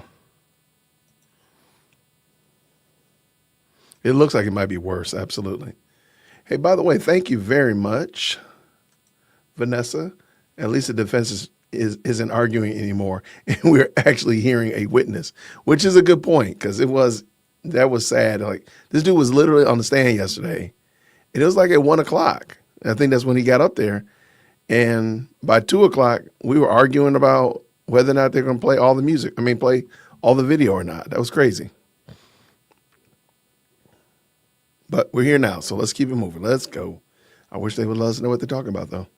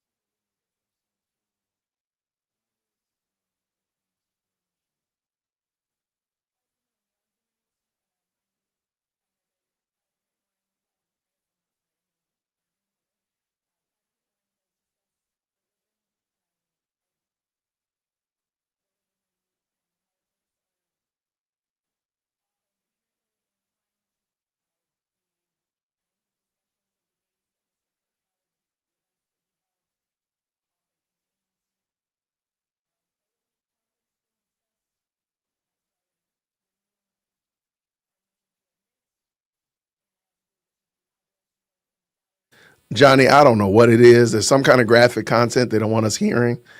Judge looks so tired. I'm feeling him. I'm right there with him. Like, just get it over. Let's go.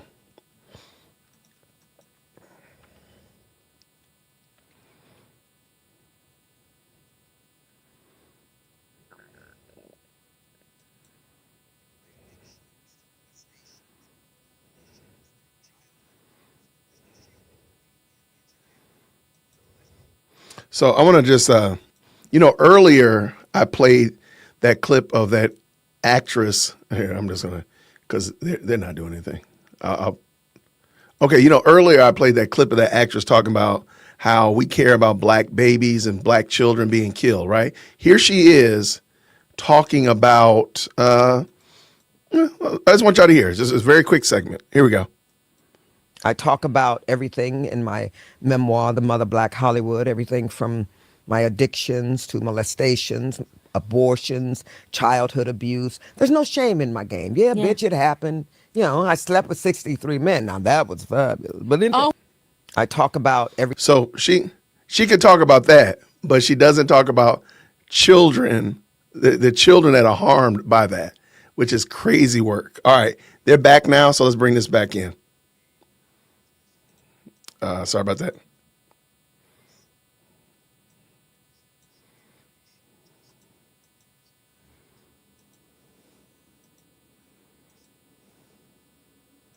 Into evidence for full consideration by this court, and so that is received. As it relates to publication and taking in consideration the argument by Mr. Novak, well, first noting the objection, the standing objections by defense, and that is overruled as it relates to the admission to 5.1. But going to the publication, the court understands the argument made by defense that this is going toward perhaps religion, and that the enhancement, and let me just read that from the information, victim targeting enhancement in violation of Utah Code annotated 76-3-203.14 sub 2. Tyler James Robinson intentionally selected Charlie Kirk because Tyler James Robinson's belief or perception regarding Charlie Kirk's political expression, and that was also noted as an enhancement for count 2 and count 7. The court is not going to engage, the court can weigh how this is applied, but it finds it relevant, how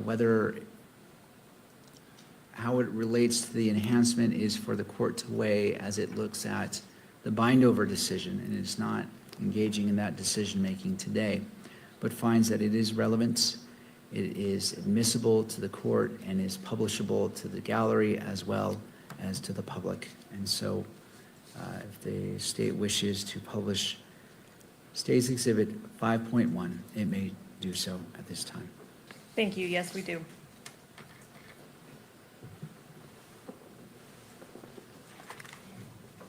And Kimberly, I don't know if we want to use the same kind of slow scrolling.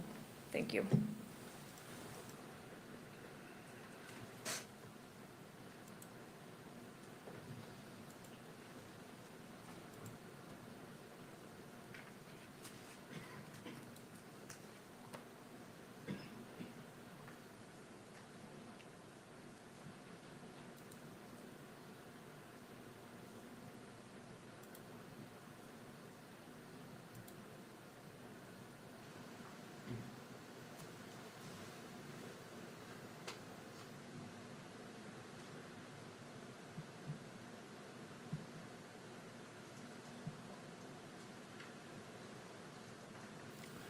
I wonder why they're showing it. It's really, I mean, it's difficult to see. I don't know what the purpose of seeing that is.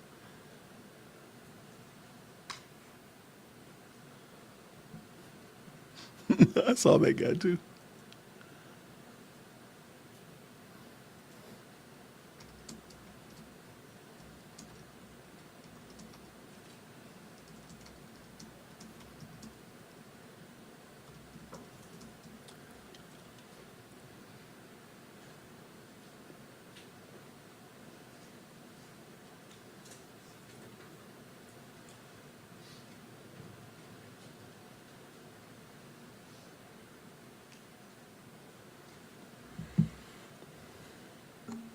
All right, I believe that should be sufficient.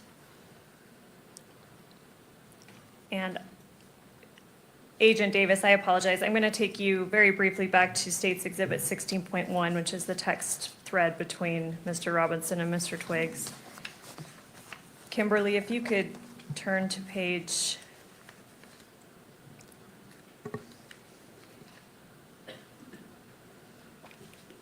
17.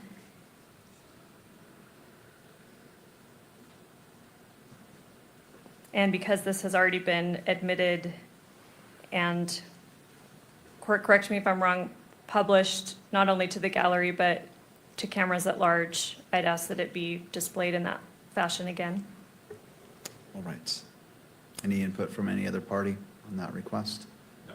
All right, thank you. It may be published, and the media may pick this up as well. Agent Davis, if I can direct you to the very last message on that page, starting with "if any," if you could read that out loud. Okay. This is Tyler. He says, if any police ask you questions, sorry, let me start over. If any police ask you questions, ask for a lawyer and stay silent. My lawyer should be Doug Terry. I'll see if he can reach out to you and make sure the police follow. Okay, thank you. That's all I need from that exhibit. And then finally, Agent Davis, you testified before that you flew down to Washington County Sheriff's Office and observed Tyler Robinson there, correct? Correct. Yeah. You got his name there? Yes. You stated that you transported or assisted transporting him up to Utah County Jail, Yes, and that you were the booking officer. that's correct. Do you recognize Tyler Robinson here in the courtroom today? Yes, I do. If you could point him out and briefly describe something that he's wearing. He's the individual seated at the defendant's table in the center chair with a gray suit coat and a green tie. Your Honor, if record could reflect identification of the defendant. Counsel? No. All right. I'll note for the purposes of this hearing only that Agent Davis has identified Mr. Robinson in court. Thank you. And Judge, if I can just have a moment. You may. Girl, you don't need no more moments. We ready to go. Ready to pass the witness, thank you. And I don't know if now would be a good time for lunch. All right. Oh, well, okay, lunch is fine. We'll go ahead and break right now for lunch for 1 hour, 1 hour and 5 minutes. Let's come back at 1:30. We'll resume. We'll pick up with defense for cross-examination if they choose for Agent Davis. Does either party need the benefit of the record before we go on our lunch break? Whew. No cross-examination for Agent Davis, so I don't want him to wait here if he has other things to do. Thank you. Thank you, Mr. Novak. That's interesting. No cross-examination. May this witness be excused. Yes. All right, Agent Davis, you may step down, and then we'll Very resume with the interesting. state on their next witness. Court is now in recess. The court is in recess. Y'all check. Can y'all check on Novak? Can we do like a Novak check? Is he feeling okay? After all of that, Novak didn't want to ask any questions? Are y'all okay? I thought that was probably the most damning conversation that they've had so far. I just knew he was going to want to talk to him. Jason, can you read the... Okay, hold on. Y'all and this doggone X, y'all going to make me keep going over here to X. I told y'all X Trump... Look. What the heck? Let me show you what I saw when I came to X. This is what I saw. I don't even know what the conversation is. That's what I saw. Working on a supercut of all of Candace's lies and things that have been wrong surrounding. Oh, I need to call him then. I need to reach out to Nathan. Anyone who has had misfortune of watching Candace and has been paying attention to the preliminary hearing, please drop examples below or DM me. Oh, I'm going to reach out to him for sure. That's what I ran into. See, y'all traumatizing me with X. X is crazy work, y'all. Okay. He said, what did he say? Read the last quote from Candace. Okay. Oh, mercy. I got to pray, man. I got to pray before I open it up because I don't know what it is. All right. It's 4 hours ago? She just posted something 4 hours ago. Is that what you're talking about? Ay, ay, ay. Okay, 4 minutes ago. Okay, here we go. Yo, what are you doing to me, man? Who is this? Ruben, man, if I'm traumatized by this, it's your fault. If I'm over here in the corner twitching because it traumatized me, I'm blaming you and I'm sending you my therapist bill. Hello to everyone who has just begun to pay attention to this trial. Okay? Just begun to pay attention to this trial. Some of us have been reading and covering the extensive court filings for months leading up to this trial hearing, and we therefore already knew this offensive hearsay video from Lance Twiggs was going to be played today. None of this is shocking or new to people who can read. The scandal was that the judge ruled the defense could not vet the alleged text messages, Discord messages, or cross-examine Lance in this hearing. So what are we watching? A highly likely federal assisted deliver an entirely unvetted narrative for the sole purpose of paid influencers then creating videos to pretend his testimony is overwhelmingly and shocking. Enjoy the early show trial. Lance, in my view, and in the view of most rational people who have been following, I don't know why she includes herself in the rational, that's crazy work, is the FBI co-conspirator who helped to set Tyler Robinson up. Accordingly, he has been protected since day one. Need more information? Try reading the court filings. All right, so is that the comment you wanted me to read? This woman is insane. Candace is utterly unhinged. No, it's posted 2 minutes ago. Ah, there's more? Ay, what are you doing, man? Ah, he said 2 minutes ago. Ah, there's something a minute ago. Ay. This would be like me sitting down and testifying that Andrew Colvett told me he killed Charlie by his rigging his microphone while the judge rules no one can cross-examine me, and I don't have to submit my evidence to the defense to be vetted for accuracy. That is so wild that she's talking like that. That is so wild. That's all she does is give unvetted information. The fact that she's over here mad about accuracy and being vetted is going to have to be studied by science. And I don't even have to show up to the hearing because it's unnecessary at this stage. Literal hearsay, because they have yet to produce any evidence. That is wild. This sentence right here is absolutely bonkers. What'd I do? No, Andrew did not tell me he killed Charlie by rigging his mic. The woman is insane, yo. Hey, I appreciate you, Yo-Yo, for real. This is absolutely incredible. Oh, that was it? Okay. Yeah, I don't want to read any more Candace's stuff. I really don't. I don't find any joy in reading anything that she talks about.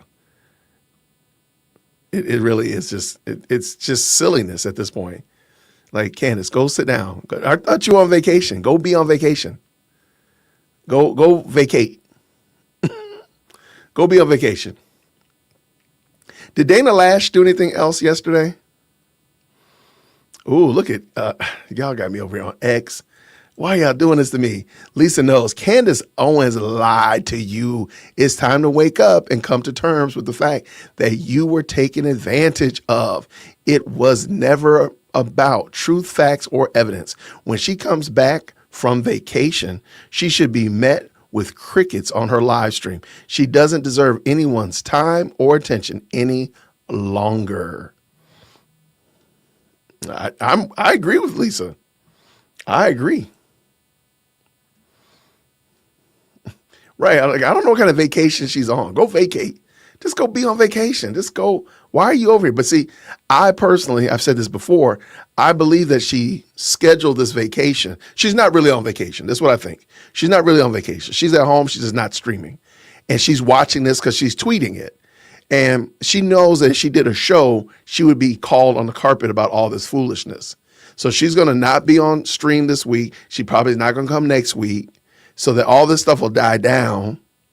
And then when she comes back, she doesn't have so much to deal with. That's what I think. It just doesn't make sense. Because she's been on 6 vacations since Charlie Kirk died. She's been almost one every month, or one trip every month. Like, there's no reason for it. That's it. I'm getting out of X. I'm logging out of X, y'all. Y'all are not tricking me to sit over here on X and deal with this craziness over here. Elon, fix Twitter. It is broken. It is crazy over here. 3 o'clock, I got to take my daughter to work.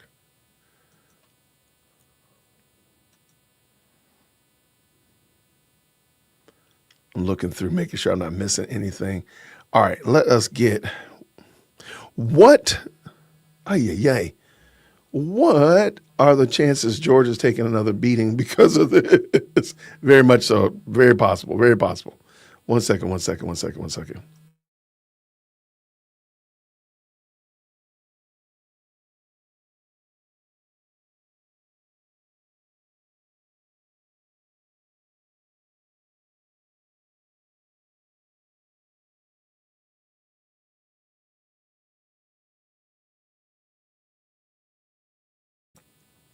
Everybody who is raising teenagers into becoming responsible adults, God bless you. That's all I can say. Just God bless you. It is a joy to watch them grow up and become adults. I'm just going to say that again. It is a joy. It's stressing me though. It'd be stressing me out a little bit, but I'm glad to walk alongside them and help them get to this place where I can push them out the nest and lock the door. That's what I'm looking forward to. Looking forward to it.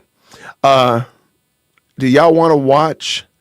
There is a clip of Lance Twiggs' interview. Did anybody miss that? in the chat. Raise your hand if you missed it in the chat. There is a video of it. It's about, looks like 20 minutes, but it's just that whole segment of the interview. I'm sure they probably got the little blank spaces in there too. They don't look like they cut those out. Nah, they're still here. Do y'all want to see that? You have 1 teenager and 4 kids. Right. There's something else, man. It's stressful, man. It'd be stressing me out. It's the one that they just did, yeah. If you missed it, East Idaho News has it listed on their website, and I was going to just drop it in. We were going to watch it real quick because I want to hear a little bit more. I want to hear it again. Just kind of pay attention.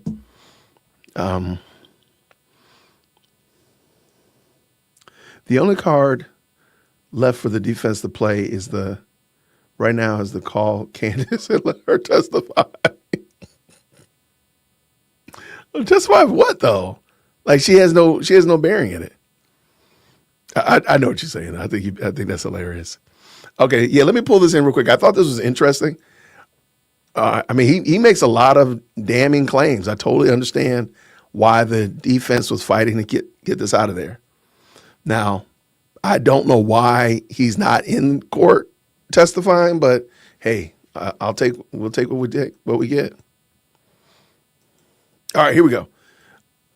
First, we're going to cover green hearts in the chat when you can hear my good people. This meeting is to use your statement here instead of your testimony at a preliminary hearing. Understand that? Mm-hmm.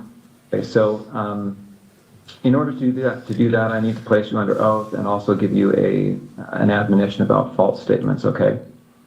First, you do solemnly swear or affirm that the evidence you shall give in this issue shall be the truth, the whole truth, and nothing but the truth. So help you God? Yes. I also need to notify you that you are notified that statements you are about to make may be presented to a magistrate or a judge in lieu of your sworn testimony at a preliminary examination.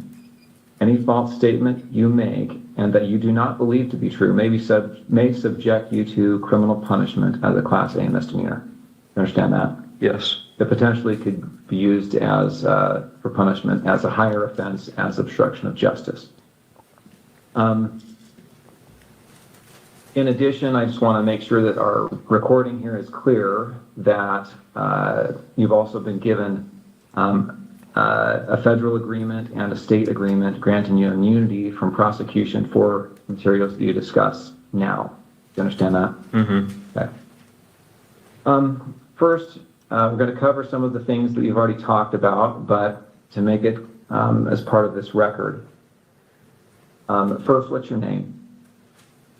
Full name with middle name or just first and last? First and last is fine. Okay, my name is Lance Twiggs. And do you know Tyler Robinson? Yes, I do. Yeah, I do. And this is the same Tyler Robinson that's been charged with the shooting of Charlie Kirk? Yes. And would you say when you first met Tyler? I think it was 2023. I've known him longer than that, though. That was, I think, the first time I met him in person. Okay. And will you describe your relationship with Tyler when you first met him anyway? When I first met him, I didn't know him super well. He was just a new roommate, so I knew he knew my friend group, and I knew he liked playing games, but that's about it when we first, when he first moved in. Okay. Before we go on, I realized my mic was muted at the outset. Was yours on, your microphone? No, I think Okay. I'm going to repeat those admonitions just to make sure we've got it recorded. Okay, so again, I placed you under oath. Just to make a record, I'm going to do it again. You do solemnly swear that the evidence you shall give in this issue shall be the truth, the whole truth, and nothing but the truth, so help you God. Yes. And again, I'm going to give you the false statement admonition. Sorry, hold on. If they're saying that it's echoing, so I think this one's mic is on. Okay, sorry. Okay, you know, I'll mute my mic. That's fine. Okay. Okay, so we should be good. All right.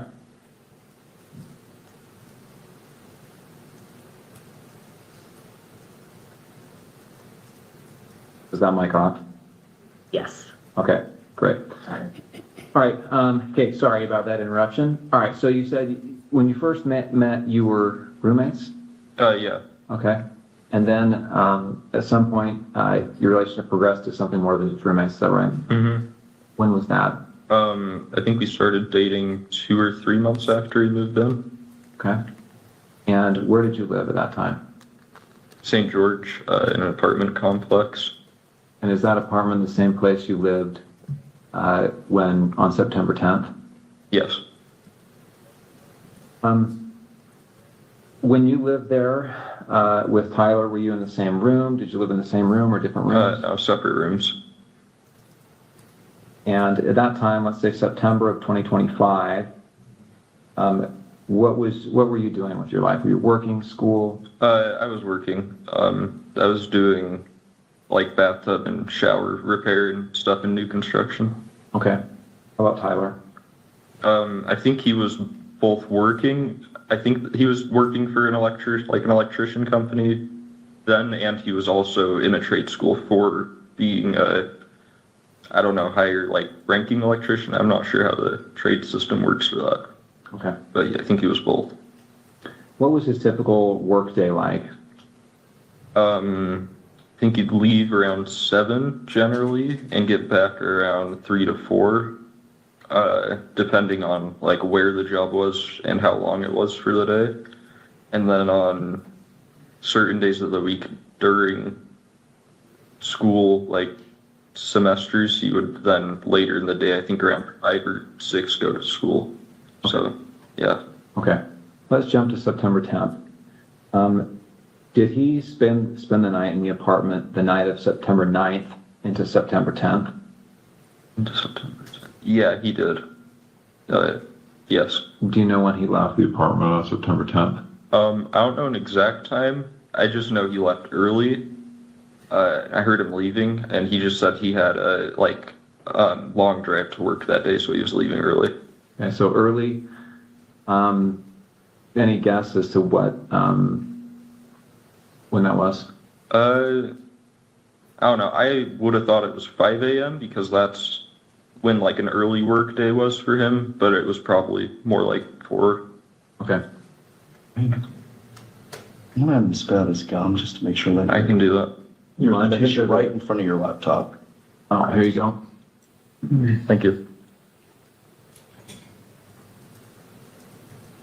Okay, so somebody said that Officer Tatum is giving an interview, but I don't know what channel he's on. I'm looking at it, but I don't know what channel it is. Does anybody know what channel he's actually on? Because I'm here, I'm watching it, but I don't know who these people are. Because he's been talking for a minute. If you know, let me know what it is, and I'll pull it in. Otherwise, we're gonna finish watching Lance Twiggs' interview or testimony, and if I find it, I'll pull it in afterwards after we get done with Lance Twiggs. So either way, hopefully I'll pull it in. All right, pull this in. Let's go.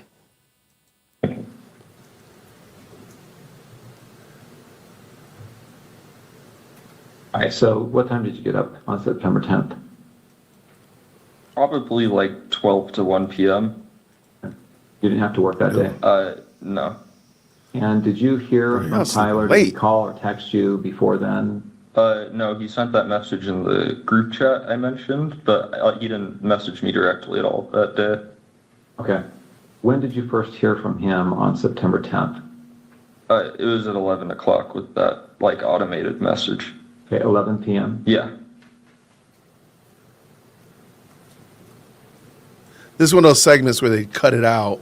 If you just pop it in, they cut it out so that there was something that he said that they didn't want shared, and they agreed to cut it out. So they cut the audio and the video.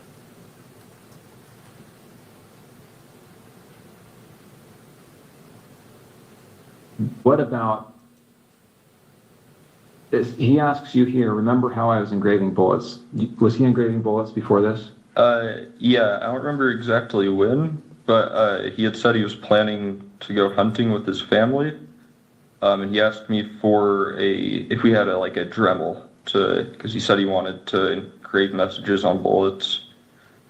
And I just told him where our Dremel was, and I told him to make sure he doesn't like set off a bullet on accident in the house. But I didn't really think about it until then. How long before September 10th was this that he asked about the Dremel? I don't remember, because he'd been talking about the hunting/camping trip for a couple months, but I don't remember when he was specifically asking to engrave the bullets. So are we talking like a year before? Oh, no, not that long. It would have been, I'd say at most a month before this was when he was asking. Okay.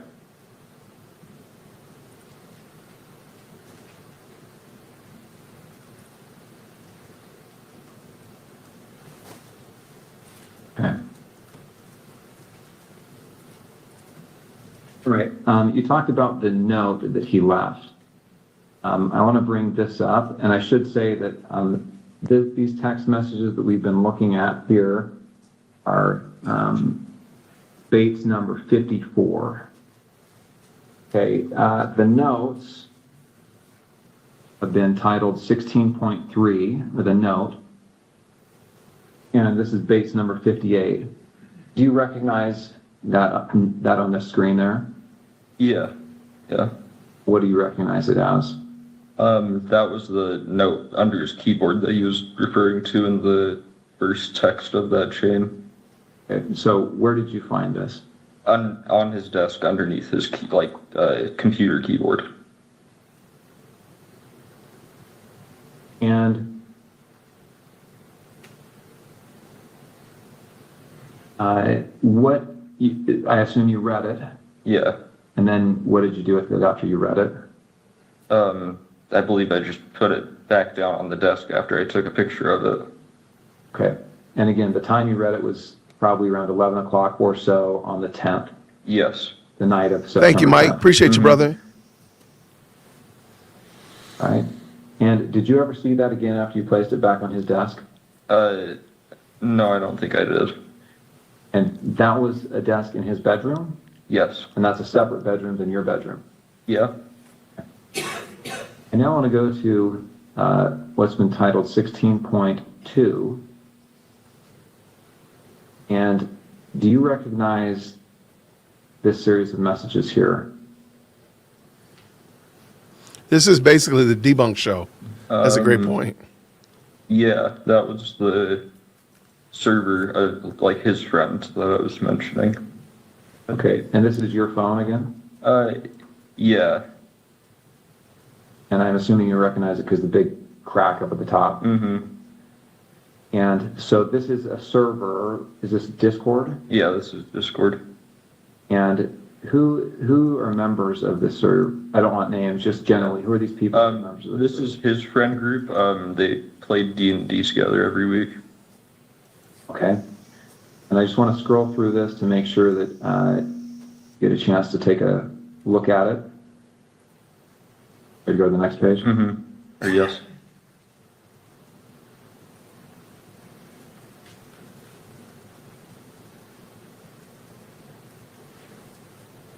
And so Tyler Icom, who's that?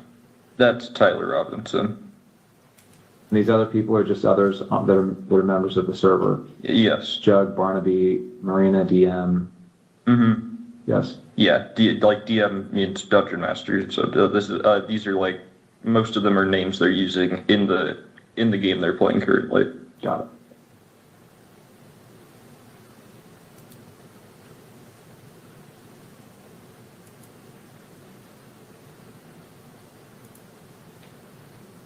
Yeah, it looks like the last text from Tyler looks like it's 8 p.m. And do you know what day this would have been? 8 p.m. on the 10th or the 11th? I would think that would be the 11th. Because at least I think so, because I don't think on the 10th that he messaged anyone before me at like 11. So. And he turned himself in on the 11th, right? I thought so, yeah. Okay. So again, we're just going to go through this so that we have a record of the messages.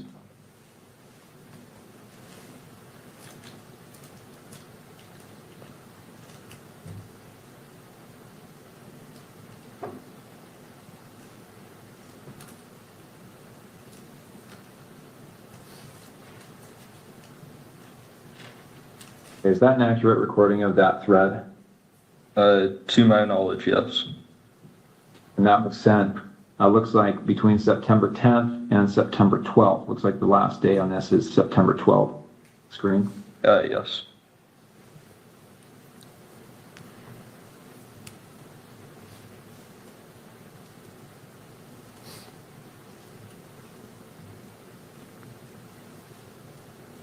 Okay.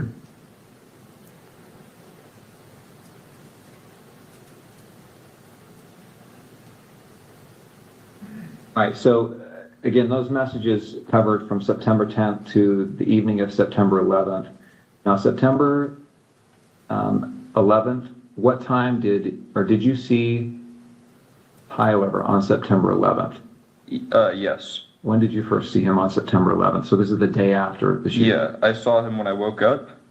Like I said, he was up and around doing a lot of stuff around the house.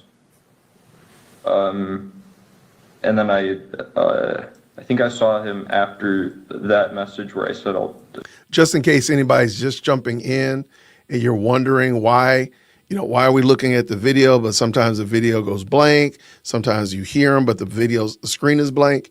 Remember yesterday they were doing all that horse trading about so many seconds of a video and how much they were going to play. Well, this is the infamous video, and they've chopped out segments that, for whatever reason, because of evidence that hasn't been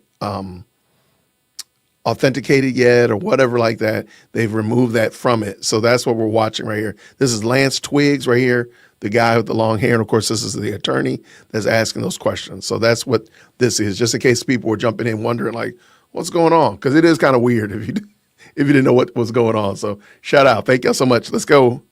Oh, and Court is on lunch break, by the way. Come home and say I'm doing laundry because I didn't want him going to my parents' house right then when he said there was probably cops outside. So I went back home and it was just him there, and I said bye to him, and then he drove off. So I just went back to my parents' house.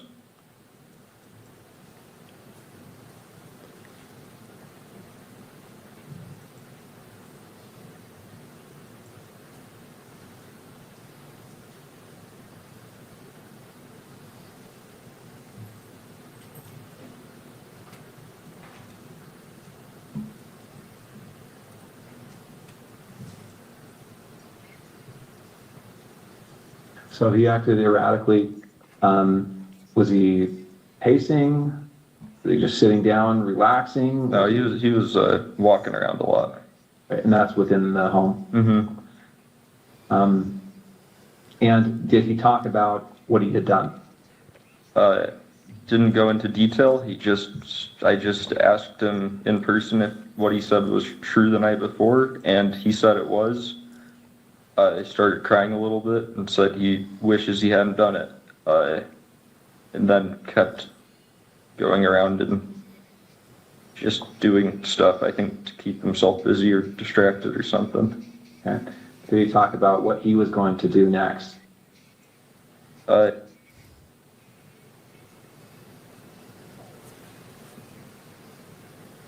then eventually said that he would talk to his parents or turn himself over. Okay.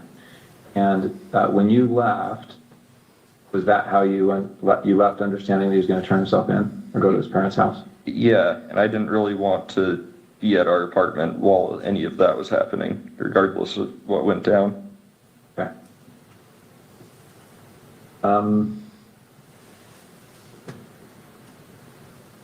Okay, before he came home, had you seen the press releases, any of the media on this? I'd seen one Instagram link a friend of mine had sent in our group chat, okay, but I hadn't really looked into it at all.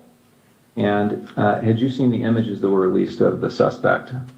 I did the next day. I don't think I saw any on the 10th. I'm going to show you a couple of those images.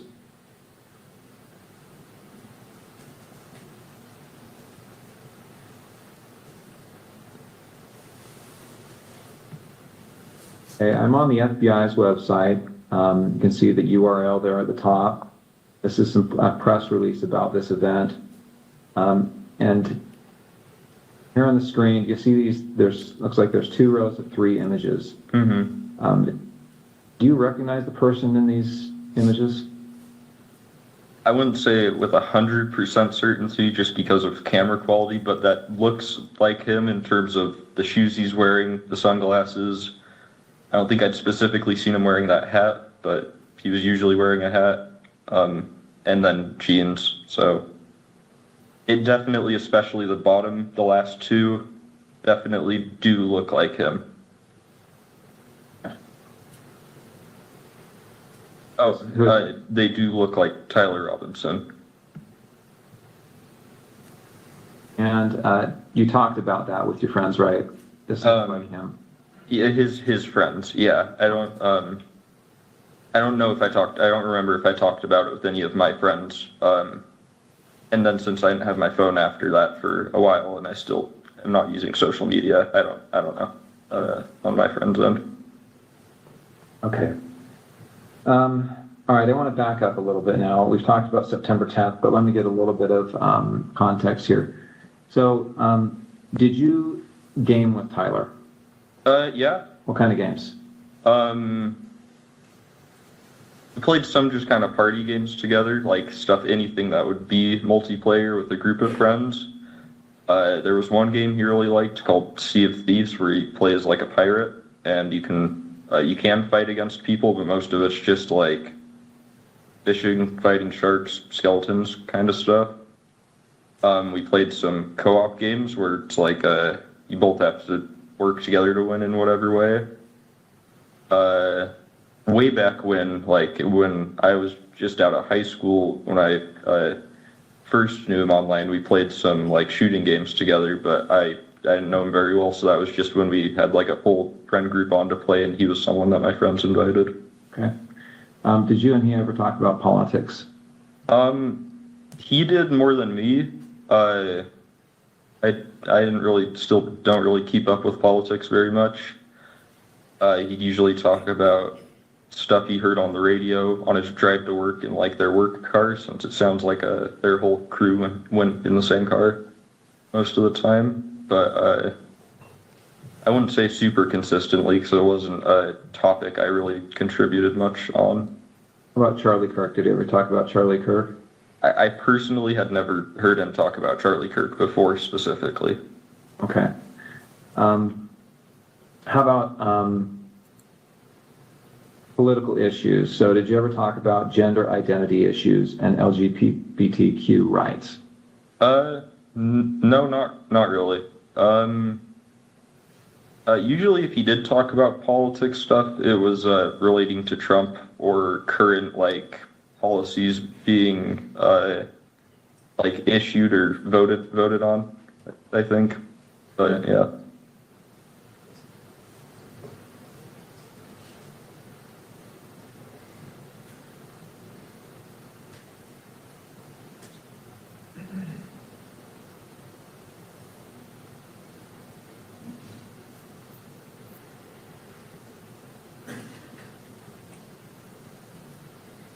Okay, so before that you have been? For a short time, yes. Okay. And I understand you're going by Luna at some point? To some people, yeah, but not as an overall thing.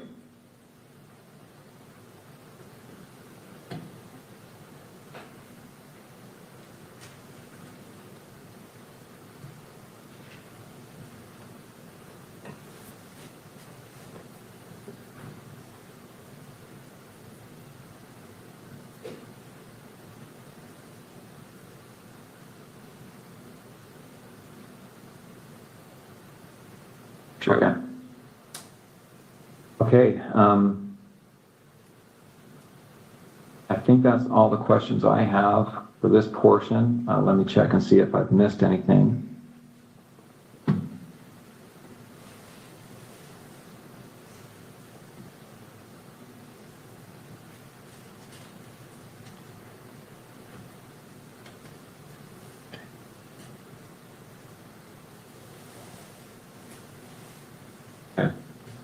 The Dremel that you talked about, you said he had asked for that, is that right? Mm-hmm.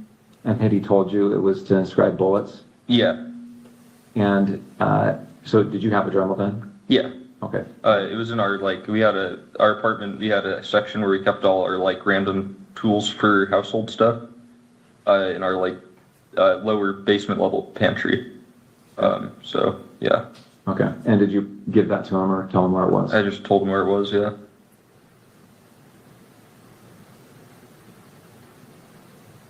Okay, I'm going to go ahead and end the recording for the 11:02 purposes.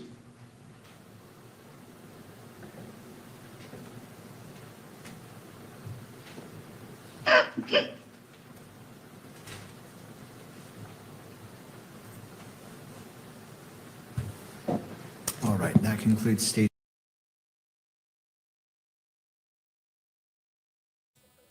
All right, love you, girl. Love you too. Bye. Bye. All right. Yeah, y'all heard me talking to my wife. Yep. Y'all heard me talking to my girl. Anyway, hopefully y'all are doing all right. All right, so that was the end of the Lance Twiggs. I want to say interview. What do we call it? Interrogation? I guess it's an interview. I don't know. That's a good question too. I thought he was. I don't know. I don't know, man. There's just too many. There's just too many moving pieces in this court. There's this deposition. There we go. That's it. Thank you, Ruben. You back on my good list now, brother, because you had me over there looking at doggone X, traumatizing myself. So now you back on my good side. All right. I don't know where Brandon Tatum was. I know he was. I'm sorry. He was talking to some news outlet. I don't know which one it was though. So shout out to that. Thank you so much. I appreciate you. Thank y'all so much.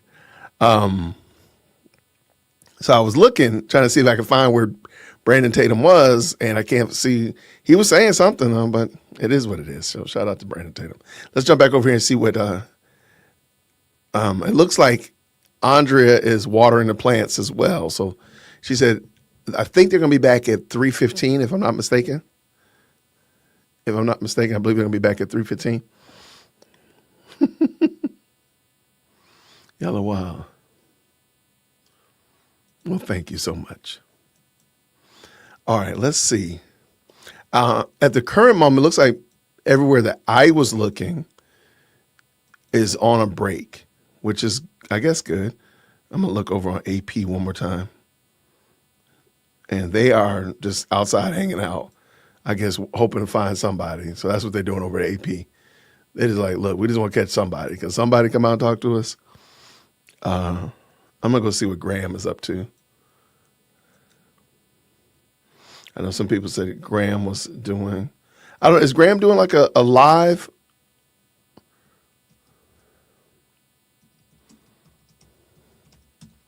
Or is he, yeah, it doesn't look like he's doing a live. It looks like he did tap in though.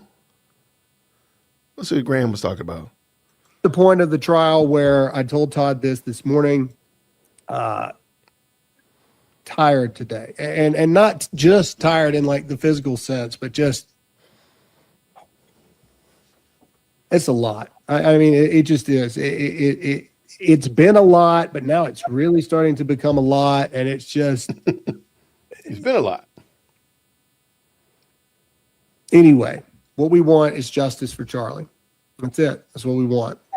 Thanks. And this is the snail's pace, meticulous process, as we're reminded every day in the court, to protect the constitutional rights of both the victim, which is Erica in this, because obviously Charlie is not here, and the defendant. And, you know, and that's hard. It is. It's hard. It's hard to. I'm waiting for her to come downstairs. Yes, you have to honor our judicial system and how this works. Charlie believed in it. I believe in it. Is it a much different thing? And I can't speak for Erica, but I can only imagine it's times by a million what she feels as to what I feel. Is it hard to listen to the court that technically the victim in this case, they're more narrow in what they can do because it's really all about the defendant. Defendant, yeah. Protecting the defendant. Like the defendant has more of the priority in this because the defendant is the one on trial. Is it hard to hear that? Yeah, it's hard. It's really hard to hear that. It's really hard to accept that. Ultimately, do I still believe that justice is going to come for Charlie? I do. I do believe that. But is that, and I'm only speaking as myself, is that hard to hear when it's actually going on? Yeah, it is. It's hard.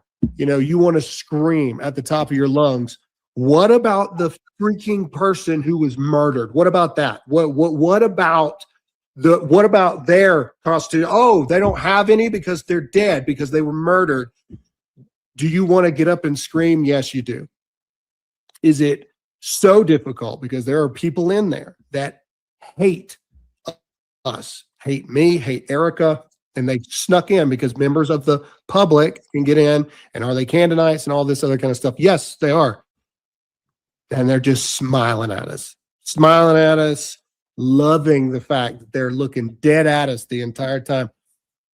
And then you see Tyler Robinson lean over to his defense, and his defense just laughing and chuckling and having a good time and all this stuff. Is that hard? This has nothing to do with actual analysis, and I'll get into that in a minute. I just want to be honest with you guys. And none of this matters in a court of law. None of it matters in a court of law. But it is hard. It is hard to deal with. Go ahead, Todd. I don't know you guys, and that's why my ass is in Alabama. I don't know how you guys are doing it, especially Charlie's parents, sitting there and seeing this kid turn to his attorney and just some of the stuff that me and you have talked about offline yesterday and today. You guys have the patience of the monk, because Todd would be in prison right now. I don't know how anybody hasn't jumped over that rail and just sucked the soul right out of that kid's body. And I know that's, Todd, it's the justice. He deserves a fair trial. Well, Charlie didn't get a fair trial. So. Well, again, and I want to be very clear. Charlie believed in our judicial system. I believe in it as well. This is the process, the actual justice. It's not commentary by people who actually produce no evidence. It's not screaming at the rooftops by people who don't understand a single thing about the evidence that is being presented. And there is a difference in the trial we're in right now. There just is. There's a difference in this pretrial, which is to establish probable cause. So all of the mounting evidence that is being given in this pretrial is not even the cusp of all of it, because they don't need all of it to establish probable cause to bind this over into a trial. They just don't. They don't need it. So again, you have a lot of bad actors and or idiots commentating that this is all they've got, which even what they've put so far is damning evidence against Tyler Robinson. But no, it's not all they've got. No, it's not everything. The DNA reports and all this stuff, the actual full experts in every degree that they have, they're not there right now because this isn't actually the trial. Lance Twiggs is not there in person right now because this isn't actually the trial. This is the pretrial that normally does not happen. Normally the pretrial is like, hey, skip the pretrial. Let's go straight into our plea, guilty, not guilty. Let's set a court date and let's start getting ready for actual court. That's not what happened here. And that's not what the defense wanted to do. So again, you've got bad faith commentators, online journalists, which are always wrong. You've got online lawyers, which the reason they're online lawyers is because they couldn't be good lawyers in real life. There's a reason. This is a pretrial. It's a pretrial.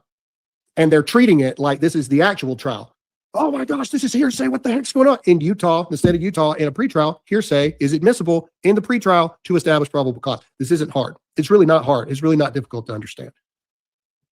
And that's not emotional. That's matter of fact. This is a pretrial.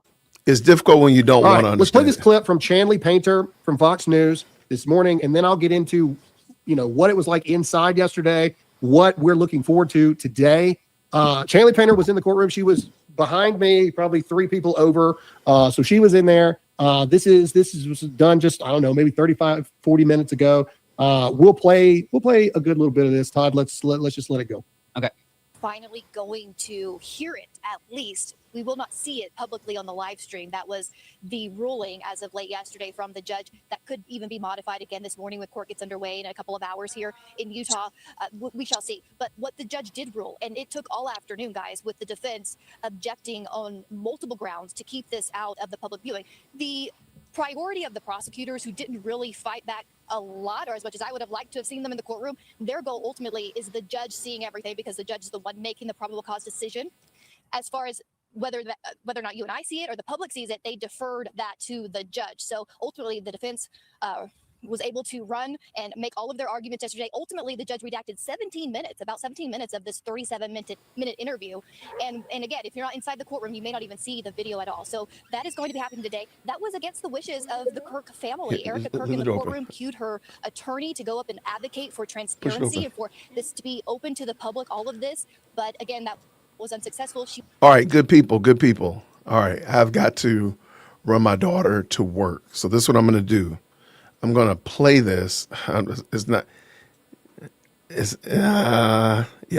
won't make it back in time. I agree with Graham. I thought this was very interesting. I want to hear what he had to say, but I do need to take Chief Executive Secondborn to work. So what I'm going to do, I'm going to pop in. I'm gonna jump into Andrea's stream. That way, if she pops in, at least you'll have something going on. I'm not gonna be gone long, so probably about 20 minutes. Where's my co-host? I don't know. I need to work on that. I gotta work on that, Ruben. I gotta get better at that. It's something we gotta do in the background anyway, to get a co-host so they can pop in and such like that. But I'm gonna add Andrea to it. So everybody go grab some lunch, get something to drink, take a restroom break. Go walk the dog, go get some grass, touch some grass, not go get some grass, go touch some grass, and I'll be right back. All right, I apologize about that. I was thinking she said 3:30, but she said 3:15. Anyway, let's get out of here, good people. I'll see you in a second.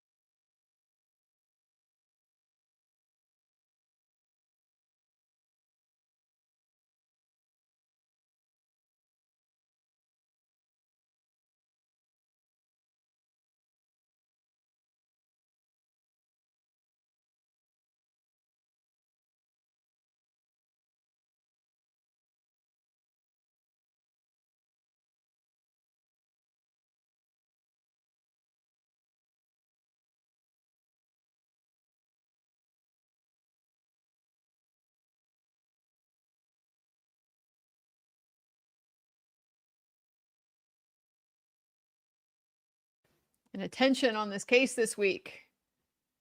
Need to be able to obsess about it in a more relaxed fashion. Oh, let's get back to your conversation, guys. Animals over human. If this goes to trial, will you consider attending? Pretty sure he will plea, and if so, will you consider attending, Luigi? Thanks to you and JB and Mods. Well, I really wasn't considering it before because I'm like, well, we got the live stream. Now I got to think about it. So I'm going to think about it.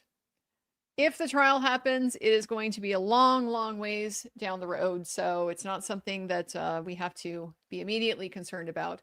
I have already thought about Luigi, and the issue with Luigi is you're going to really need a press pass to be able to get in.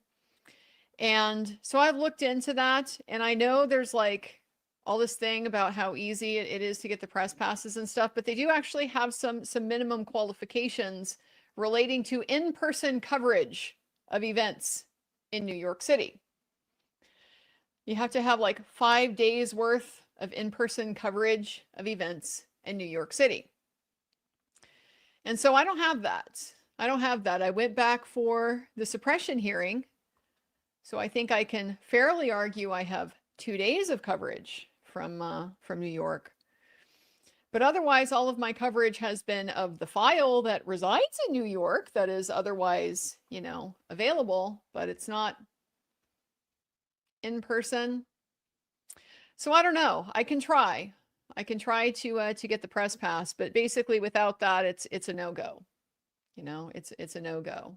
I did the sleep on the street thing last time, hanging out to try to get into the courtroom from the public line, and that's not going to be a viable way to cover what they're expecting to be a 6-week trial, and so. But I would like to. I'd very much like to, because we're not going to have the cameras in that one. The one is in federal court, no cameras there. Other one's in state court, could have cameras, but so far at least, other than like the arraignment or first appearance, I forget, one of the hearings, we got to see some camera, but that's like been it. So don't know that we're going to get that kind of access. That's what I'm still crossing my fingers for, is that the judge will see the light, let the trial be televised, and then we'll all be able to watch it together, which is really the way it should be in every courtroom in America, as far as I'm concerned. If you could watch the court all day, every day, every courthouse in the country, broadcast CNN style, wouldn't be such a big deal that court's being broadcast, would it? It would be the most normal thing in the world, and there would be nothing to get excited about. This is my hashtag, normalize cameras in court. Blessed Mom from Texas. Apologies for saying what I did. I just never heard it. You don't have to apologize, and I'm sorry for being sharp with my response. I wasn't really trying to like yell at you or anything. I just wanted to respond, and I have to be quick because I don't always know like how long the silence is going to last and stuff. So no hard feelings at all. I just never heard it, but we all saw what we did today. I've been a supporter of yours for years. I would never disrespect you. Also, I'm no CO Colt, Justice for CK. We are good. Blessed Mom. I appreciate that. Please forgive me as well for the tone that I did. I did not mean to convey anything personally about you at all. There's maybe a little more frustration about this case than in many others. I think the last time I've seen this degree of reality denial about a case was Depp v. Heard from the Amber Heard supporters, and that was super gaslighty. That was super gaslighty, pretending like we can't hear with our own ears what's going on in those audio recordings by the person claiming to be the representative for survivors of domestic violence. It was disgusting and gross. And so My apologies if that that spilled over. I didn't mean it. Thank you for your magnanimity. I really appreciate it, and I appreciate having you here. Aurora Aura 3350. I'll buy your favorite pens and paper. I don't think he knows how fast you write and how late you'll stream when you're dedicated to a cause. It's my Uniball Vision Elite. I prefer the bold tip. I like the blue black. There's a blue, there's a black, and there's a blue black. This is just my particular preference. But paper, I'm pretty flexible. I'll just use whatever's available. But that's a very kind offer. If I were to attend in person, yes, no question, I would go through lots of pens and pads. I'm already on my 3rd pen. As I said, I'm on my 4th legal pad. Although yesterday, in fairness, I of course only used half a legal pad. But yeah, I do. I take a lot of notes. I really do try to catch as much as I can. So that's just the cost of trying to be thorough. Thank you for your kind offer, Aurora. Evil Revelations. The only odd thing is the text looks scripted to create plausible deniability for Twiggs. Beyond that, the evidence against him is massive. I mean, here's the thing. I feel like the possibility that Lance knew ahead of time is something that you can never disprove that. You can never disprove that. Because what's to say, they didn't just have in-person conversations and talk it all out, leave no trace that would be found. You can't ever rule that out. It's just the problem is not seeing a lot of evidence that did happen. Evidence would be some kind of coordination between them, texts, buying ammunition, alerting him to Charlie Kirk's presence. You're never going to be able to disprove that any of this stuff didn't happen verbally, but you can't prove that it did happen either unless it's in some kind of written format. So I understand the suspicion. I have been inclined towards it myself, but as we sit here right now, I'm not going to accuse him of it because for my personal comfort level of accusing somebody of something, there's not evidence. I agree. I agree. I understand. I don't personally have a real problem with the text. Yeah, I think that's a possible interpretation, but it's not a necessary interpretation to me. So it certainly supports suspicion, I think, but not proof. Not proof. That's just me. Your mileage may vary. Austin Bratton 9973. We need more of Tyler's facial reactions. I will say I'm okay with not having more of that. I really am okay with not having more of that for a whole variety of reasons. While in this particular case, it does seem like we don't have a particularly publicity-hungry defendant. That definitely isn't always the case, and that's not always going to be the case for high-profile crimes. There's a reason why high-profile people are targeted. And a lot of time it's related to the attention that the shooter wants. And so we don't want to give them that. We don't want to feed that. And so that might not be the case in this particular situation as far as we've seen, but just for general purposes, as a general matter, I'd rather the rule be more in favor of let's not give the guy the podium, so to speak. Then there is the defense attorney side of me. Says, that does get to be problematic. It does get to be problematic because, yeah, then you do get the screenshots and the selective, depictions of him, and then the characterizing of it, the body language stuff. But mainly it becomes the 2 minute hate. It's just a reason for the 2 minute hate. And I certainly understand people feel that way. And I'm not going to say anybody's not entitled to feel that way at all. But I don't think that's necessarily consistent with this process, with the court. The whole reason we have the court is to take the moral high ground, to be better than the people that we are prosecuting. And so the hate is just not real consistent with that for me. Just think it's better, as dispassionate as we can be. Obviously, I'm not personally affected by any of this, so that's, my perspective of it from that kind of outside observer. This is making no statement whatsoever about the people who are grieving. Seriously, sincerely devastated people. I am the absolute last person who's going to tell them what to feel or not to feel. Bass player 2011 IFY. I don't think drop spot is significant. To me, it sounds like Tyler being dramatic. That text exchange belongs in a Shakespeare play. It does sound kind of dramatic, doesn't it?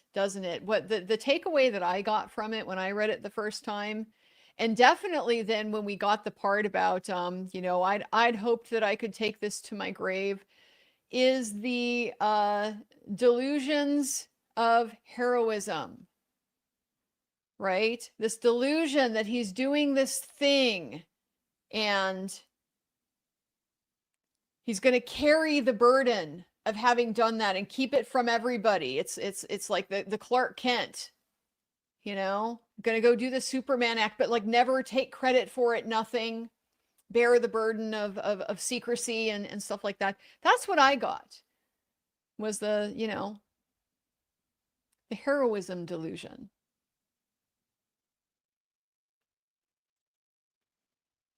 It's going to be all kinds of different interpretations of it, I'm sure. But the drop spot, I think was just, this was just his idea of kind of how to, because he was going to need to be concealed,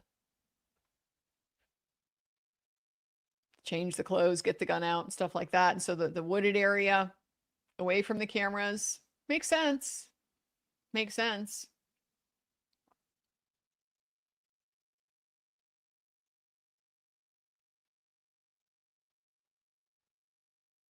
Didn't want to just take the gun, even wrapped in the towel, right back to the car in the parking garage. If he suspects there's cameras in there. Have to think he's at least smart enough to suspect there's cameras in there. I don't know, though. It's kind of hard to say at this point. And if he thinks the rifle was the only evidence he left at the scene while he took his phone, he's not a sophisticated criminal planner. That's for sure. Harbinger of imminent death. Basic cue, but why are we here? Is the main point of this hearing PC? This seems like significant overkill if the point is PC.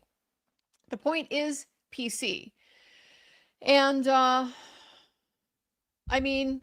maybe, but they're going to err on the side of showing too much rather than not showing enough, right? If they don't show enough, then we have a problem with the charges going forward. So any error is going to be on the side of overkill, and that's normal and understandable.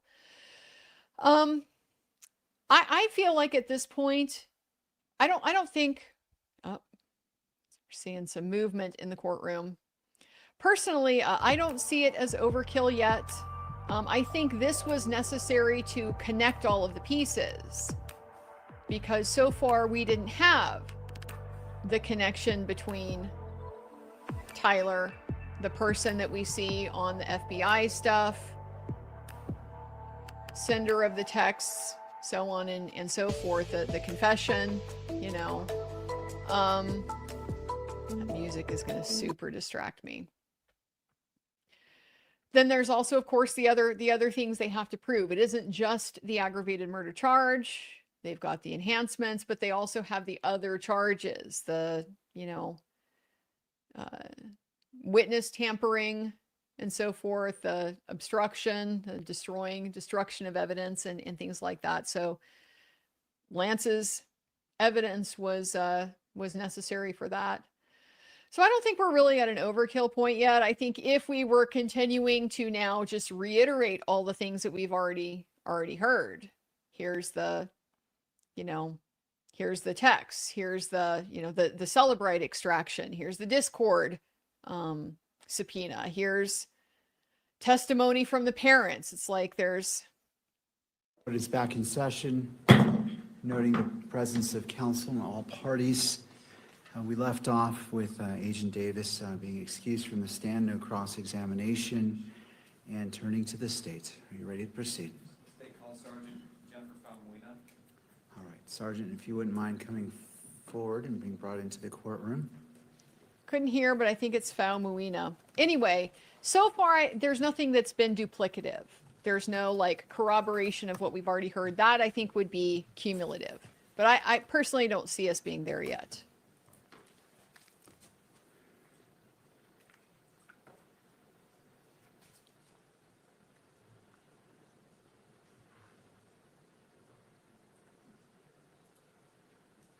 Pretty sure I'm going to go out on a limb. Right, Sergeant, if you'd like to come forward, you're still under oath. Yeah. From your previous testimony from the previous day. So if you'd just like to come up to the witness stand, be seated to your left. Behind the monitor should be a bottle of water. After you're situated, if you wouldn't mind just pulling that microphone toward you to ensure that the audio is picked up. Mr. McBride, your witness. Sergeant Falmuina, good afternoon. Good afternoon. We briefly covered some of your involvement in this case the other day. I want to return back to your initial assignment to this case. When were you first assigned to go to the campus of Utah Valley University? On September 10th of 2025. What time did you get that assignment? I believe it was approximately 1:30 p.m. And where were you when you received that assignment? I was at our headquarters office in Salt Lake. And did you go directly down to the campus? Yes, I did. And will you describe what you're seeing as you arrived there? Yes, when I arrived there, I actually arrived onto or near the south end of campus, and that's where I saw multiple police cars as well as multiple officers from various agencies. Then I was asked to respond to our command post, which was in the Fugal building there. And the Fugal building, we've had some testimony about this, but is that just to the south of the courtyard? Yes, that is. And were you there while officers were securing campus? Yes, I was. And do you know generally how that was done?